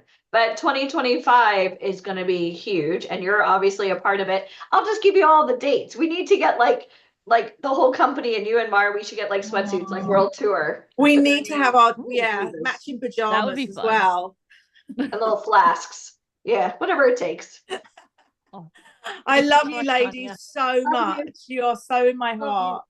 And all of you lot, everyone, I was looking at all your faces and I'm wishing you all a happy holiday. Give my love to Mike as well, won't you? And right I love you all so much. Yeah, you guys are amazing. Thank you. Love you. Bye. Bye. How much did you guys learn? Was your curiosity piqued the whole time that you were listening to Tanya and Alicia speak? Like, I want to know. Today. What? We heard some new stories today. It's amazing. I love that. It's a holiday miracle. It's a miracle. Awesome. All right. So here's my question for you. So when you heard that you were going to meet with an agent, that an agent was going to be on, I'm sure you had some preconceived notions, right? but you walked in with curiosity, whether or not you've heard Tanya and Alicia go back and forth multiple times or not. So here's my question for you. What in the comments? Oh, Darrell Radcliffe took 2 full pages of notes. So that was good. If I were in college, Darrell, I would totally pay for your notes. I know. She gets like 100% on all of her tests. I would buy your notes. Okay. I know. Hashtag not joking around. So what did you learn in the last hour listening to Alicia and Tanya talk? What did you learn about the industry? What did you learn about being an agent, about what an agent's looking for? For me, it's always the emotional and social intelligence, because people, it amazes me how sometimes people are just like, oh, okay, pick me, or who really, I mean, I know people have done this because I've had people reach out to me saying, hey, Deneen, this person reached out. But anyway, so what did you learn? It's my responsibility to book the role. Yes, it's your responsibility. So let's jump off on that, Kingston. Let's use that as a springboard. So it's your responsibility to book the role. So that means that you need training, right? Because you need training to amplify your skills, because when you're auditioning, you're competing against a lot of people, a lot more people today than you were 4 or 5 years ago. So you have to amplify your skills, which you also 36,000 people for that one role. And if your headshot is shitty, they don't care if you can act. That headshot, it's almost like Tinder. Next. Oh, okay. But that's what it takes. At least on Tinder, they have to actively click next. On this, they're just like, they're not even clicking anything. They're just moving on. Yeah. So you have to make sure that you have the training. You have to have a coach to help you amplify your skills, which gives you more relationships, which then gives you more opportunities, which gives you more success, which means that you need, as you're competing at a higher level, you need more training. I love that. All right, let's see. Pink. Your hair was purple once, Deneen White. I've seen the pictures. Yeah. It was a glorious time in my life. But Ryan Colby, who you're going to hear from after Mike's going to be coming on in just a moment, he's like, Deneen, I'm really glad that we're out of the purple phase. I was like, but I was thinking about doing it. I'm turning 50. I'm going through it. He's like, no. Well, I'm like, okay, fine. But you have to be that person that agents want to work with, right? It's your responsibility to book the role. Oh, yeah, if you change your color. Yes, if you change your hair color. How about this? If you change your hairstyle, ladies. So, I mean, I've been watching a lot of the trends for 2025. It's like the hair is now, everyone's hair is getting shorter. What are the trends? So what I've seen is that the hair is getting a little bit shorter for 2025. I took out the extensions. So if you are going from long hair to getting it lopped off, guess what? You need new photos. Are the bobs back? The lobs, the longer bobs? I don't know quite that far, but I've definitely seen like chin length hair. Okay. And, I used to have a really short pixie cut. I know. But I can't go back now. But anyway, so yeah, you definitely, if you change your hair, you have to change your headshots. If you if you get a face tattoo, don't do that. Unless you already have one, you have to always keep up, right? What you need to be done. Yeah. So you guys learned a lot. You never know who you'll work with, right? It's very competitive. The agents are the gatekeepers to the auditions and directors, right? So how many of you now know you want a good relationship with your agent? I heard the word communication come up many times. You have to be very communicative. I'm gonna do voiceover for a game. Do you know how cool that would make me in this house with a 13-year-old? I would rock. You would rock. That would be like good dinner party conversation, but you couldn't even tell anybody for 3 years. How many of you could keep a secret for 3 years if you had such a huge opportunity? I call you. Sounds like you type yes in the comments, and I know a lot of you, so I'll be judging your yeses. Just kidding, I'm joking. All right. So did you guys learn a lot? You guys learned a lot. Lilli's biting her tongue. She's like, I'll try really hard. Let me ask you guys a question. Scale 1 to 10. If you had Tanya Kleckner behind the camera as you were doing self-tapes, could you handle or would you want to get constructive criticism from one of Hollywood's biggest agents? Scale 1 to 10. How bad would you want that? Somebody type. Scale 1 to 10. What would it be worth to you? Somebody tell me. What would it be worth to you? She was booking $100,000, and I know she's not on here, but she made it to one of the stars from The Office. $1 million an episode, dude. How could anybody even complain about, oh, I have to get training for headshots or, you know, do self-tape training? That's the only way you're going to get into this industry. You want level 10 opportunities. You can't come in at a level 2. You need to level up. Yeah. And that's why you guys are on this call, right? If you're on this call because you want to level up, type yes in the comments. Type yes in the comments. So something I want you guys to understand is that not only in the entertainment industry, but in life, tools and tactics help you grow by 20%. But if you don't have the right mind, you could have all of the tools, you could have all of the tactics, you could have all of the connections. But if your mindset is garbage, what type of opportunities are you going to get? You're not going to get good opportunities. But can we agree that if you have the right mindset, if you have a growth mindset, if you understand that you need training, you need relationships, you need more opportunities, can we all agree that with the right mindset, that yes, you can get opportunities? If you can agree with that, type yes in the comments. Because I've known so many people in life that have all of the potential in the world. I'm talking about they could literally change the world, but they don't believe in themselves. They don't believe that they can do this. They're not living in community. They're not working in a community of people that will help them, right? One of my favorite things to say is a rising tide raises all ships. So what does that mean? That means that you need to be surrounding yourself by people who are rising up, who are raising themselves up. How many of you have a community of people right now that are raising you up? How many of you, maybe you need a better community? If you need a better community, type yes in the comments. If you need a better community, type yes in the comments. Because let me tell you something. The people that you surround yourself with are the people that you're going to be like. And I know Tanya was talking about how much we've been traveling. We've been traveling a lot. This one isn't good enough. This one is good enough, Kevin, obviously. This one is more than good enough. This one is raising up. I mean, Mike talked about this. We've helped over 10,000 people transform their lives. They went from being nurses, from being secretaries, from being unemployed, from not having any drive. We've transformed lives to the point where, and I'll go over this in a little while. I'm going to go over some of our transformation stories. They all started on a Zoom just like you're on now. But what I want you to understand is our next presentation is all going to be all about a millionaire mindset. How many of you understand that you always need to be thinking bigger? If you can agree to that, type yes in the comments. I've had conversations with some of our highest level talent, people that are going out there and changing the world, and they still understand that they need their mindset needs to expand. Because if you ever get into this level of comfortability, how many of you understand that you can't be comfortable? You cannot live in comfortable, because you know what? Comfortable has gotten you where you are right now. If you want more, you need to change your mindset. You need a growth mindset. You need to think bigger. You need to be bigger. You need to train bigger. You need to surround yourself with people who are going bigger and bigger and bigger. Mike and I traveled 2 hours during a huge rainstorm this week so that we could have the opportunity to be in a room with people. One of the people we were in the room with is an agent to people like Magic Johnson. Has anyone ever heard of Magic Johnson? Has anyone ever heard of a man by the name of David Goggins?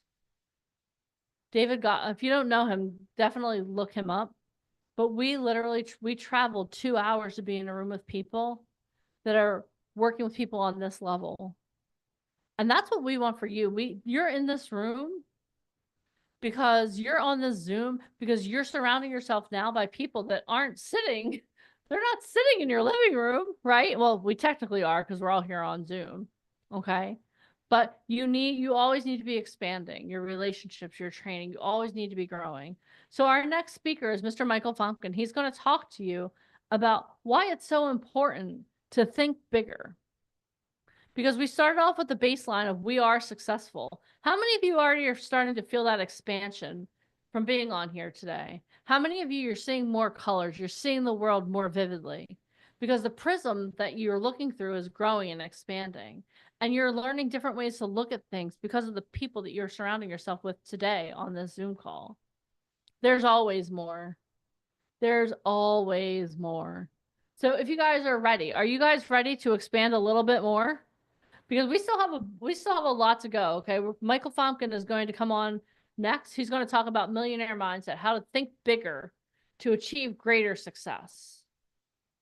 We're going to have Ryan Colby. He and I are going to have a conversation about unlocking opportunities. How many of you want more opportunities in 2025? If you do, type yes in the comments. Tomorrow, I'm just going to go over tomorrow too, and then Mike's going to come on. Tomorrow, we're going to talk about how to create a charismatic character to land agents and clients. How many of you know that you can always grow even in character? You can even grow your personality, right? If you would have met me 6 or 7 years ago, and I would have told you, hey, this is what I'm going to be doing, you would have laughed your tuchus off. You would have laughed your butt off. You'd be like, no, you can't do that. My family still doesn't understand. But because I'm surrounding myself by people who are charismatic, I'm surrounding myself by people who know more than I do, I'm growing every day. And this isn't to impress you. This is to impress upon you that a girl who grew up in a small town in South Jersey that was so small that when I sneezed, everyone said, God bless you. If I can stand here in front of you doing this, you can do so much more than I can. I'm just an ordinary person who now has decided to step into something extraordinary. You can do that too. Type, I can do that too. We're going to talk about that. We're going to talk about the 6 characters that every actor needs to master to land more opportunities. Everyone type more in the comments. You're here because you want more. We're going to talk about authenticity. The world isn't looking for the next Denzel Washington. They're not looking for the next Helen Mirren. They're looking for the first you. Type me in the comments. They're looking for the first you. We need authentic people in this world. We're going to talk about what's next in 2025. Mike alluded to it a little bit. How many of you want to know today in 2024 what to expect in 2025? So when that stuff comes, you're not like, whoa, I wasn't expecting it. Like, yeah, I saw you. I knew that. So you can start seeing the trends. That's what you're going to get. That's expanding your mindset. We're going to give you the opportunity to do voice lessons with a Broadway star. A Broadway star tomorrow. Okay? You're going to have the opportunity to come work with us live in person. How many of you know that if you agree with this, type yes in the comments. That Zoom is cool, but in person is so much cooler. If you agree with that, type yes in the comments. That's what's coming up tomorrow. But today we still have so much more to go. We're going to have Michael come on in just a moment. He's going to talk about millionaire mindset. So excited for you guys to hear this presentation. And then I'm going to interview Ryan Colby. Yeah, school is cool, but in person is even cooler, Carol Miller. School is cool. We're going to talk about that later too. I'm going to give you guys an opportunity to join our online community and start your road to success starts today. The road to 2025 starts today. So if you guys are available to expand your mindset and grow and start that growth process now before 2025, everyone type yes in the comments. If you're available for that, type yes in the comments. All right.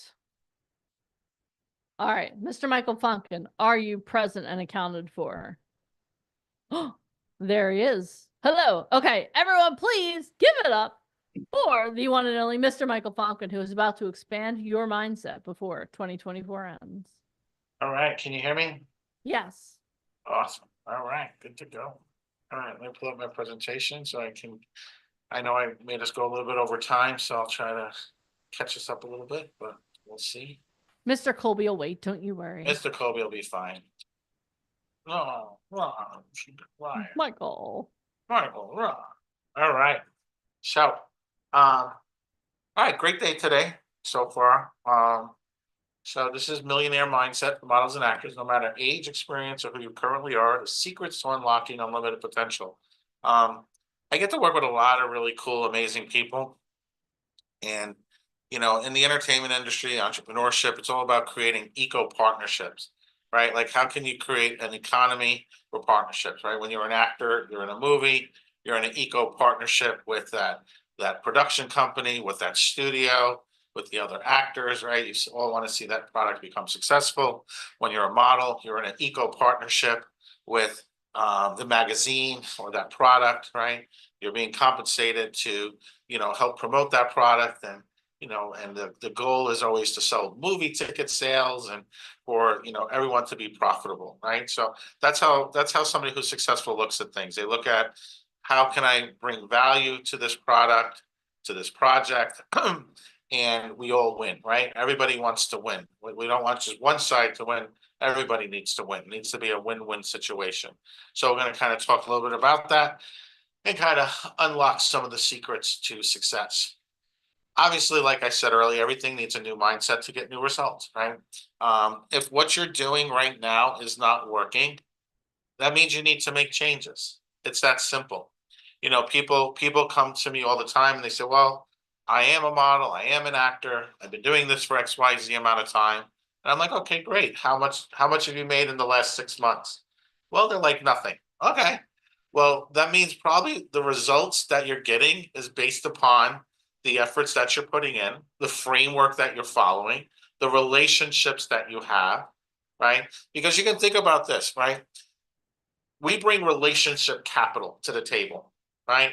Myself, Alicia, Deneen, BIP as a whole, we spent 18 years investing, right? Investing hard money that we've earned and saved and invested it in building relationship capital.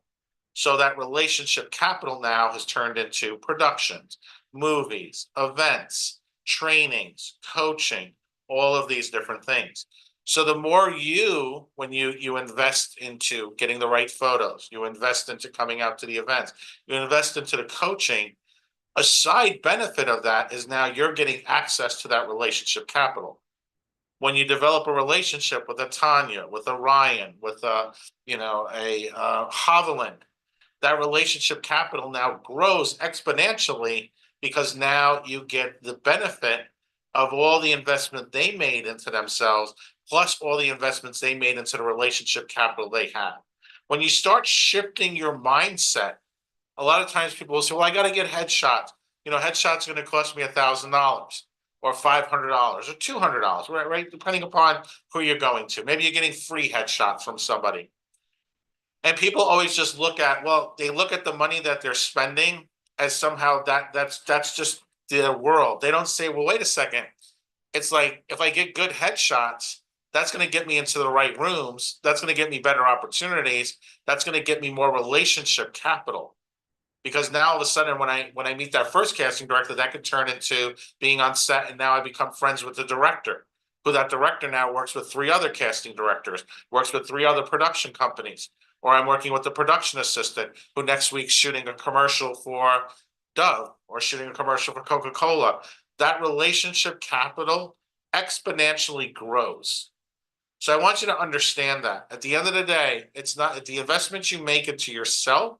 When you're learning something, when you're getting an education, when you're getting a skill that somebody else doesn't have, or you're mastering a skill, that makes you exponentially more valuable. And it's now all of a sudden, you can get level 10 opportunities, level 9 opportunities. If your skill set is 0, you don't have headshots, you don't have training, you don't have a reel, you don't have anything, but you're like, but I want to be the star of the next movie. I want to be the leading character. Well, you're looking for a level 10 opportunity, but who are your relationships with? Well, I don't have any. So your relationship capital is at 0. Well, what about your marketing materials? But I don't have any. Well, your marketing material, the investment you made in yourself is 0. So if you add 0 and 0 together, you come up with 0. That's why you're struggling, right? It's like, how do you develop relationship capital? How do you get the right tools and so forth? You always got to be asking yourself these types of questions. When I'm going into a room, I'm going to meet people, right? Like Deneen just said, we had the opportunity, we drove through the middle of the night to go to an event bright and early in the morning. We knew there was a major agent there. He represented, A-list celebrities. They were actually doing a toy drive. My friend Sean, who owns Unblinded, they were literally going for the Guinness Book of World Records for the largest toy drive ever. They've been on a 10-city tour. When you reach a certain level of financial abundance, you can do things like that. Like, I want to break the world record for a toy drive. Well, it gives you significance. It sounds cool. You get to hang that plaque on your wall, right? Alicia is a world record holder, right? So it's kind of cool, but you can make an impact. Like, I want you guys to start thinking like, hey, if I made $1 million, right? I've made tens of millions of dollars. I was in a room with people the other day where their valuations of their companies were from 300 million to over $1 billion. And I was sitting there and like their mindset was so different. I've done tens of millions of dollars. And I was like, whoa. There was one company that I was speaking with, a woman-owned company, where she was doing $300 million a month in revenue. And I was like, it's such a unique way to be. When you're in the entertainment industry, you're talking in multiple nine figures, for movies and productions and so forth. So I want you guys to start seeing the world through their eyes, being able to learn how to speak into that, listen, and you yourself saying, hey, why not me, right? If I knew the framework, I knew what to do, why couldn't I a year from now write a check out for $1 million to a charity? Why couldn't I a year from now or 6 months from now pay for my parents' mortgage, pay off their house, buy myself a house, pay for a car in cash? That money no longer becomes a burden to you, but becomes a resource where you just see money as energy, right? And when you start seeing it that way, you start attracting more, but you have to break out of your old habits. It's like Deneen said this morning about Mr. Miyagi. Right? Mr. Miyagi, he said, hey, are you all in? Yes, I'm all in. I got this. I'm going to listen to you. And then literally the very first thing he does is, okay, I need you to wash the cars, wax on and wax off. And what did Daniel say? Oh my God, no, what are you doing? This is not the deal. I'm Mr. Miyagi. No. Right? We all know the movie because we've seen it. We know what he was teaching him. He was teaching him muscle memory, right? He was using the car to get him used to doing the fighting techniques and so forth. So again, it's having that mindset to see past that. 99% of people will fail because they don't listen to their coaches. They don't take the advice. They live in fear. So the moment you let go of all of that and you trust the process, you trust the framework, and you see other people have been successful. And yes, at the beginning, it's arduous. It's harder at the beginning until you build momentum. But we've seen this over and over again for 18 years. I actually, when I was doing the numbers this morning, I told you guys, 10,000 success stories, it would take us 10 years. I just had 10 on my mind because we said 10. It's actually 27.5 years. If we were to post a success story from the past every single day, it would take us 27 years to finally catch up to all the success stories. That's a pretty huge deal.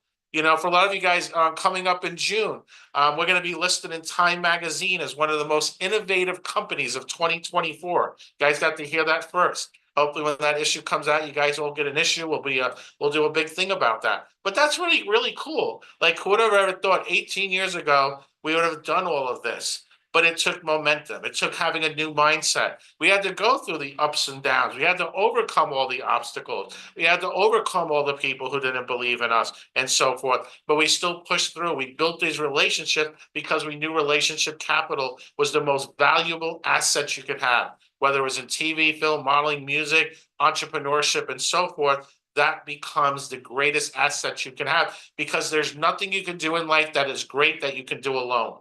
You may be the leader, you may be the star of the show, you may be the supermodel on set, but you still have to have the photographer, the makeup artist, the client, the distribution for the magazines, the guy who's delivering the magazines to the newsstand. You still need to have the newsstand. You need the customers to want to come in, the advertising, to get them to come in to want to buy that magazine, to want to buy the products that you're showing. So again, it's having that mindset to understand it's all about community. So what are your chances of becoming rich? Here are the statistics. Of 100 people working from age 20 to age 65, a 45-year time period, 1 becomes rich, 4 becomes financially independent, 5 are still working, 28 are dead, 62 are dead broke. Let's look at this according to percentages. What this means that in America, 5% of the people make it financially and 95% don't. That's an amazing statistics. There's a definite line that separates the haves from the have-nots when it comes to making it financially in America. 5% make it, 95% don't. That's scary when you think about it. It's even scary when you read those numbers in a little different way. And the wealthiest country that has ever existed, you have a 95% chance of not making it and only 5% shot at making it. And this is across the board. So this is including modeling, acting, music, entrepreneurship, and so forth, just living your life, right? We all know that if you're just working a 9 to 5 job, you're just not going to make it, right? You have to have that income coming in. And TV and film is something that it exponentially grows. As you build that relationship capital, it exponentially grows. But when you think about it, like, America's like a great country, right? There's unlimited opportunity here. So if there's unlimited opportunity and there's all these successful people, why are the reality of the numbers 95% go? And I'll be honest with you, it's just because people just don't listen, right? They get excited and they just don't push through. They don't take action, right? And a lot of times you get stuck in fear. But I'm telling you, if you follow our process and you just take action, later today, Denise's going to give, those of you brand new, she's going to give you access to our school group. There's a ton of content in there. Tomorrow, you want to make sure you're here. We're doing vocal lessons. We're doing all kinds of some more improv training. But, this whole boot camp's all about giving you guys some really great foundational training, something to work with. There's a lot of content here. There's a lot of really important, valuable information, not only just the mindset, but actual training. So I'll assume, of course, that if you're here today, you're the person who has a desire to end up in the top 5%, right? And you deserve to be in the top 5%. Instead of the bottom 95%. If I pegged you right and you're one of the people who want to be in the 5%, I can tell you how to do it in 2 sentences. In fact, these 2 sentences are so simple, so powerful that if you follow them, they will make you rich. Before we get into that, however, I want to make sure you're ready for your life change and that you're open to new ideas that will challenge your thinking, right? Denise said it earlier, right? It's a little, believe in magic this weekend, right? Let go of all the things that are negative. Let go of all the things, the false beliefs, and just give it a shot to believe. Believe in a little bit of magic, because magic is where it happens. That's where change happens. That's where growth happens. When you change your story, you change your life. So the 2-sentence wealth formula is this. If you want to become wealthy, then you have to find out what the top 5% of people do financially. It's the same thing for modeling and acting. You want to be a successful model and actor? What do the top 5% of models and actors do? Right? And just do the same thing. That's sentence number 1. The second sentence in the 2-sentence wealth formula is even more important than the first. You got to find out what the bottom 95% are doing financially, and whatever else you do, don't do what they do. The questions to ask then are, what do the top 5% do that those in the bottom 95% do? What do the bottom 95% do that the top 5% do? You need to study these 2 things in great detail. I'd recommend that you become fanatical about finding out the difference between the habits of the rich and the habits of the poor. You study both wealth and poverty, you can learn how to become wealthy, right?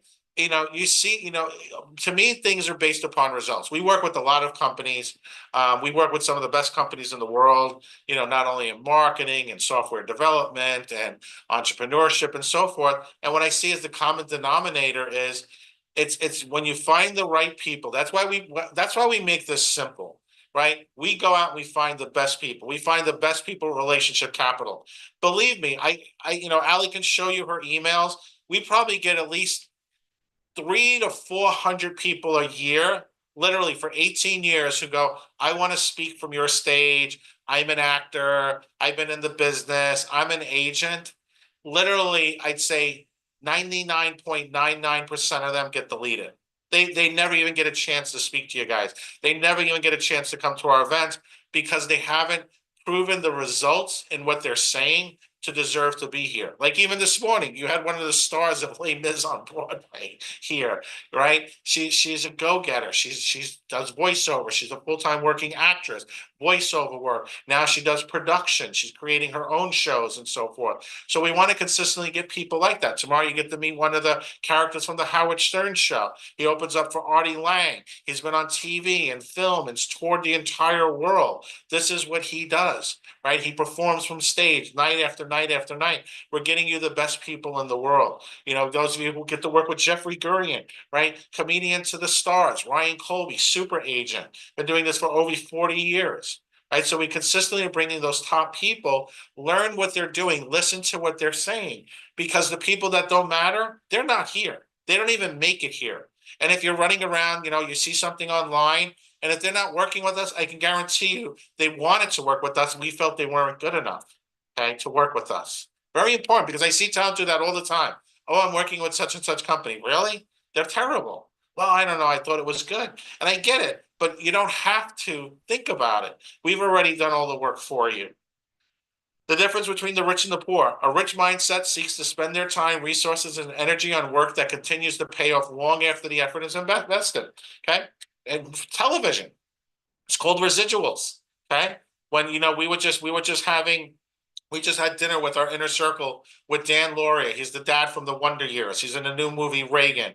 At Sardi. Sardi's like the most exclusive restaurant in New York for the Broadway community. Has over 125-year history. It's like the most amazing place in the world to be in. Okay. While Dan is sitting there, he's 70 years old. While he's sitting there, literally as that show is running, right? The show that he was on, he's still making residuals. 20, 30 years later, he's still making money every day that show's running somewhere in the world. He's still getting paid. And Reagan now was in the movie theaters. Now it's on demand, right? People can purchase it. Then it's going to go to, you know, one of the networks, maybe HBO or you know, any one of them, Showtime, whatever network it goes to. He's getting paid. He will continue to get residuals on that. So all of his products is continuously making money after he puts the work in. Right. So that's a rich mindset. It's all about getting a flywheel spinning. Right. At the beginning, it's arduous. Right. The first show you're doing, that's hard to get that first audition. But when you have the tools and the right resources and the right people, the right relationship capital, boom, all of a sudden things move so much faster.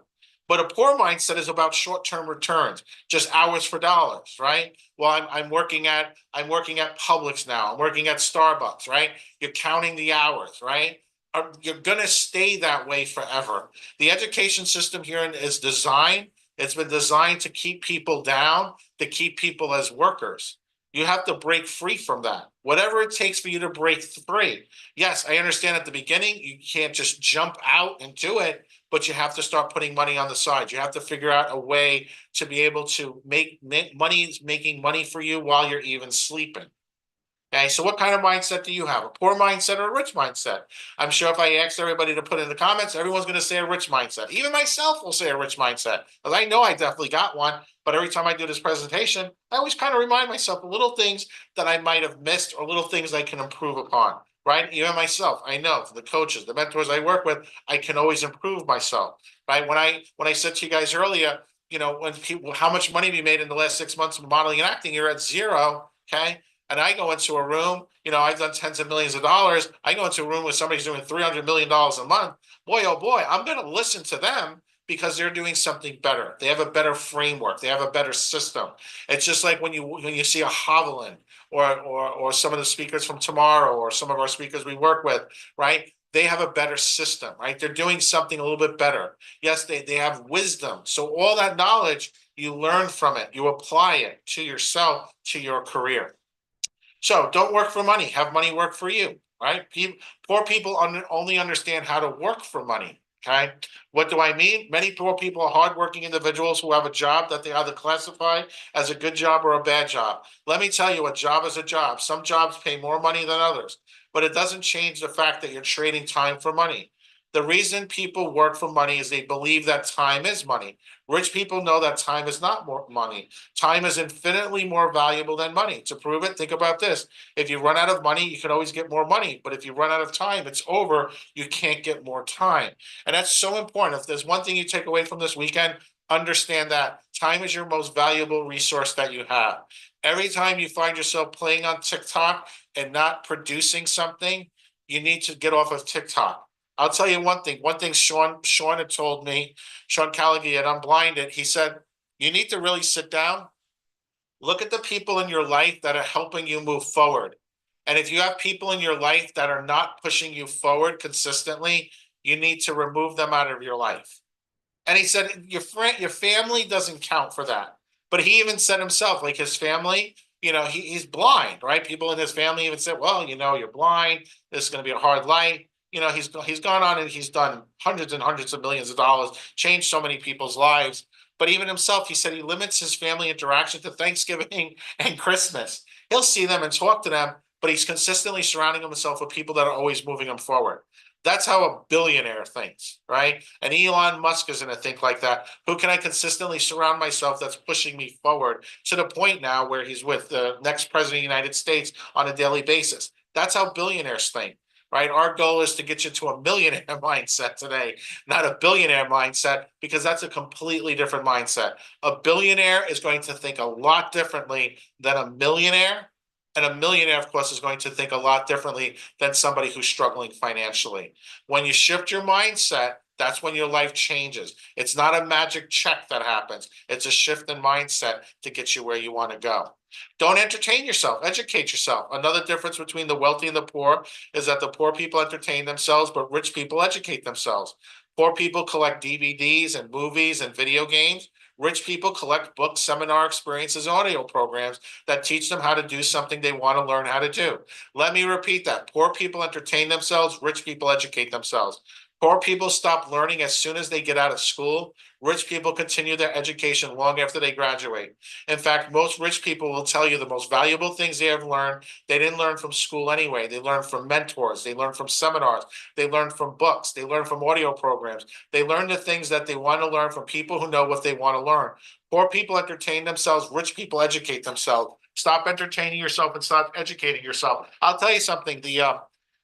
The gentleman, even myself, and Alicia can vouch for this. When I first started, I didn't have a TV for 10 years. I'm in the entertainment industry. I didn't have a TV for 10 years. That's Literally true. didn't. Right? It's 100% true. And Alicia can verify this too. When I went, we hung out with a few times at TJ's house in the Hollywood Hills. He's the writer of the X-Men, Transformers, right? Worth $1 billion. One of the biggest guys. Has his studios, his offices are on Paramount Studios lot. Like you go through security to get to his offices there, right? When most beautiful home, top of the Hollywood Hills, he doesn't watch TV. He has a computer, and his computer is set where he types. He just is writing. He's a writer, and he has tons of books. He has all kinds of fantasy books and so forth. We were at the house of the writer of Tomb Raider. We stayed at his house one time for a week. His entire house was all dedicated to the study of characters. He did have a TV and he had Netflix, but every show he watched, he only watched the first 2 minutes because he was looking for the character development on the opening scenes on different shows. He was working on a police drama at that time. That's a millionaire mindset, right? How many times have you sat down and you've watched Netflix for hour after hour after hour, day after day after day? Think about that. If you're watching a show that's 20 episodes, that's 20 hours. Imagine you put those 20 hours towards working on your posing, working on your monologues, going through the content in the school community, coming out to an event, right? Whatever it is, like your time is so valuable. You should always be using it to push yourself forward. Okay. You can take an hour out to take a break, but you should be up. Like if people say you don't have enough time, get up an hour early, go to bed an hour late. That's 2 hours a day. That's 14 hours a week. That's like 50 hours a month. That's 600 hours a year. Divide that by like 40. It's like 14 weeks. That means there's like just getting up an hour early and going to bed an hour late gives you like an extra 3 months. So you have the time. You're just not choosing to use the time wisely because it's easier to put on Netflix and watch it. It's easier to do that. And you convince yourself you deserve that. But then tomorrow when you wake up and you don't have enough money to pay your bills, you start blaming everybody else. That means you're stuck in a poor mindset. 101,000,000%. Right? The average American spends 4 to 7 hours a day watching television, right? Add that in with how much time you're spending on Instagram, on Facebook, on Snapchat, and TikTok. These applications are designed to suck you in. They're designed to keep you on the platform because the longer they can keep you on the platform, the more advertising revenue they will make. Don't become the consumer of their product. Be a millionaire mindset. Be the person who creates the product. And if you don't like that, create a better product. Create a product that offers better things, offers a better way. Use your leverage, use your time, your financial abundance in the entertainment industry to make an impact in the world, change the world. Because otherwise, what you need to do is you need to switch, right? Again, new mindset. So stop watching so much TV. Do you want to watch Netflix or do you want to be on it? Why getting rid of your television is so important? There are actually many reasons. So let's examine some of them. The television is a cultural hypnotic device. It's used to influence and control society, right? It's called programming. Who are they programming? They're programming you. The news media, the commercials, right? Who's here seen a switch in the news? The news just goes with whatever they want to go with, right? Commercials have a profound effect on the financial situation of most people. The television creates a victim mentality. As people watch rapes, robberies, and murders on the evening news or on violent TV dramas, people become more and more fearful. The commercials create a consumer mentality that encourages people to buy things they don't need and can't afford. TV keeps people trapped into thinking they're powerless and that changing their financial situation is impossible. The exact opposite is true. You are the one who has the best chance of changing your financial life, not the government, not a social program. Another problem with television is that it promotes the philosophy that the main purpose of money is consumption and buying things. But the truth is the more important function of money is for creating wealth. Okay. I want you guys to understand this because you're in the advertising business as a model, as an actor, you're in advertising, right? You're a part of this. But I want, just because you're selling a great product doesn't mean you have to consume and buy everything, right? You don't, I can guarantee you, you can probably walk through your house and go and count how many items, like, why did I buy that? Wow, it seemed really cool at the time because you were caught up in a commercial, you were caught up in the moment. Right? You need to you limit your spending on things that are most important, books, learning, and so forth, right? Things that will pay off 10x, 100x. All the little tchotchke stuff that you buy that you thought it was cute at the moment, you need to limit that. You need to start thinking about things differently. That's a millionaire mindset, right? You're working in the entertainment industry, doesn't mean that's all you do is consume, right? You're not going out, you don't need every single cable channel, right? You really don't. Right? You need one. That's it. Most rich people don't have jobs. Another difference between poor people and rich people is that poor people have jobs, whereas rich people own businesses. More than 80% of rich people become rich by owning their own business. As a model and actor, you become your own business. You're going to have an LLC. You're going to have a corporation, right? Your tax structure is going to be different, okay? It's very important to understand that. I'm not going to go through all of that right now. I'm not a certified public accountant, but I'll gladly on a future call for those of you want, I will go through a whole structure how to set that up. Poor people seek to get a job. Rich people look to give someone else a job. Think about it. Rich people value their time so much they hire people to do the things they don't want to do, right? They Instacart, right? DoorDash, a maid, right? Somebody to come paint your house, somebody to come fix your car. You don't have to, people will do their oil change to save $20, right? You wind up spending more on the equipment than just going down to Pep Boys and having them change your oil, right? Look at things as like, what could I do to save time? What if I'm doing laundry consistently, I'm cleaning the house consistently, would it be cheaper to just get somebody, pay them $50, and now I just bought back my time? Right? Do the math. If you're paying a maid $15 an hour, $20 an hour, are you valuing your time less than that? Right? I can be educating myself to be able to make $1,000 an hour in that time. I'd rather pay a little bit something up front to have that education, to have that 10x value, that relationship capital in the future. That's how a rich mindset sees things, right? But poor people will gladly get paid to do what those of us who are rich really don't want to do. And I'm not throwing DoorDash or Instacart or any of those apps. If that's what you're doing, I get it. You may be at that point in your life, hey, it gives you supplemental income. But if you become dependent upon it, right, then all of a sudden you're just now a cog in their wheel, right? You do it when you have to do it, right? There are things you're going to do. You don't want to do it, but you have to at the moment just to get through to the next week, just to get through to the next month. But I want you guys at least to have that new mindset of saying, wait a second, what can I do to make my life better? Because at the end of the day, the word job is the most perfectly spelled word in the dictionary. It's an acronym. Jump out of bed, right? Got to jump out of bed. Got to get to the office. Boss is going to fire me, right? Get off the journey of broke. It always seems like people are always a week behind, right? Living paycheck to paycheck, right? We've spoken to people over 18 years, people who we've spoken to on day one, who 5, 10, 15 years later, they're still in the same exact position because they didn't change. They weren't willing to change. It was easier to stay where they were at rather than being able to push and have a little bit of pain to be able to get such a great return. Okay. Rich people don't set limits for themselves. Poor people think either or. Rich people think both and. What this means is that poor people look at every choice of a process of elimination. poor, right? Oh, I can do this, but I have to give up that, right? For an instance, a person might think, I'd like to do what I love, but I have to pay my bills. That statement applies. You can't have both. The moment you say that, well, I can't, versus saying, well, how can I? How could I do both? I can guarantee you everyone on here has the resources. They're just not being resourceful. They're just so closed-minded. When you say that statement, there's a way to figure it out. There's always a way, but you're just not seeing it because your mind is locked. Okay. We buy into truisms that aren't true, like the saying you can't have your cake and eat it too. Of course you can have your cake and eat it too. How else would you eat your cake if you didn't have it, right? The actual quote is you can't eat your cake and save it too. Ironically, the latter statement is why poor people get poorer, rich people get richer. Rich people don't try to eat their cake and have it too. Choose your advisors wisely, mentors. The difference I'm about to show you is one of the most iconic of all differences between the rich and poor. Rich people only take financial advice from people who are as rich as they are or richer, okay? I'm going to lean into you should only take financial advice from people who are richer than you. They're at the same level as you. You need to just up it a little bit. Poor people only take financial advice from people who are as poor as they are or poorer, right? That's why they're always in those little hustles, those little scams and so forth, always losing their money somehow, right?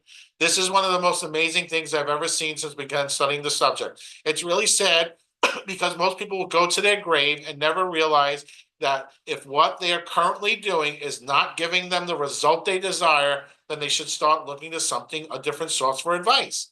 One of the best definitions of insanity I've ever heard is continuing to do the same thing and expecting a different result. If you continue to do what you've always done, then you'll continue to get what you've always gotten, right? And we've talked to so many people that fall into this category, right? Well, what are you doing now? Is it working? Well, not really. Okay, then you need to change. Well, right? I'll try. Try sounds like cry. Either do or do not, right? Do it. Move forward. Take action. Make a decision. Make a decision to either do it or to not do it. But don't sit there in that horrible place where you can't decide, right? Where you just like, then you start looking to everybody else in your life to give you advice. Don't do that. You know it in your heart. If you close your eyes, you know in your heart what you should do, right? And if you feel like, yes, I should, but I'm afraid, yes, there's fear there. You face your fears, right?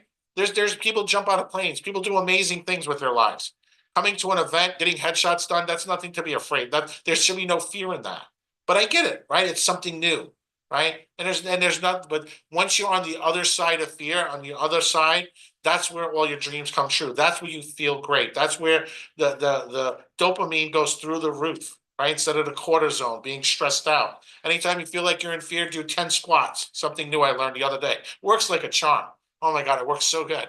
Or you do 10 push-ups. It just like gets rid of the cortisone and it boosts up your dopamine. So good. Gaining momentum. Rich mindset seeks to spend their time, resources, and energy on work that continues to pay off long after the effort has been invested. Rich mindset is about getting a flywheel spinning, building momentum, creating systems that continue to generate value on their own. Poor mindset is all about short-term returns, hours for dollars. Meaningful relationships. Rich mindset seeks to build relationships, right? Relationship capital based on trust, liking shared values, and mutual respect. People with a rich mindset help others and cultivate relationships with no expectation of anything in return. So many times people associate, somehow poor people always associate people who are rich like somehow they're not good or something like that. That's a poor mindset, right? Poor mindset is, I'll scratch your back, you scratch mine. Rich mindset is, what can I do to help you? When you open up your heart and you open up your mind, and you're in the right rooms, you will find that people will do so much to help you. I'm sure you can see the love that Deneen pours into this, Allie pours into this, Tanya, giving you their best advice, their best tips, really trying to help you. There's no catch here, right? The event is free. We've been doing these for 4 years now, right? Secret of success. The rich attribute success to abilities, hard work, and spirit. Middle class, right? It's kind of like when my family would have fallen into this a little bit. Middle class attributes success to education and luck, right? There's no such thing. You create your own luck. The poor attribute success to cheating, connections, capital, right? As soon as you're saying, oh man, he's just got it good. He came from a rich family. Oh, he's got connection, right? Oh, he had the money to do this. What? What? I'll tell you something. You don't know their story. You're seeing their story after the fact. Hey, most people who become successful, they'll tell you their story. The most successful people, they did not have it easy. Is there less than 1% that did? Yes, of course. But they may never reach the same levels of success as somebody who's earned it. When you earn it, when you invest in yourself, you will get your return on your money. Okay, trust me on that. When you get something for free, free is valueless to people. I could offer free tickets to the event all day long. People won't show up, right? There's people were invited to this event. We have people that they don't show up. They'll send Allie an email. Oh, I couldn't make it. You know, I had to do this or that. Trust me, if you had to pay to be at this boot camp, they would have showed up because now they got skin in the game. We choose to do these events for free. Okay, we can easily put a little link on there that says, hey, you know, $297 for the boot camp. Then, believe it or not, the people show up that will take this very serious because people don't value free. Always remember that. When you're going to be in this business, never do a shoot that's for free. Well, but you know, a friend of mine wants me to work for this client. No, that's why you have an agent. An agent will negotiate a rate. As a model, even Medea, her rate went up to like $35,000 a day. She argued with her agent, but I don't mind doing a $5,000 day. No, that's your rate now. That's what clients will pay. And sure enough, that rate went from 30,000 to 90,000 to 125,000 and probably even beyond now, right? Because they stuck to their value. You have a value. Always stick to your value of what you bring to the table. Don't ever let somebody talk you out of doing something, you know, for free. I see that all the time. Models like, well, I'm going to have friends of photography. He's going to shoot. I'm going to give him time. He's going to shoot. No, there is no time for print. You don't tell that to an agent. No. Models get paid. Okay. Rich mindset knows the world's not fair, right? We accept this. We know that how the world works, right? Deals with reality swiftly, humbly, and practically, right? Things don't work out, I move on. There are people I know that they will come to one event and then they decide they don't want to come to another event. They live in fear. Boy, oh boy, for the past 5 years, they see them posting those pictures from that event 5 years ago. They're living in flashback Thursdays for years. You know how sad that is, right? You have to just accept life for what it is. Something didn't work on, you move on. You improve upon it. What could I have done better, right? The world owes you nothing. When people say, well, I feel I'm entitled to this, I'm so good looking, well, you've lost your mind. I can guarantee if you think you're the hottest person in the world, I'll put you in a room with 1,000 other people who feel the same way. Now you're just one of 1,000, okay? The universe is indifferent to its existence. The default for life is suffering and death. All success is improbable and should appreciate it as such, right? That's how you have the rich mindset, right? But you're going to leverage the odds. How do you do that? You get the right relationship capital. You have the right tools. When I go to an event, when I'm setting up an event, when we're doing a boot camp, we are leveraging everything to make sure this is successful. We are increasing the odds to make sure we have the right speakers. Now, do things go wrong? Sure. Technology could fail, the internet could go out, but we're prepared for that. We make sure that there's always 4 people on these calls, that if my internet went out, Danine's internet still's working. Mine and Danine's went out, Allie's still working. I'm sure you guys who've been on calls have seen that. We've done calls during storms and hurricanes. All of a sudden, something goes wrong with technology, right? But we're prepared for that, right? A poor mindset is consumed by unfairness of the world. It wastes time complaining about it. It feels the world owes it something. It waits for it to be handed out. If that's you consistently feel like you're owed something, you got a poor mindset. You do, right? Rich mindset doesn't. It's like you take full responsibility. Anything goes wrong, I take full responsibility. That's one of the greatest things Tony Robbins ever taught me, because now there's no more stress. Even if it wasn't my fault, I'm going to take full responsibility. Instead of standing in the room arguing with everybody, it's your fault, it's your fault. You know what, guys? I take full responsibility. Boom. Now that we got that out of the way, let's resolve the problem and move on. That's it. The problem's in the past. Let's get to the solution.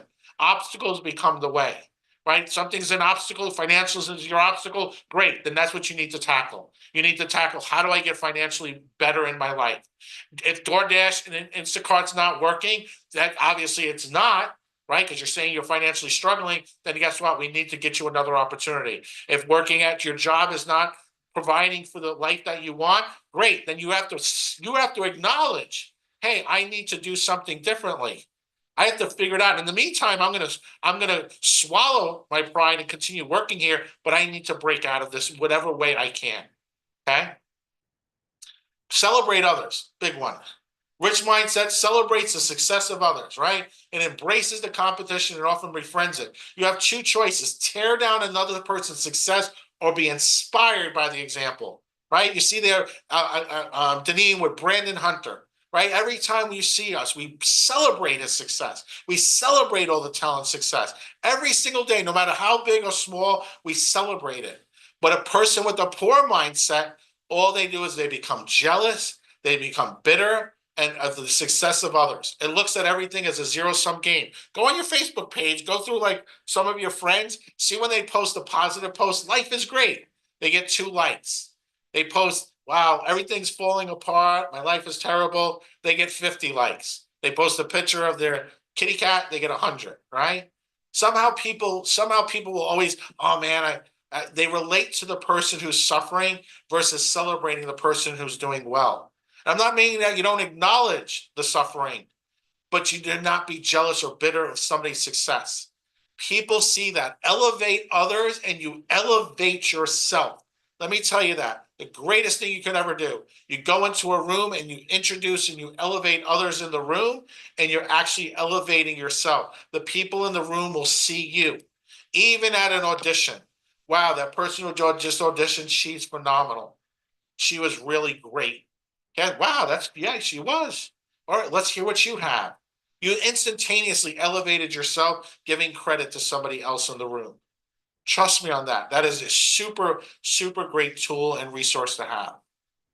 Mentor mindset. Rich mindset understands that it can never know everything and that something can be learned from everyone. A poor mindset deludes itself into believing it knows everything and the opposing perspectives are wrong before even hearing them. That's why earlier Deneen talked about, where are you at, right? Talent come to me, I am an actor, great.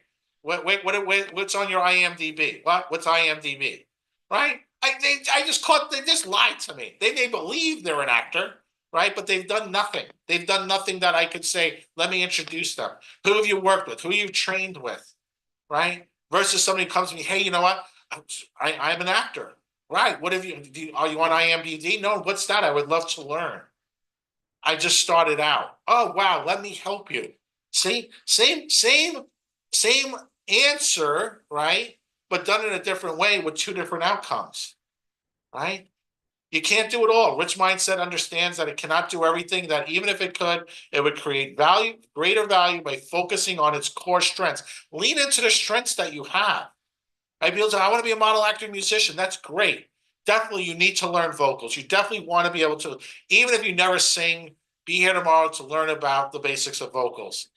Even if you want to be a model, learning improv is great. Improv is so important for modeling. Even if you want to be an actor, you don't want to model, understand posing and understand your body movement. I never understood when people, I'm a model, I don't want to be a model, I want to be an actor. I don't want to be an actor, I want to be a model. Why don't you learn both? Because they help each other, right? You become greater at that. The casting director who just did a TV show next week is doing a modeling job, for a client, for a product. Casting directors, they're not just acting, they do everything, right?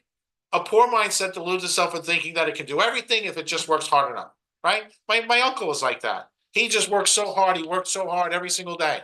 It's not true, right? Just because you work hard, just because you work 15 hours a day doesn't mean you're going to get to the level of financial abundance or the life you deserve. It's working smarter, okay? 17 ways rich people think differently. Rich people believe I create my life.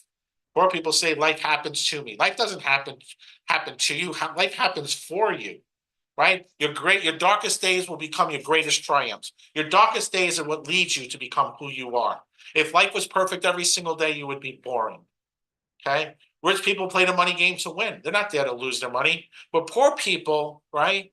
They're afraid they're going to lose their money. They're going to hold on to it. I'm going to lose it, right? They hide it. Right? Rich people committed to being rich. They said, I'm going to be successful. Okay. Poor people just want to be rich. I want to be rich. I want to be a billionaire. Rich people think big, right? I was in a room, we're going to hit the world record for the biggest toy drive ever. Poor people think small. Well, I'd bring a toy, but, I don't know. Rich people focus on opportunities. What are the opportunities I can get? How can I leverage what I've learned today? The relationships I've made? What should be my next steps? Poor people focus on obstacles. Well, Mike's talking for a long time. It's getting late. I got to go. I'm hungry, right? Rich people admire other rich and successful people. Poor people resent rich and successful people. Rich people associate with positive, successful people. Boy, oh boy. You surround yourself with people who are successful and positive, your life will change in ways you can't even possibly imagine. Poor people associate with negative or unsuccessful people. Well, life's tough. Yeah, I know, you're right. Can't pay my bills. It sucks, It's raining out. Yeah, I don't know. I'll just stay in. Let's watch some Netflix. Oh man, they turned off my Netflix account. I didn't pay the bill. Can we log into yours? Right? You see that all the time. People will say all the time, I don't even need to talk to you. Let me talk to your 5 closest friends, and I will tell you where you will be in life. And I get it. Listen, guys, I can preach this all day because I grew up in Brooklyn. I grew up in a nasty neighborhood, but it was not anywhere near. I washed dishes for like 10 years of my life, making $5 an hour. All right. So I understand this. I know what it's like. I've heard these conversations a million times over. I just decided to change the frequency, change the association. Rich people are willing to promote. I promote all the time. I put out our success stories. I promote my friends. I promote businesses we work with. Poor people think negatively about selling and promotion. I don't know. I don't feel good about that. Why not celebrate? Rich people are bigger than their problems, right? My boy, oh boy, if you guys read, I was sued for $100 million. Hey, let me see you top that one, right? Be bigger than your problems, right? You overcome them. Poor people are smaller than their problems. Oh my God, well, I got a flat tire. It's the end of the world, right? They're screaming, they're yelling, they're cursing, they get all upset over the smallest little things. Just throw them into a tizzy. Somebody cut them off. Somebody ran a red light. You know what? Who cares? You're glad they didn't hit your car, right? Be bigger than the problem. Who cares the person's having a conniption of some sort, okay? Rich people are excellent receivers, right? Always say thank you. Poor people are poor receivers. Oh, I got you this. Oh, why did you do that? You shouldn't have. Oh, you didn't have to do that. That's a poor mindset. I always remind myself on that one. You guys know, if you ever been to an event, you come up to me, I always say thank you. I put my hand on my heart, right? I receive the gratitude. When somebody's doing something nice for you, their gift back is to say thank you. Wow, that was so nice of you. Thank you so much. Not, oh, you shouldn't have. Why did you do that? Poor mindset, right? Give them the gratification of showing that you appreciate their thoughts. Rich people choose to get paid based on results, right? Always choose to get paid on results. Before I used to own companies, I worked at, different jobs and so forth. I always knew early on, it didn't matter about the salary. I knew it was based upon the results. I didn't care about the salary because I will bring in such great results that you would never want me to leave the company. People all the time, well, I got fired. Did they close the company? No. Oh, it means that somebody else, other people keep their job? Yeah. Well, they were bringing in better results now, weren't they? Oh, well, it's just an order. No, it wasn't. If you were bringing in more than you were getting paid, you would have never been let go. That's a poor mindset. You're convincing yourself of something that's not true. Poor people choose to get paid based on time, hourly, right? Working by the hour. And I get it. I worked for Burger King when I was 14 years old too. So I know what it's like. I worked for fast food restaurants. I've done all that. Been there, done that. I get the 9 to 5 job by the hour. It's not the way you're going to live your life long term. You have to break out of it. Rich people think both. How do I do this, right? I have to go down to Florida. How can I go make a stop to go to Disneyland, right? How can I make sure I can pay for it? How do I get to go to the next event? How do I get to do something that improves my life, right? Poor people think either or. Well, if I do this, I have to give up that. Rich people focus on their net worth.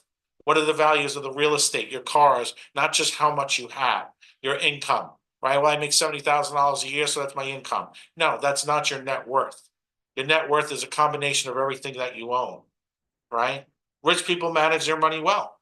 Poor people mismanage their money well, right? We see that consistently. Somebody who's been broke their entire life wins the lottery, within 5 years, the money's gone. That's not my stat. That comes from the lottery system, right?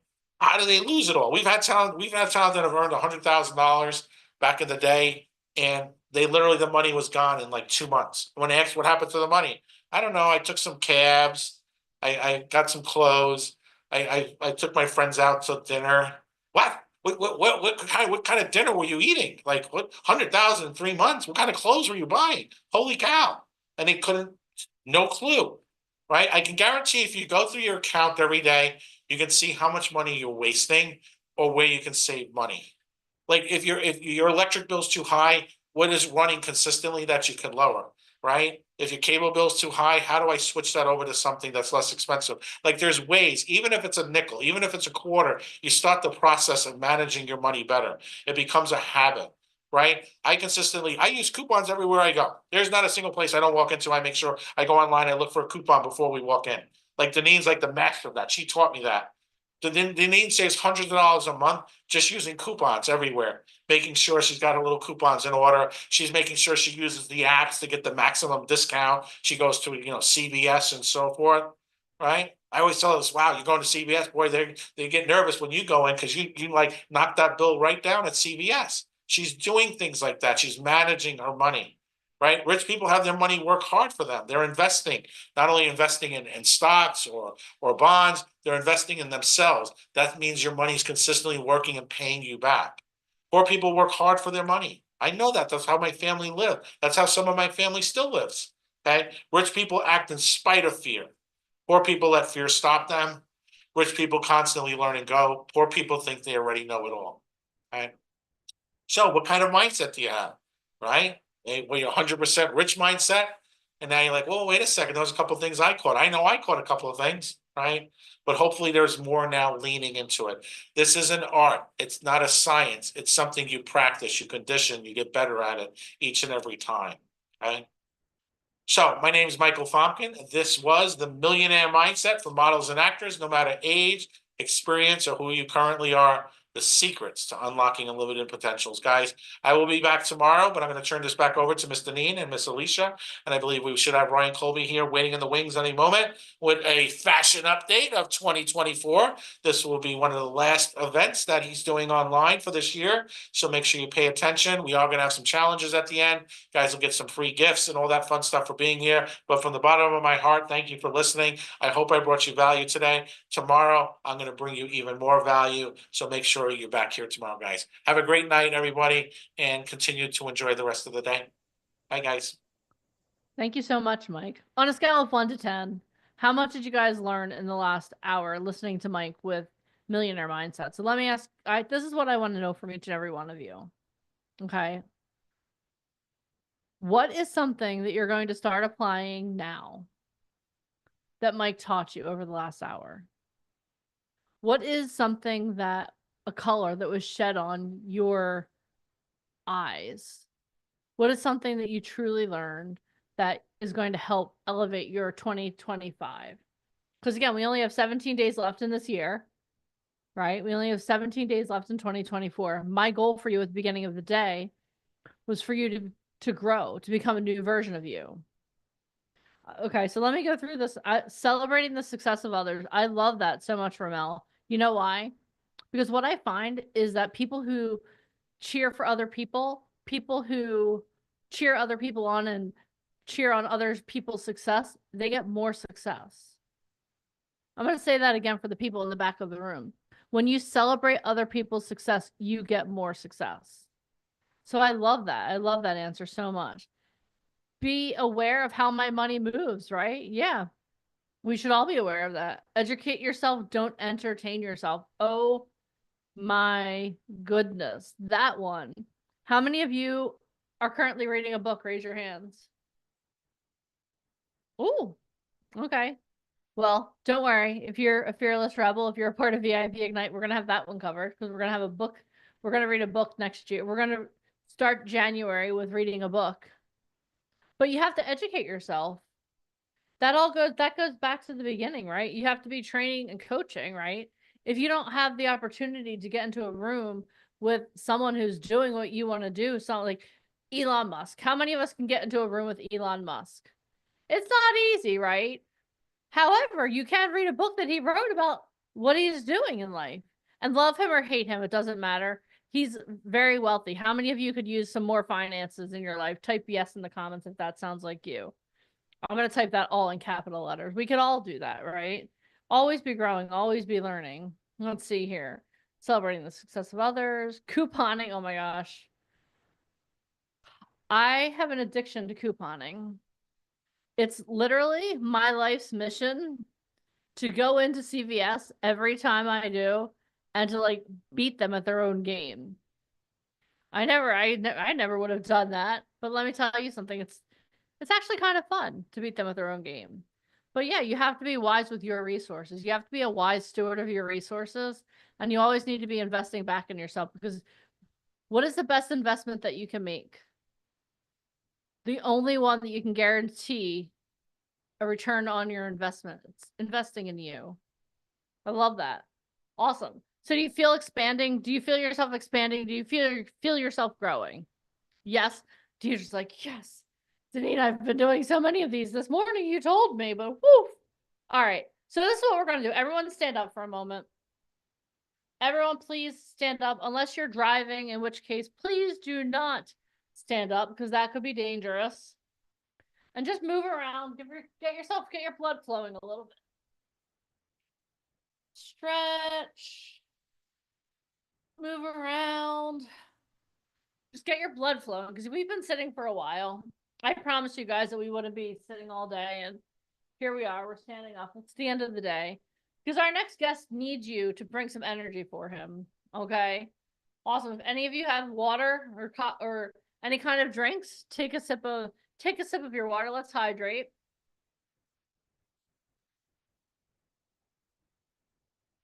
Oh, awesome. All right. So let me introduce our next guest to you.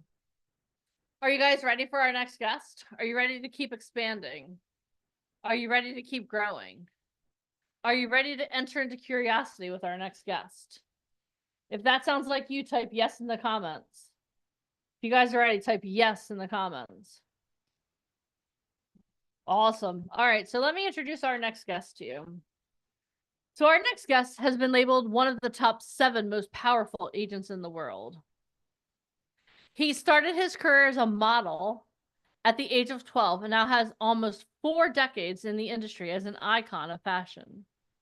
Fun fact, his first gig was for the United Colors of Benetton. He opened for Emmanuel Ungaro in Milan, Italy at the age of 15. He has art directed over 20 covers of Vogue. He has been proclaimed to have one of the best eyes to scout in the industry. He has run his agency successfully for over 13 years. Through good times and bad times, he has never once wavered. He had a record number of covers for his agency, totaling 72 in 1 year.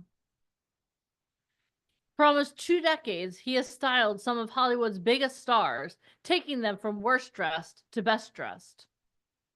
He has placed talent worldwide for campaigns for the world's top luxury brands. Everyone, please give it up for the one and only Mr. Ryan Colby. Hi. Hello, Mr. Colby. You're looking very festive in your green today. I love it. Yes, I'm trying. You're trying. Okay. Well, you know what? I'll give it up for you for that one. That's awesome. Awesome. All right, Ryan. So let's dive right into it. Mm-hmm. So something I want to talk to you about today is making a first impression. Okay. Because whether it's you working with a talent or you submitting the talent out that you work with to clients, the first impression is very important, correct? Yeah. Mm-hmm. Yeah. Very important. So let's talk about the importance. First of all, we're just going to dive right in. And I know you have a really juicy story to tell us. We'll get to the juicy. Do you guys want to hear a juicy story from Mr. Colby? It's not a juicy story. Michael said something. I heard the last 5 minutes of his call, of his thing, and he said something that reminded me about new money, that I worked at IMG for many years, and there was a model we had that made like 150 grand. Please hold. We're going to leave them on an open loop here. We'll continue. How many of you guys want to hear the story? If you do, stick with us. Okay. We'll come back. Okay. Okay. Please stay tuned. But first, we're going to talk. Oh, wait, hold on. I have a microphone right here. I don't have to pretend I have a microphone. So okay, yes, cliffhanger. Dun, dun, dun. Okay. So talent have to make a first impression, right? Mm-hmm. And what is the way that they make their first impression, when you're submitting them out to clients? Well, when I'm submitting them out to clients, it's my responsibility to make the first impression. And I have a formula. I pretty much don't waver from it.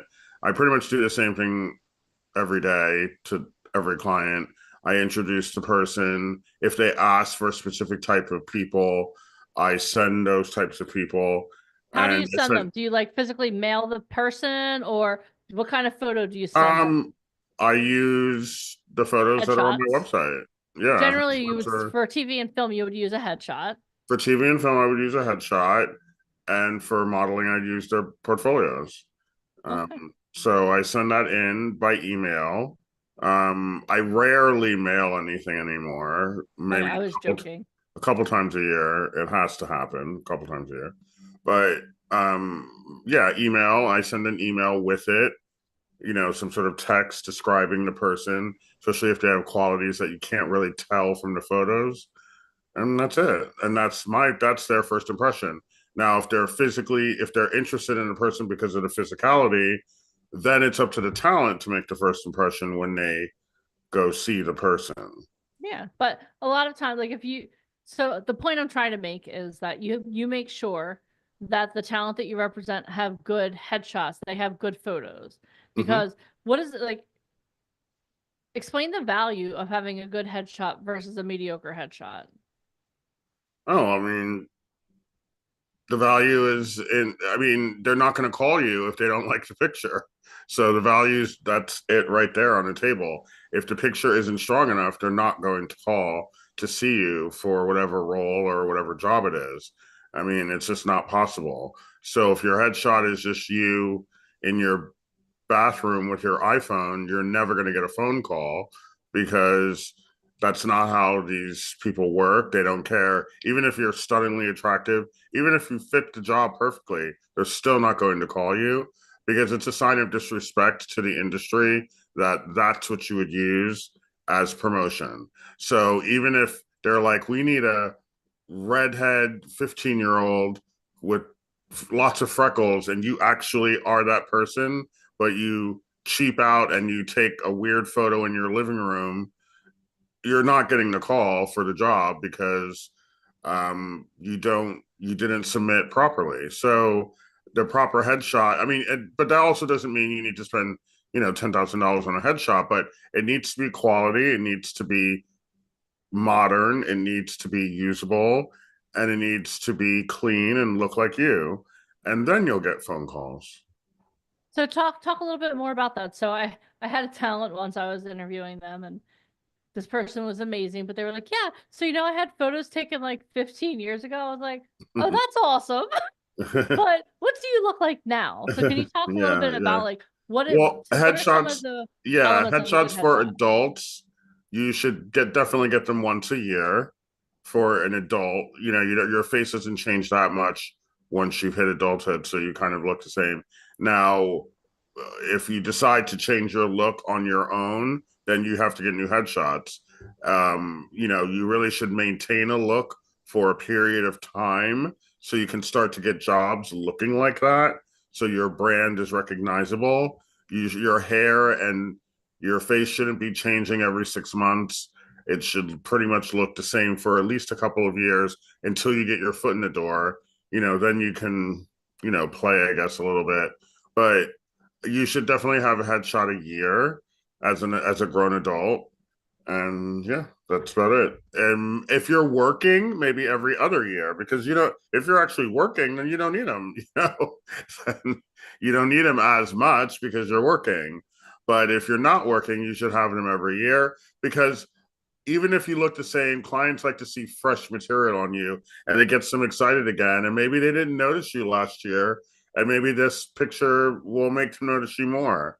So you should just get them to get them, not because you actually quote unquote need them. It's because people just like looking at fresh material. I don't want to see the same headshot if I've, like, say you are a good actor, a good actress, and they're calling you in for jobs, like whether it be different networks, streaming services, plays, whatever, and you're constantly giving them the same headshot, and it's year 1, year 2, year 3, they're kind of like, you don't have any more pictures, you know, so it's kind of boring. So if you keep it fresh, then you get fresh responses.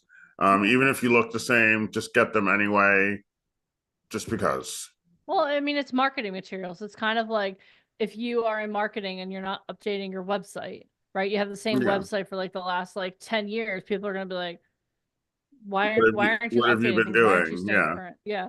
But so yeah, you should have headshots once a year. It's an adult. Like professional working theatrical headshots once a year. And yeah, that's about it. Yeah. Okay, now let's talk to our actors for a moment. So if an actor is, say it's someone, most of the people on this call are pretty new to the industry. You may know them, but they're all pretty new to the industry. So something that one of the managers that we work with suggested is that people have 6 different characters that they lean into. So can you talk a little bit about that for headshots for like TV and film? Yeah, you can do that a little bit. I'm not a fan of the cartoon characters. Yeah, I'm not that talking people- like, hey, I'm a firefighter. Here's my firefighter Yeah, hat. yeah, That's not yeah. what we're talking about right Yeah. now. Yes, you should have. If you can pull off 6, that's great. That's kind of a big number, but if you can do at least 3 or 4, that is sufficient, and people will take it. But 6 is good if you can do it. But yes, you should. You should have outfits and expressions that convey those 6 different types of people. Meaning a sweeter smile, maybe more of a scowl, a darker color, a brighter color top, stuff like that can completely convey a different person between the nice housewife and the villain in the office, or the kind of an outfit and a facial feature and a facial tick can change that immediately. And that's that's part of the 6 personalities. I think 4 is more believable and a little more realistic. I'm not saying 6 isn't a good idea, but it's kind of pushing it when you're brand new. I think 4 is a little more believable. Okay. And people will accept 4. No casting director has ever told me, "Oh, they don't have 6, so we're not seeing it." Like, that's never happened. Yeah, but they have to be able. I think the point of the number is not so much like 2.72 headshots or something like that. I think the point is that people need to see a range. They need to be able to Yeah, they see do. that They you're do. not They always for going to be like, sure. They for sure do. Yeah, I yeah. mean, Alex has, he's on a Hold on, soap who's now, Alex and first? he has like 3 right now, and he's Okay. working because some people have range and some people don't, and you need to know your lane, and you also your agent needs to know when to stop. You can't make someone come up with 6 different things. If they can do 3 believably and that's it, then that's it. If they can do 6, great. Not everyone's going to be able to pull that off. So Alex doesn't have that big of a range. And I've known this from day one. He's known this from day one. He's comfortable in this specific space, and that's it. He doesn't want to go over here or over here, and that's his choice. So his range is very minimal, and so that's what he focuses on and hones on, and that's what his headshots reflect. He just got new headshots in June, July, at the June, July, and they worked for him. He got a great role on the TV show, and he's going to keep those headshots for a while. Yeah. Yeah, and the point of for at having, least all next year, until there's a reason to get new ones. and I think the point of having like 6 different headshots is so that they can find like 2 or 3 great ones out of the 6. Yeah. Right? Because it gives you a little bit of room to experiment as well with different facial features and different expressions and different characters. Yeah, I can show you on my phone. Oh, are we on our new computer? Very nice. I can show you on my phone. So I don't know if this is going to work, because I don't There's think a little bit of, we can kind of see it. I don't think this is working. It's too bright. Hold on. Oh dear. Okay, well. Now you look like you're in the witness protection. Okay. Anyway, I just feel it's better light. Well, we saw I think we have an idea. Maybe you can even send them over to me, and I'll put one of them in the. No. There's 2. So he just has different ones where he, just. But they're all in the same range. He looks like hold on, I'm trying to think. And these are from July. And they landed him a huge role, right? So let's talk a little bit about Alex's career, because I think sometimes too people think, okay, you know what, I'm I'm here. I'm on the Zoom call. I'm going to get this covered. It's going to be so fast and so easy. So can you talk a little bit about his career as well? No, Alex started when he was in college. Alex is 32 now, and he started in college. I think he was a senior or maybe a sophomore. I don't know. He was in college, and he came into my office. I was representing one of his frat brothers. He was in a frat, and I was Said with representing disdain, he was in a frat. He was. And I was representing a boy that was in the frat with him, whose name also was Alex. And I was representing him for a couple of months. And then one day he was like, oh, one of my frat brothers, also named Alex, has been seeing, that I've been coming into New York and modeling because they lived on Long Island and been coming into New York to model. And he thinks he can model and maybe, can take a look at him. And I was like, okay. So he brought him in and to my office, and I took him as well. And so, I was repping them both at the same time. And he started just doing normal modeling jobs, nothing of consequence, magazines, catalogs. Back then, there was really no such thing as e-commerce back then, but mostly catalogs. He did a lot of sportswear stuff. He did a lot of judo and stuff, so his body was really lean. So he did a lot of sportswear. And he modeled off and on. He wasn't really into the modeling. I had to fight to get him to do a lot of the print jobs I wanted him to do. He really didn't like it. He wanted to be an actor. He wanted to use his voice and personality. And you can't really do that when you're a model. They don't really want to hear from you. And it's very rare that you get to use your personality when you're a model. And he didn't like that aspect of it. He fought it really heavily. And it was annoying, but I fought and got, whatever. He got whatever jobs he got. He wasn't a full-time model. He never was, because he lived on Long Island. He would only come in if it was good money. He didn't really care about it, so it wasn't like something he cared about. And as the years went on, he started caring more about it, took some acting classes, moved into the city eventually, and started working more and started getting some acting jobs. So he was more into it. And then I sent him to Mexico for a year to do a telenovela, and he did that, a Spanish soap opera. And he's Colombian, so he speaks Spanish fluently. So he did one of those over-the-top telenovelas, and he loved it. And they drove him off a cliff, killed his character, and then he stayed in he stayed in Mexico for a little bit, and then he booked a really big job which afforded him to move to LA. He booked L'Oreal commercial with Beyonce.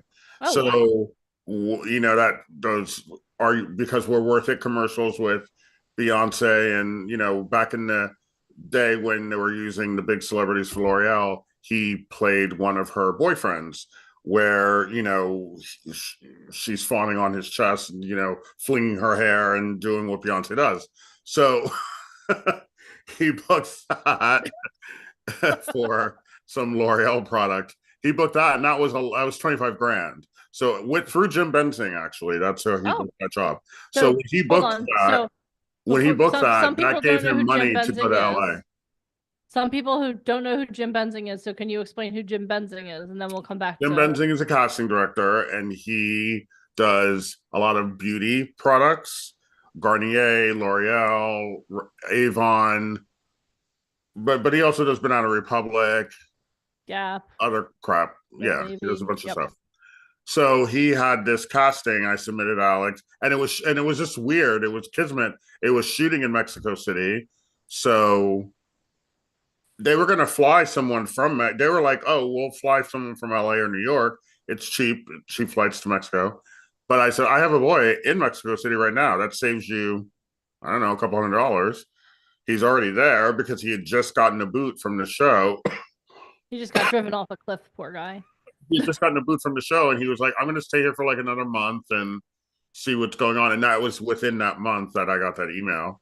And I was like, oh, well, let's see if he gets this job. If he gets the job, great. It was 25 grand. I really didn't think he was going to get it, but they were like, he's already there. He's sitting there right now. And I was like, yeah, he's literally sitting there right now. And they're like, okay, well, he's perfect. He's gorgeous. He's Spanish. Let's book him. And they did. So I was like, okay, great. So that gave him enough money to move to LA, because that was the worry. Even though he made money off the telenovela, it was kind of weekly. And when you get weekly money, sometimes it's like, it just goes, it goes, it goes, it goes, it goes.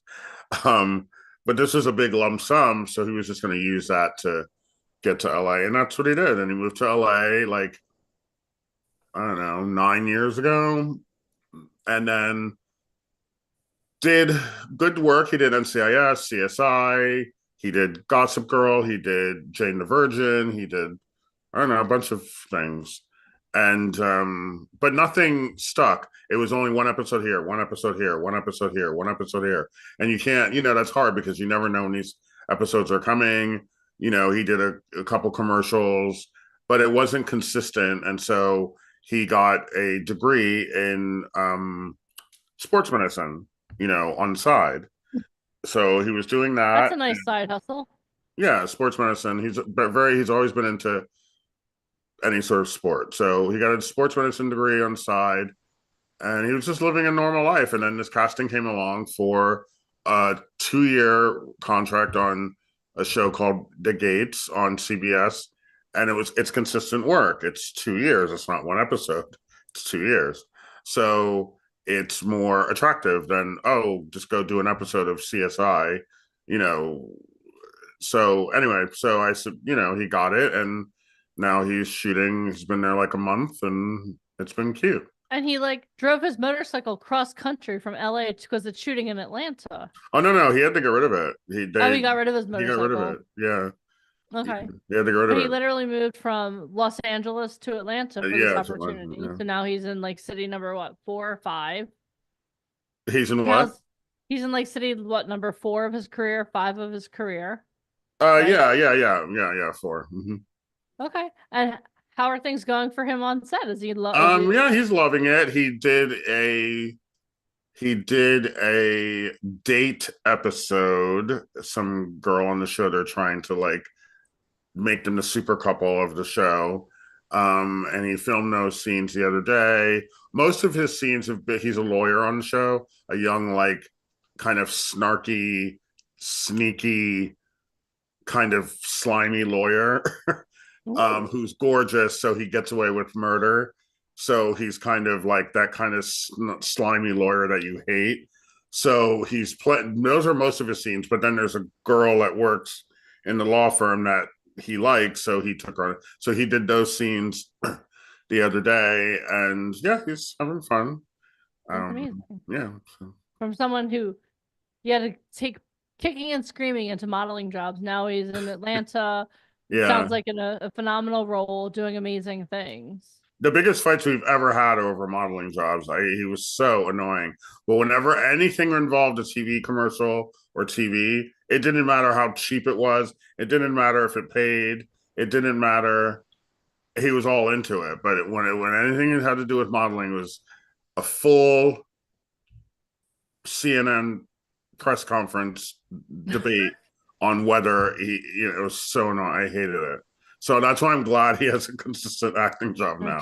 So I don't have to worry about that for 2 years. I don't have to deal with that. That's awesome. He's so annoying with it.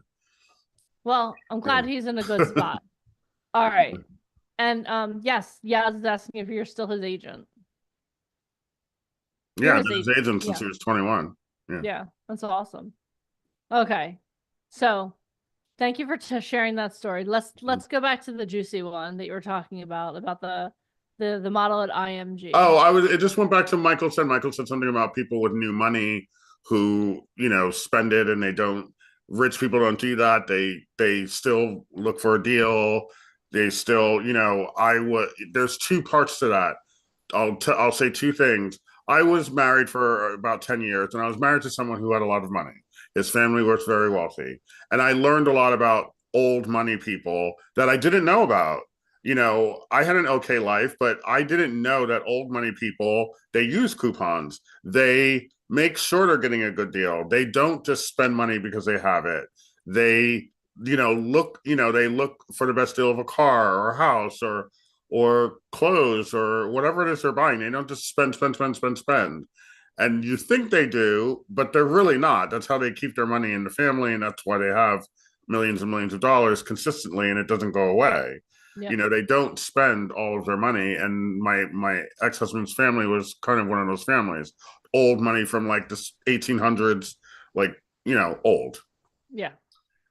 And then when I worked at IMG, we had new money kids who were 17, 18, 19 years old, making hundreds of thousands of dollars a year, but they were making $6 an hour selling hot dogs 6 months earlier. So they would go through their money so fast. We had one case, we had a boy named Eric who booked a $150,000 job, and we found him at Disneyland in Florida, and he was nothing. He was just a high school student and from a normal family in Florida. And he went from that to making $150,000. Within a year and a half, it was gone. He had nothing left. And we were like, how is that possible? You don't have any bills. You live at home. Like, where did it go? And that was just kind of went to what Michael was saying.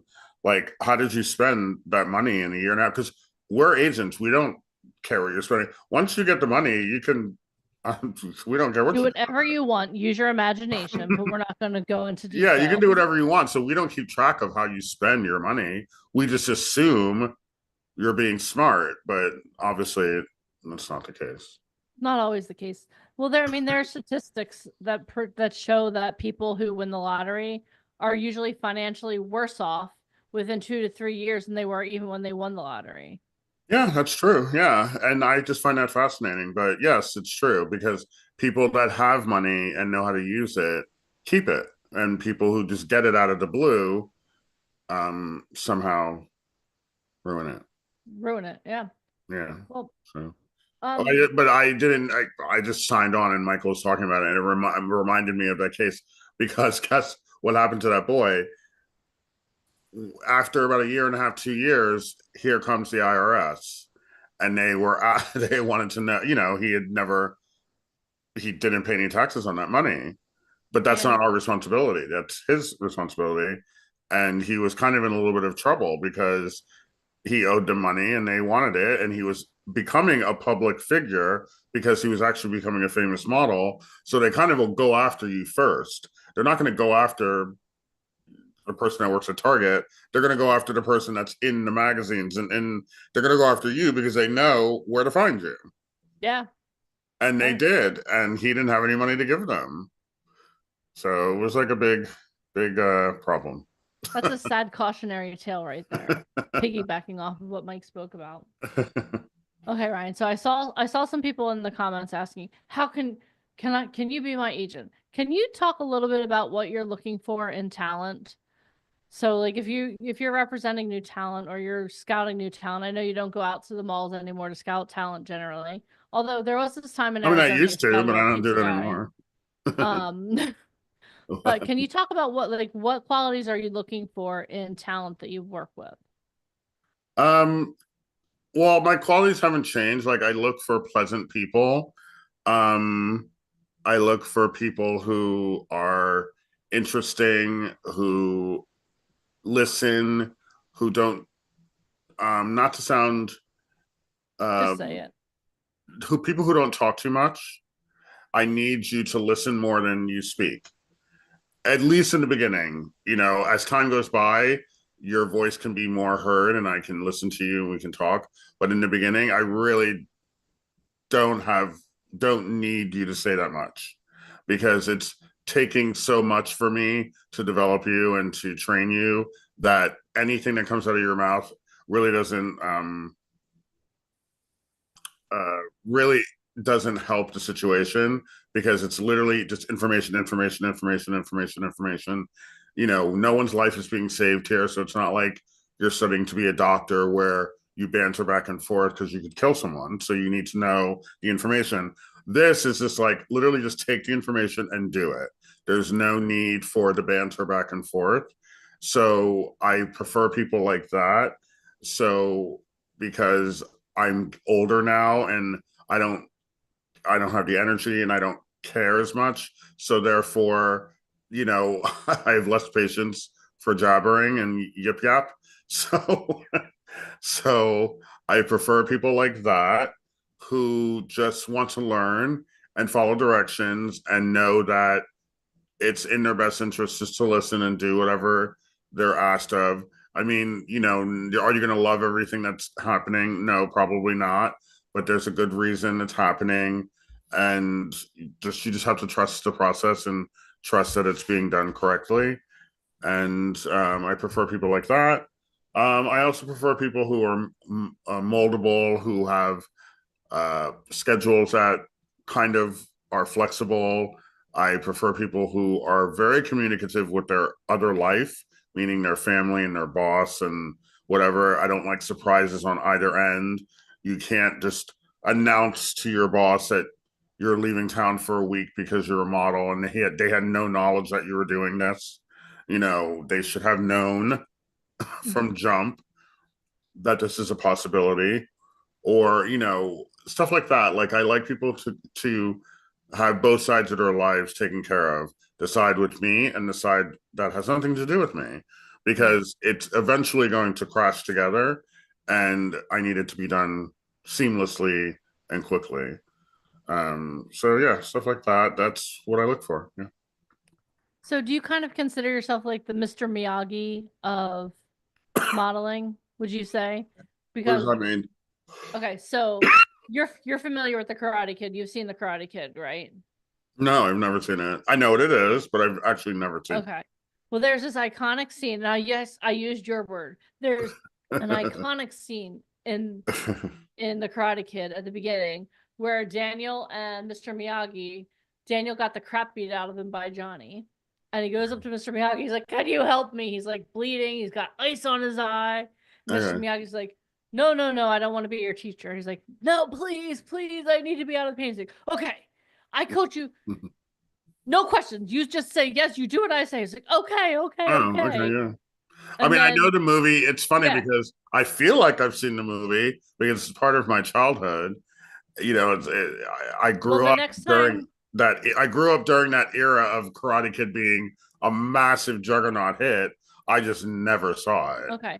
Well, the next time you're at my house, you're going to see the movie, okay? At least Karate Kid 1. But there's this iconic scene where so they decide to start working together, and Mr. Miyagi gives Daniel a bucket of water and says, "Left hand, wax on, right hand, wax off." And Oh he's yeah, just supposed yeah. to do that. And he starts freaking out. And he's like, "Well, why do I have to do this?" "No questions. You do what I Yeah, say." no, yes, exactly. No questions. Yes. So you are like Yes, I don't like questions. I've been It's funny because when I was younger, when I was like a new agent, like in my 30s, I loved sitting down at the desk at the office and yammering on for hours and, you know, giving information and taking questions, and I loved doing it. I thought it was helpful. I loved doing it. I thought it was good for the models. And now, 20 something years later, I don't want to hear a word from you. Sit down, shut up, and do what I said. And I've been on the other end of models questioning you. I don't want to hear Your voice a goes word. up like, woo. I don't want to hear a word. I'm tired of explaining this industry to people. I'm tired. Except for you guys here. He's I'm here tired because he loves of paying it forward. Yeah, I'm tired of explaining this industry to people. I'm tired of defending my decisions. I've survived 35 years doing this. If I was making bad decisions, then this wouldn't be my job.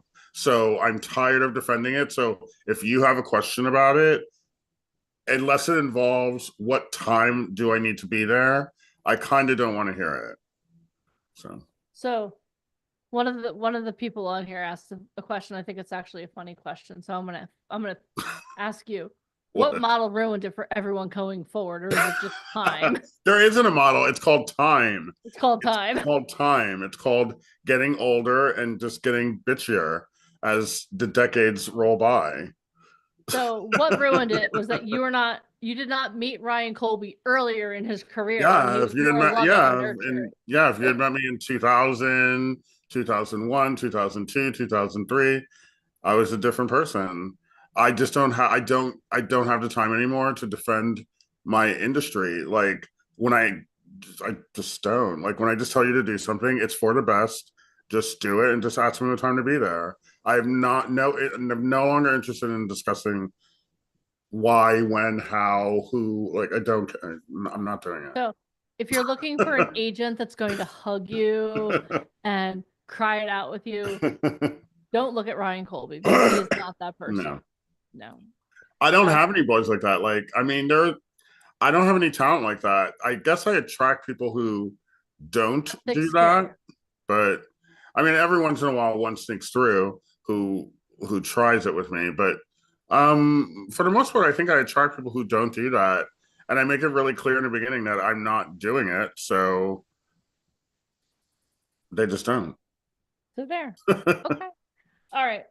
One final question. I know you're going to be back tomorrow. We're going to be talking about the trends of 2025. Okay. But for today, what is your favorite part about being an agent? Like what's kept you doing this for 35 years? Because I've been doing this for 7 years, and it's like some days I'm like, what are we doing?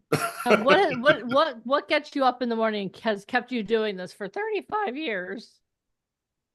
And it's actually more like 40, to be honest. But anyway, okay, I was trying to keep you younger for 40 years. Excuse me. It's actually more like 40. Okay. 40. I don't know. I do love it. I love this industry. I've always loved this industry. Every facet of it. I love hair. I love makeup. I love photography. I love design. I sometimes will just sit in my bed at night and watch a video about couturier. I'll watch a video about, hairstyling. I'll watch a video about, new makeup trends. I have no interest in being a makeup artist. I'm not going out and buying these things. I am not a couturier. I'm not doing any of these things, but it's part of my industry.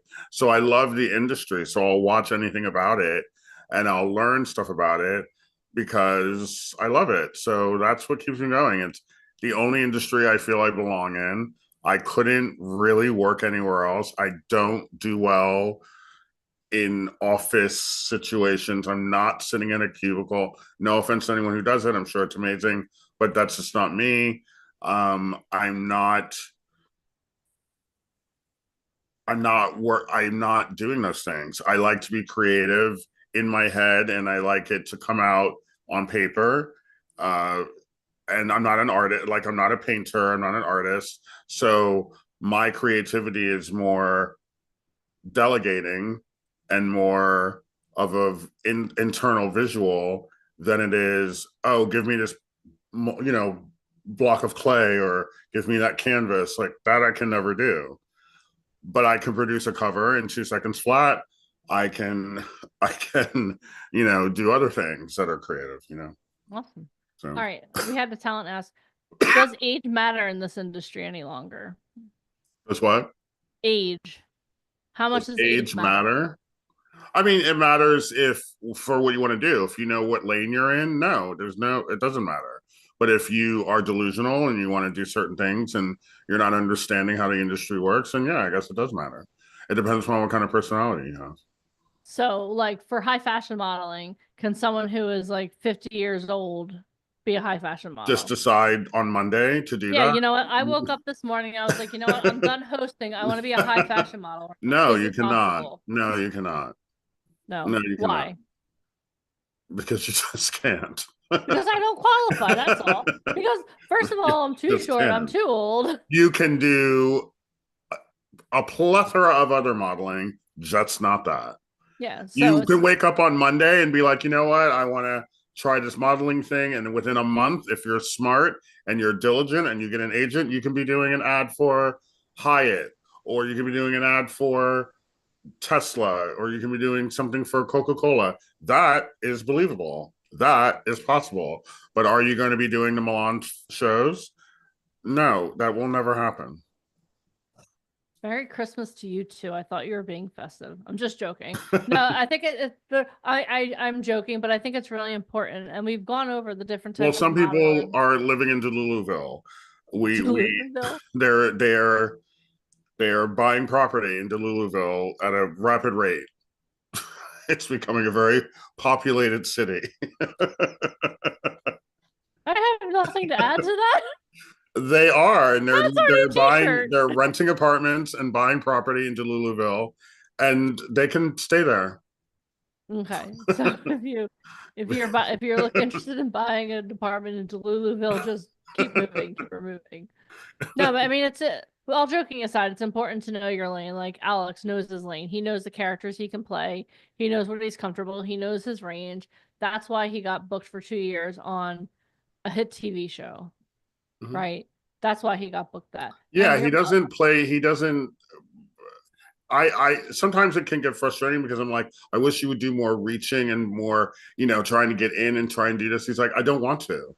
I know what I can play, and that's it. I'm not doing anymore. And there's something good about that. You don't have to stretch yourself if you don't want to. Just be good at one thing, and that's fine. There are plenty of people out there who are good at 10 things. You don't need to be that person if you're not comfortable doing that. Yep. Awesome. All right. Do you have any parting thoughts for us, Mr. Colby? As we're kind of what I just said, I do like that quality in people when they just are very clear, like, this is what I do. I'm not interested in doing that, or that. This is what I do. And I'm fine with that. I don't need to stretch my talents and do 8 different things. There's nothing wrong with that. Is it good to explore it and just see if you can? Yes, you should just see. But if you don't feel comfortable doing those things, then if you're a comedian and you're like, that's what I'm doing, then that's what you're doing. And be good at it, and if you're dramatic, then that's what you're doing. Should you make sure you know about comedy? If you're a dramatic actor, yes, you should know.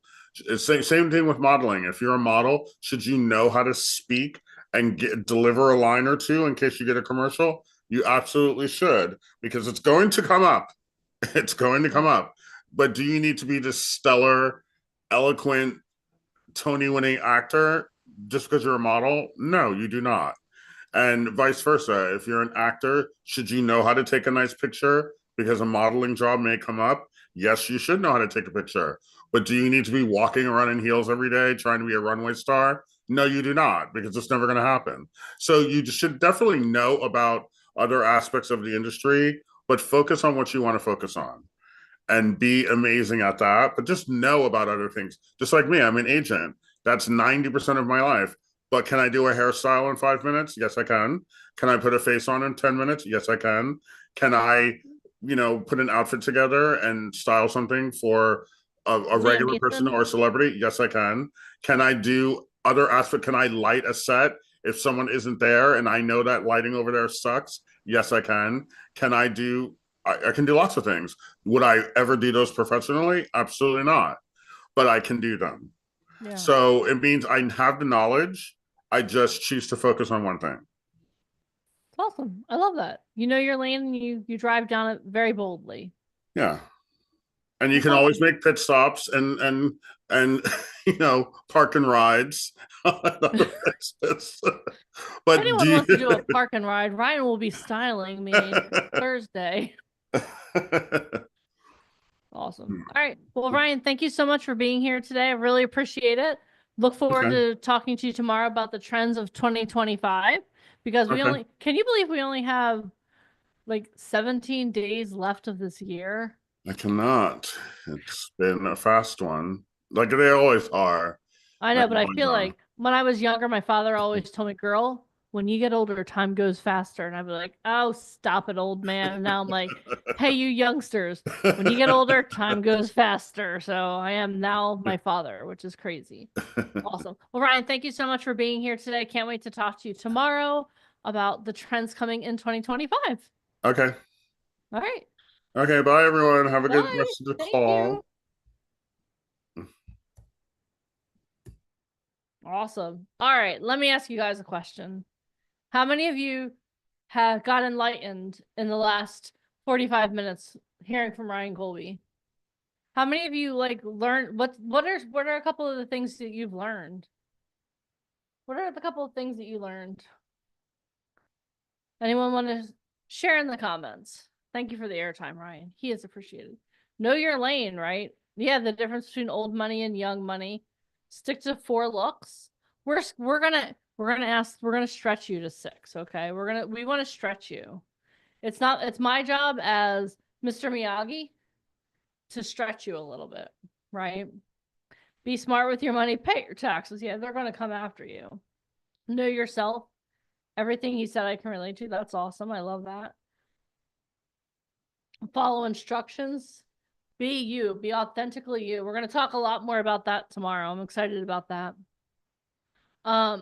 Know your lane. Awesome. I love that. Financial literacy can be life or death. Yes. How many of you could use some more financial literacy in your life? We can all say yes to that. If you're on this call, you want more success, right? To whom much is given, much is required. You have to be able to be a wise steward of the resources, not only financially, but of the gifts that you were given. That's why you guys are here. Don't ask too many questions. Yeah, you know what? I'm gonna add to that, Romel, because I saw you and a couple other people asking questions. Here's the thing, okay? Don't ask too many questions, but when you ask questions, make sure they're the right questions. I'm gonna say that again. Don't ask too many questions, but when you ask questions, make sure they're the right questions. So a lot of times when we're on these calls, people are like minions, right? Pick me, pick me, pick me, right? And I understand. Like, how many of you would love to be represented by Ryan Colby or Tanya Kleckner? If that sounds like you, type yes in the comments, right? Of course, you all do. But here's the thing. When you're asking questions, instead of asking, pick me, pick me, pick me, your question should be more designed around, okay, what can I do to grow where I am right now so that when I have the opportunity to meet you face to face, I'm ready? Does that make sense? Like, which is a better question? Will you represent me, or how can I become that person? Right? I hope that makes sense to you guys. That's what this whole weekend is all about. Okay? This whole weekend is about, if you want to grow and you want to be you 2.0, you want to be the best version of you, you always have to be growing. And one of the questions that you have to learn to ask is when you ask better questions, you get better results. You get better answers, right? How many of you have ever been on a road trip with someone like my sister? Every time my sister and I go on a road trip, we pull out of the driveway. We're not even on the highway. And she's like, are we there yet? Right? That's the wrong question. Okay, how are we going to get there? All right. Yeah, you know what? Yes, I do agree. The blue background is very good, Lois. You keep that blue background. Do not change that, sir. But what I want you guys to understand, you have to ask better questions. This whole weekend should have piqued your curiosity, not just so much, oh, how can I work with you? How can I work with you? How can I become the person that you want to work with? Does that make sense to you guys? Because you know what? Like asking, how do I work with you is like seeing a piece of glass and not being curious. Right? Oh, I like this glass. This is heavy. Not holding it up to the light and seeing the beauty that can come through it. I want you guys to think about that. All right. So earlier today, I gave you guys a challenge. And here's the challenge. We talked about Mr. Miyagi, and I asked people, oh my God, who's all in? Who's all in? Who was here this morning when we first got started? If that was you, type yes in the comments. If you were here when we first got started this morning, type yes in the comments. That's awesome. I love it. Because you're all in. I want you guys to give yourselves a round of applause, first of all, for being here all day. But the road doesn't stop here. This is day 1. Yeah, stop it, Yaz. It's like, I was on before you were, Janine. Ha ha ha. Okay, you win. You win, Yaz. But today is day 1. Tomorrow is day 2. This is a 2-day event. Everyone type 2 days in the comments. 2 days in the comments. All right. And I asked you guys, who's going to trust the process and be all in? Wax on, wax off. Wax on, wax off. Who's going to be here? Who's going to be all in? And some of you are, and that's amazing. But as you can see, some people, they didn't tell me the truth this morning. I'm all in, Danine. I'm all in. They're all gone. But you guys are here. Because you know what? This morning, I wasn't talking to them. I was talking to you. If you can hear the sound of my voice, I was talking to you. So first of all, what we're going to do is I'm going to give you guys a couple free gifts for being here. Is that okay? Is that okay? So Jemima, first of all, I want you to share the first chapter of Finding Fame in the comments. Okay, so if you haven't yet read the first chapter of Finding Fame, I want you to grab the link that Jemima is going to share in just a moment, and I want you to read it. I'm asking you for a commitment of 22 pages. What did you learn in Millionaire Mindset? You learn that you can either educate yourself or entertain yourself. How many of you know that the best use of your time this evening is going to be reading those 22 pages so you can educate yourself on not only on what Mike and Alicia did to start VIP Ignite, but to educate yourself on success. Okay? And I want you guys to take that and I want you to read the 22 pages. Second thing is that how many of you did any of you get a tremendous amount of value today? If you did, type yes in the comments. Type yes in the comments. So here's the next thing I'm going to have you guys do. Jemima, if you can share the link to our school community, the VIP Ignite, the boot camp group, if you can share that link in the comments, the school group, thank you. This is what I want you guys to do. If you got value out of this call today, I want you to go into the school community and I want you to share your biggest takeaways from today. I want you to share your biggest takeaways from today. And here's the thing. I asked people to, this is the challenge I give at the end of every day one of these events. And you know how many comments I get? Not a lot, because I know the people who take it seriously and I know the people that don't. So if you got value, yeah, can you please share the link one more time in the comments? If you got value out of this, which I know you did, if you see the world in more colors now than you did when you got on this morning, what I want you to do is I want you to go into that school community and I want you to share your biggest takeaways. And you know what? I'm going to make it real easy for you because I know some of you are probably already in there. Where do I share them, Janine? Give me 2 seconds here. I'm going to create a post and I'm going to share my screen so that you guys know exactly where to share it. Okay? But this is my expectation. Okay? My expectation is that a lot of you are not going to take this seriously. And a lot of you are not going to do that. And that's okay. This is why it's okay. Because you know what? No matter what you do tonight, I'm going to log off this call in a couple minutes. And I'm going to start interacting with people who do take this seriously. We're looking for winners. We're not looking for people who say, oh my gosh. We're not looking for people who get really excited. Okay. I see people commenting. You shouldn't be commenting just yet because I'm sharing the link, right? I'm putting the post in school right now. Okay. But we're looking for people who actually take this seriously. Okay. We're looking for people who take this seriously because we want people in our life who want their lives transformed. We want transformation stories. Okay? We want transformation stories. We want to help people change their lives. That's why we do what we do. I think Mike said that. I know Alicia said that. I know that Tanya talked about that. Ryan talked about that. We're all in one accord on this. We all want to change people's lives. So let me share my screen. And I'm going to show you where I want you guys to share this. Okay, so this is the group that I want you to share it in, the VIP Ignite Talent Academy. And I want you to share your biggest takeaways right here. I see one overachiever already commenting, which I love.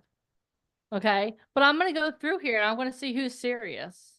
I'm going to see who's Daniel's son who wins the All Valley Championship. And I'm going to see who just told me they wanted to win it. Okay.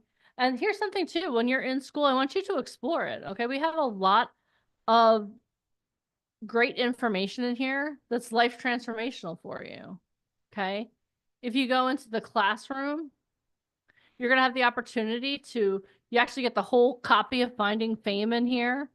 We have a 21-day challenge. I would love for all of you to be a part of that. Start going through the 21-day challenge. I mean, you can learn how to create a vision. You're going to learn how to write and create your own monologue. You're going to learn the business of show business in the 21-day challenge. Okay. As you up level, you're going to have the opportunity to get more information. You're going to have the opportunity to get more tools to put in your toolkit. Take advantage of that. Every Wednesday at 8 p.m. or sorry, Thursday, my bad. Thursday at 8 p.m. I do a call for everyone in this group where you're going to come together and we're going to help you grow. We're going to help sharpen your tools. Okay? Because what we talked about is like, in order for you to continue to grow, to get those opportunities that you want, you need more training. You need a coach, right? How many of you are willing on this Thursday at 8 p.m.? How many of you are going to show up for that call? Show up for your own success. If that sounds like you, type yes in the comments, and I'm going to remember. I'm going to go through and look and see who of you showed up. Okay? So come in here and make use of these resources. We want you to be successful. This whole weekend is all about us wanting you to be successful. We talked about Mike writing a book with Michael Gerber. How many of you would like to further add to your knowledge? If you do, Jemima, if you can share the books, the other books that we have that we give away. I want you guys to make use of the resources. Okay. I want you guys, that's the E-Myth. That's the book that Michael co-wrote with Michael Gerber. Okay. I want you guys to go and I want you to make use of the resources. Okay. Because we talked about this. The only way for you to grow is for you to train and to coach, have a coach in your life, right? Going to amplify your skills, then you're going to get more relationships, more opportunities, more success. A rising tide raises all ships. That's what we want for you. Okay. So again, you have actually two challenges. I may have fibbed you. You have two challenges. Your first challenge is to go into the school community and leave a comment with your biggest takeaway. Your second challenge is to log on to that same Zoom link you did this morning, only tomorrow morning at 10:45 a.m. Eastern. This is a 2-day event. I can't wait to see how many of you are here tomorrow, because you know what? If you thought today was amazing, tomorrow is going to be even better. Tomorrow you're going to learn from Alicia how to create a charismatic character. How many of you can agree that Alicia is a charismatic character? How many of you know that when she walks into a room, people listen? How many of you want that? More of that character in your life? When you walk into a room, when you walk into an audition, yes, I'm that person. You know why? Maybe you're not the most talented in the room, but you have the most charismatic personality. They want to work with you. You're going to learn that tomorrow. We're going to help you develop those 6 characters. I know Ryan was like, oh my God, that's too many. Ah! Okay, that's great. How many of you want to do better than what you think you can? How many of you want to be pushed out of your comfort zone? So tomorrow, Mike is going to walk you through 6 characters that you need to master to land more opportunities. You all told me at the beginning of the day that you want more opportunities in 2025. Make sure you're here for that. We're going to have Gino Bisconti come on tomorrow. I can't wait for you guys. If you have not yet met him, I need you guys to make me a promise. You're going to put on your thick skin. Okay? Because he's probably going to offend you with something that he says. But comedy is meant to disrupt you. Comedy is meant to address things in the world that other people sometimes are a little too afraid to address. Gino, zero fear in that. You're going to have the opportunity to hear from Ryan Colby. What's next in 2025? How many of you know that it's going to make you even more charismatic when you walk in and you can have an educated conversation about trends? That's going to set you apart. from everyone else. How many of you want that? You're also going to have the opportunity to say yes to working with us in person, live in person. How many of you are like, okay, you know what? I don't know what that is, but if Mike's putting it together, I'm all in. Right? Yes. You're going to want to be here tomorrow because you know what? Again, being on Zoom is cool. Being live in person with the tools that you're getting, it's going to change your life. You're going to have the opportunity to hear from a Broadway star. Not only is she going to tell you about her career, you're getting vocal lessons from a runway star. How? What? How much is that going to change your life? And finally, at the end of the day, we're going to talk about mastering yourself, the key to stardom. Self-mastery is the key to everything that you want. I have one thing to add. Our special guest tomorrow is a Grammy, Tony, Emmy nominee. Checks off all the boxes. And she's absolutely amazing. She has an amazing organization that we're going to be partnering with to help bring the arts to children in underserved communities. How many of you want to give back in 2025? I know I do. Lewis, I'm so jealous of your trip that you're going on very soon. So let me brag on one of our talent, Lewis, the man with the amazing blue background. Here, I want to bring you on really quickly, Lewis. And I'm going to preface this a little bit. So last night I had a very vivid dream that I was going on a mission trip. And I think it was because I was jealous of you. I'm not going to lie. I had a dream that I was going on a mission trip. And I was traveling overseas with a group of people to go help an underserved community. Can you, introduce yourself to everyone, Lewis, and tell everyone a little bit about yourself. And that's a really nice shirt you got on, by the way. Fish and crab. Woo,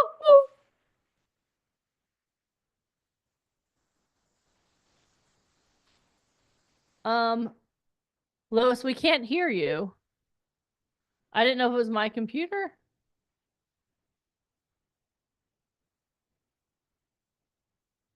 Hold on.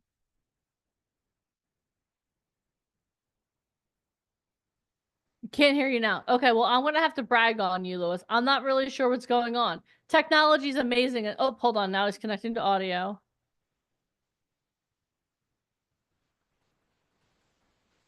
Come on.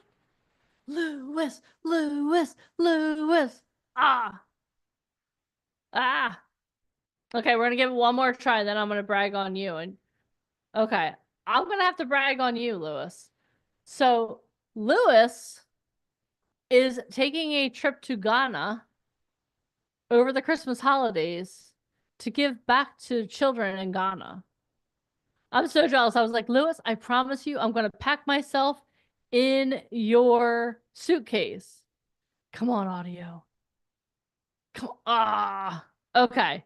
Well, Lewis, work on your audio, and tomorrow I'm going to let you share more. Okay. But it's okay, Lewis. We're good. We'll do it tomorrow. I promise. But Lewis he's literally traveling so that he can give back to kids in Ghana over the holidays. How cool is that? How many of you want that opportunity? Lewis, you'll talk tomorrow. It's okay. Take a deep breath. It's all good. But not only that, but we're all about giving back. Through a partnership with Operation Underground Railroad, we've helped free over 3,500 children from sex trafficking. That's what we do. Talk about transformation, right? So I want to make sure that you guys are here tomorrow because you are going to have the opportunity to grow in ways you can't even imagine. The skills that you're going to get tomorrow, the opportunities you're going to get are career changing. So if you are ready to really change your 2025 by ending 2024 strong, type yes in the comments. Type yes in the comments. All right. Well, I look forward to reading all of your takeaways in the school community. And if you have joined the school community and I haven't let you in, I'm still hosting the event. As soon as I'm done hosting, I'll let you in. So don't send me any angry messages. But I'm really excited. Thank you guys so much for showing up for yourselves. And I know that each and every one of you has grown and changed over the last couple of hours we've been together. And if you thought today was awesome, wait until tomorrow, my friends. Buckle up because the best is yet to come. Awesome. Alicia, do you have anything you'd like to add? No. No, but thank you though. You're welcome. Great day. I hope Awesome everybody's day. enjoying today. And even if you've been on our boot camps in the past or any of our 2-day calls, every single time we learn something new. So that's all I have to say. Thank you. And everyone Thank give it up you. for Jemima being here supporting us all day. Thank Yay, you, Jemima. Jemima. Always make sure that when you have people supporting you, you say thank you to them. Because the way you do the small things is the way you do everything. With that thought in mind, have an amazing night. Get into school, leave your takeaways, and I will see you guys tomorrow at 10:45 a.m. Eastern Standard Time. Bye, guys.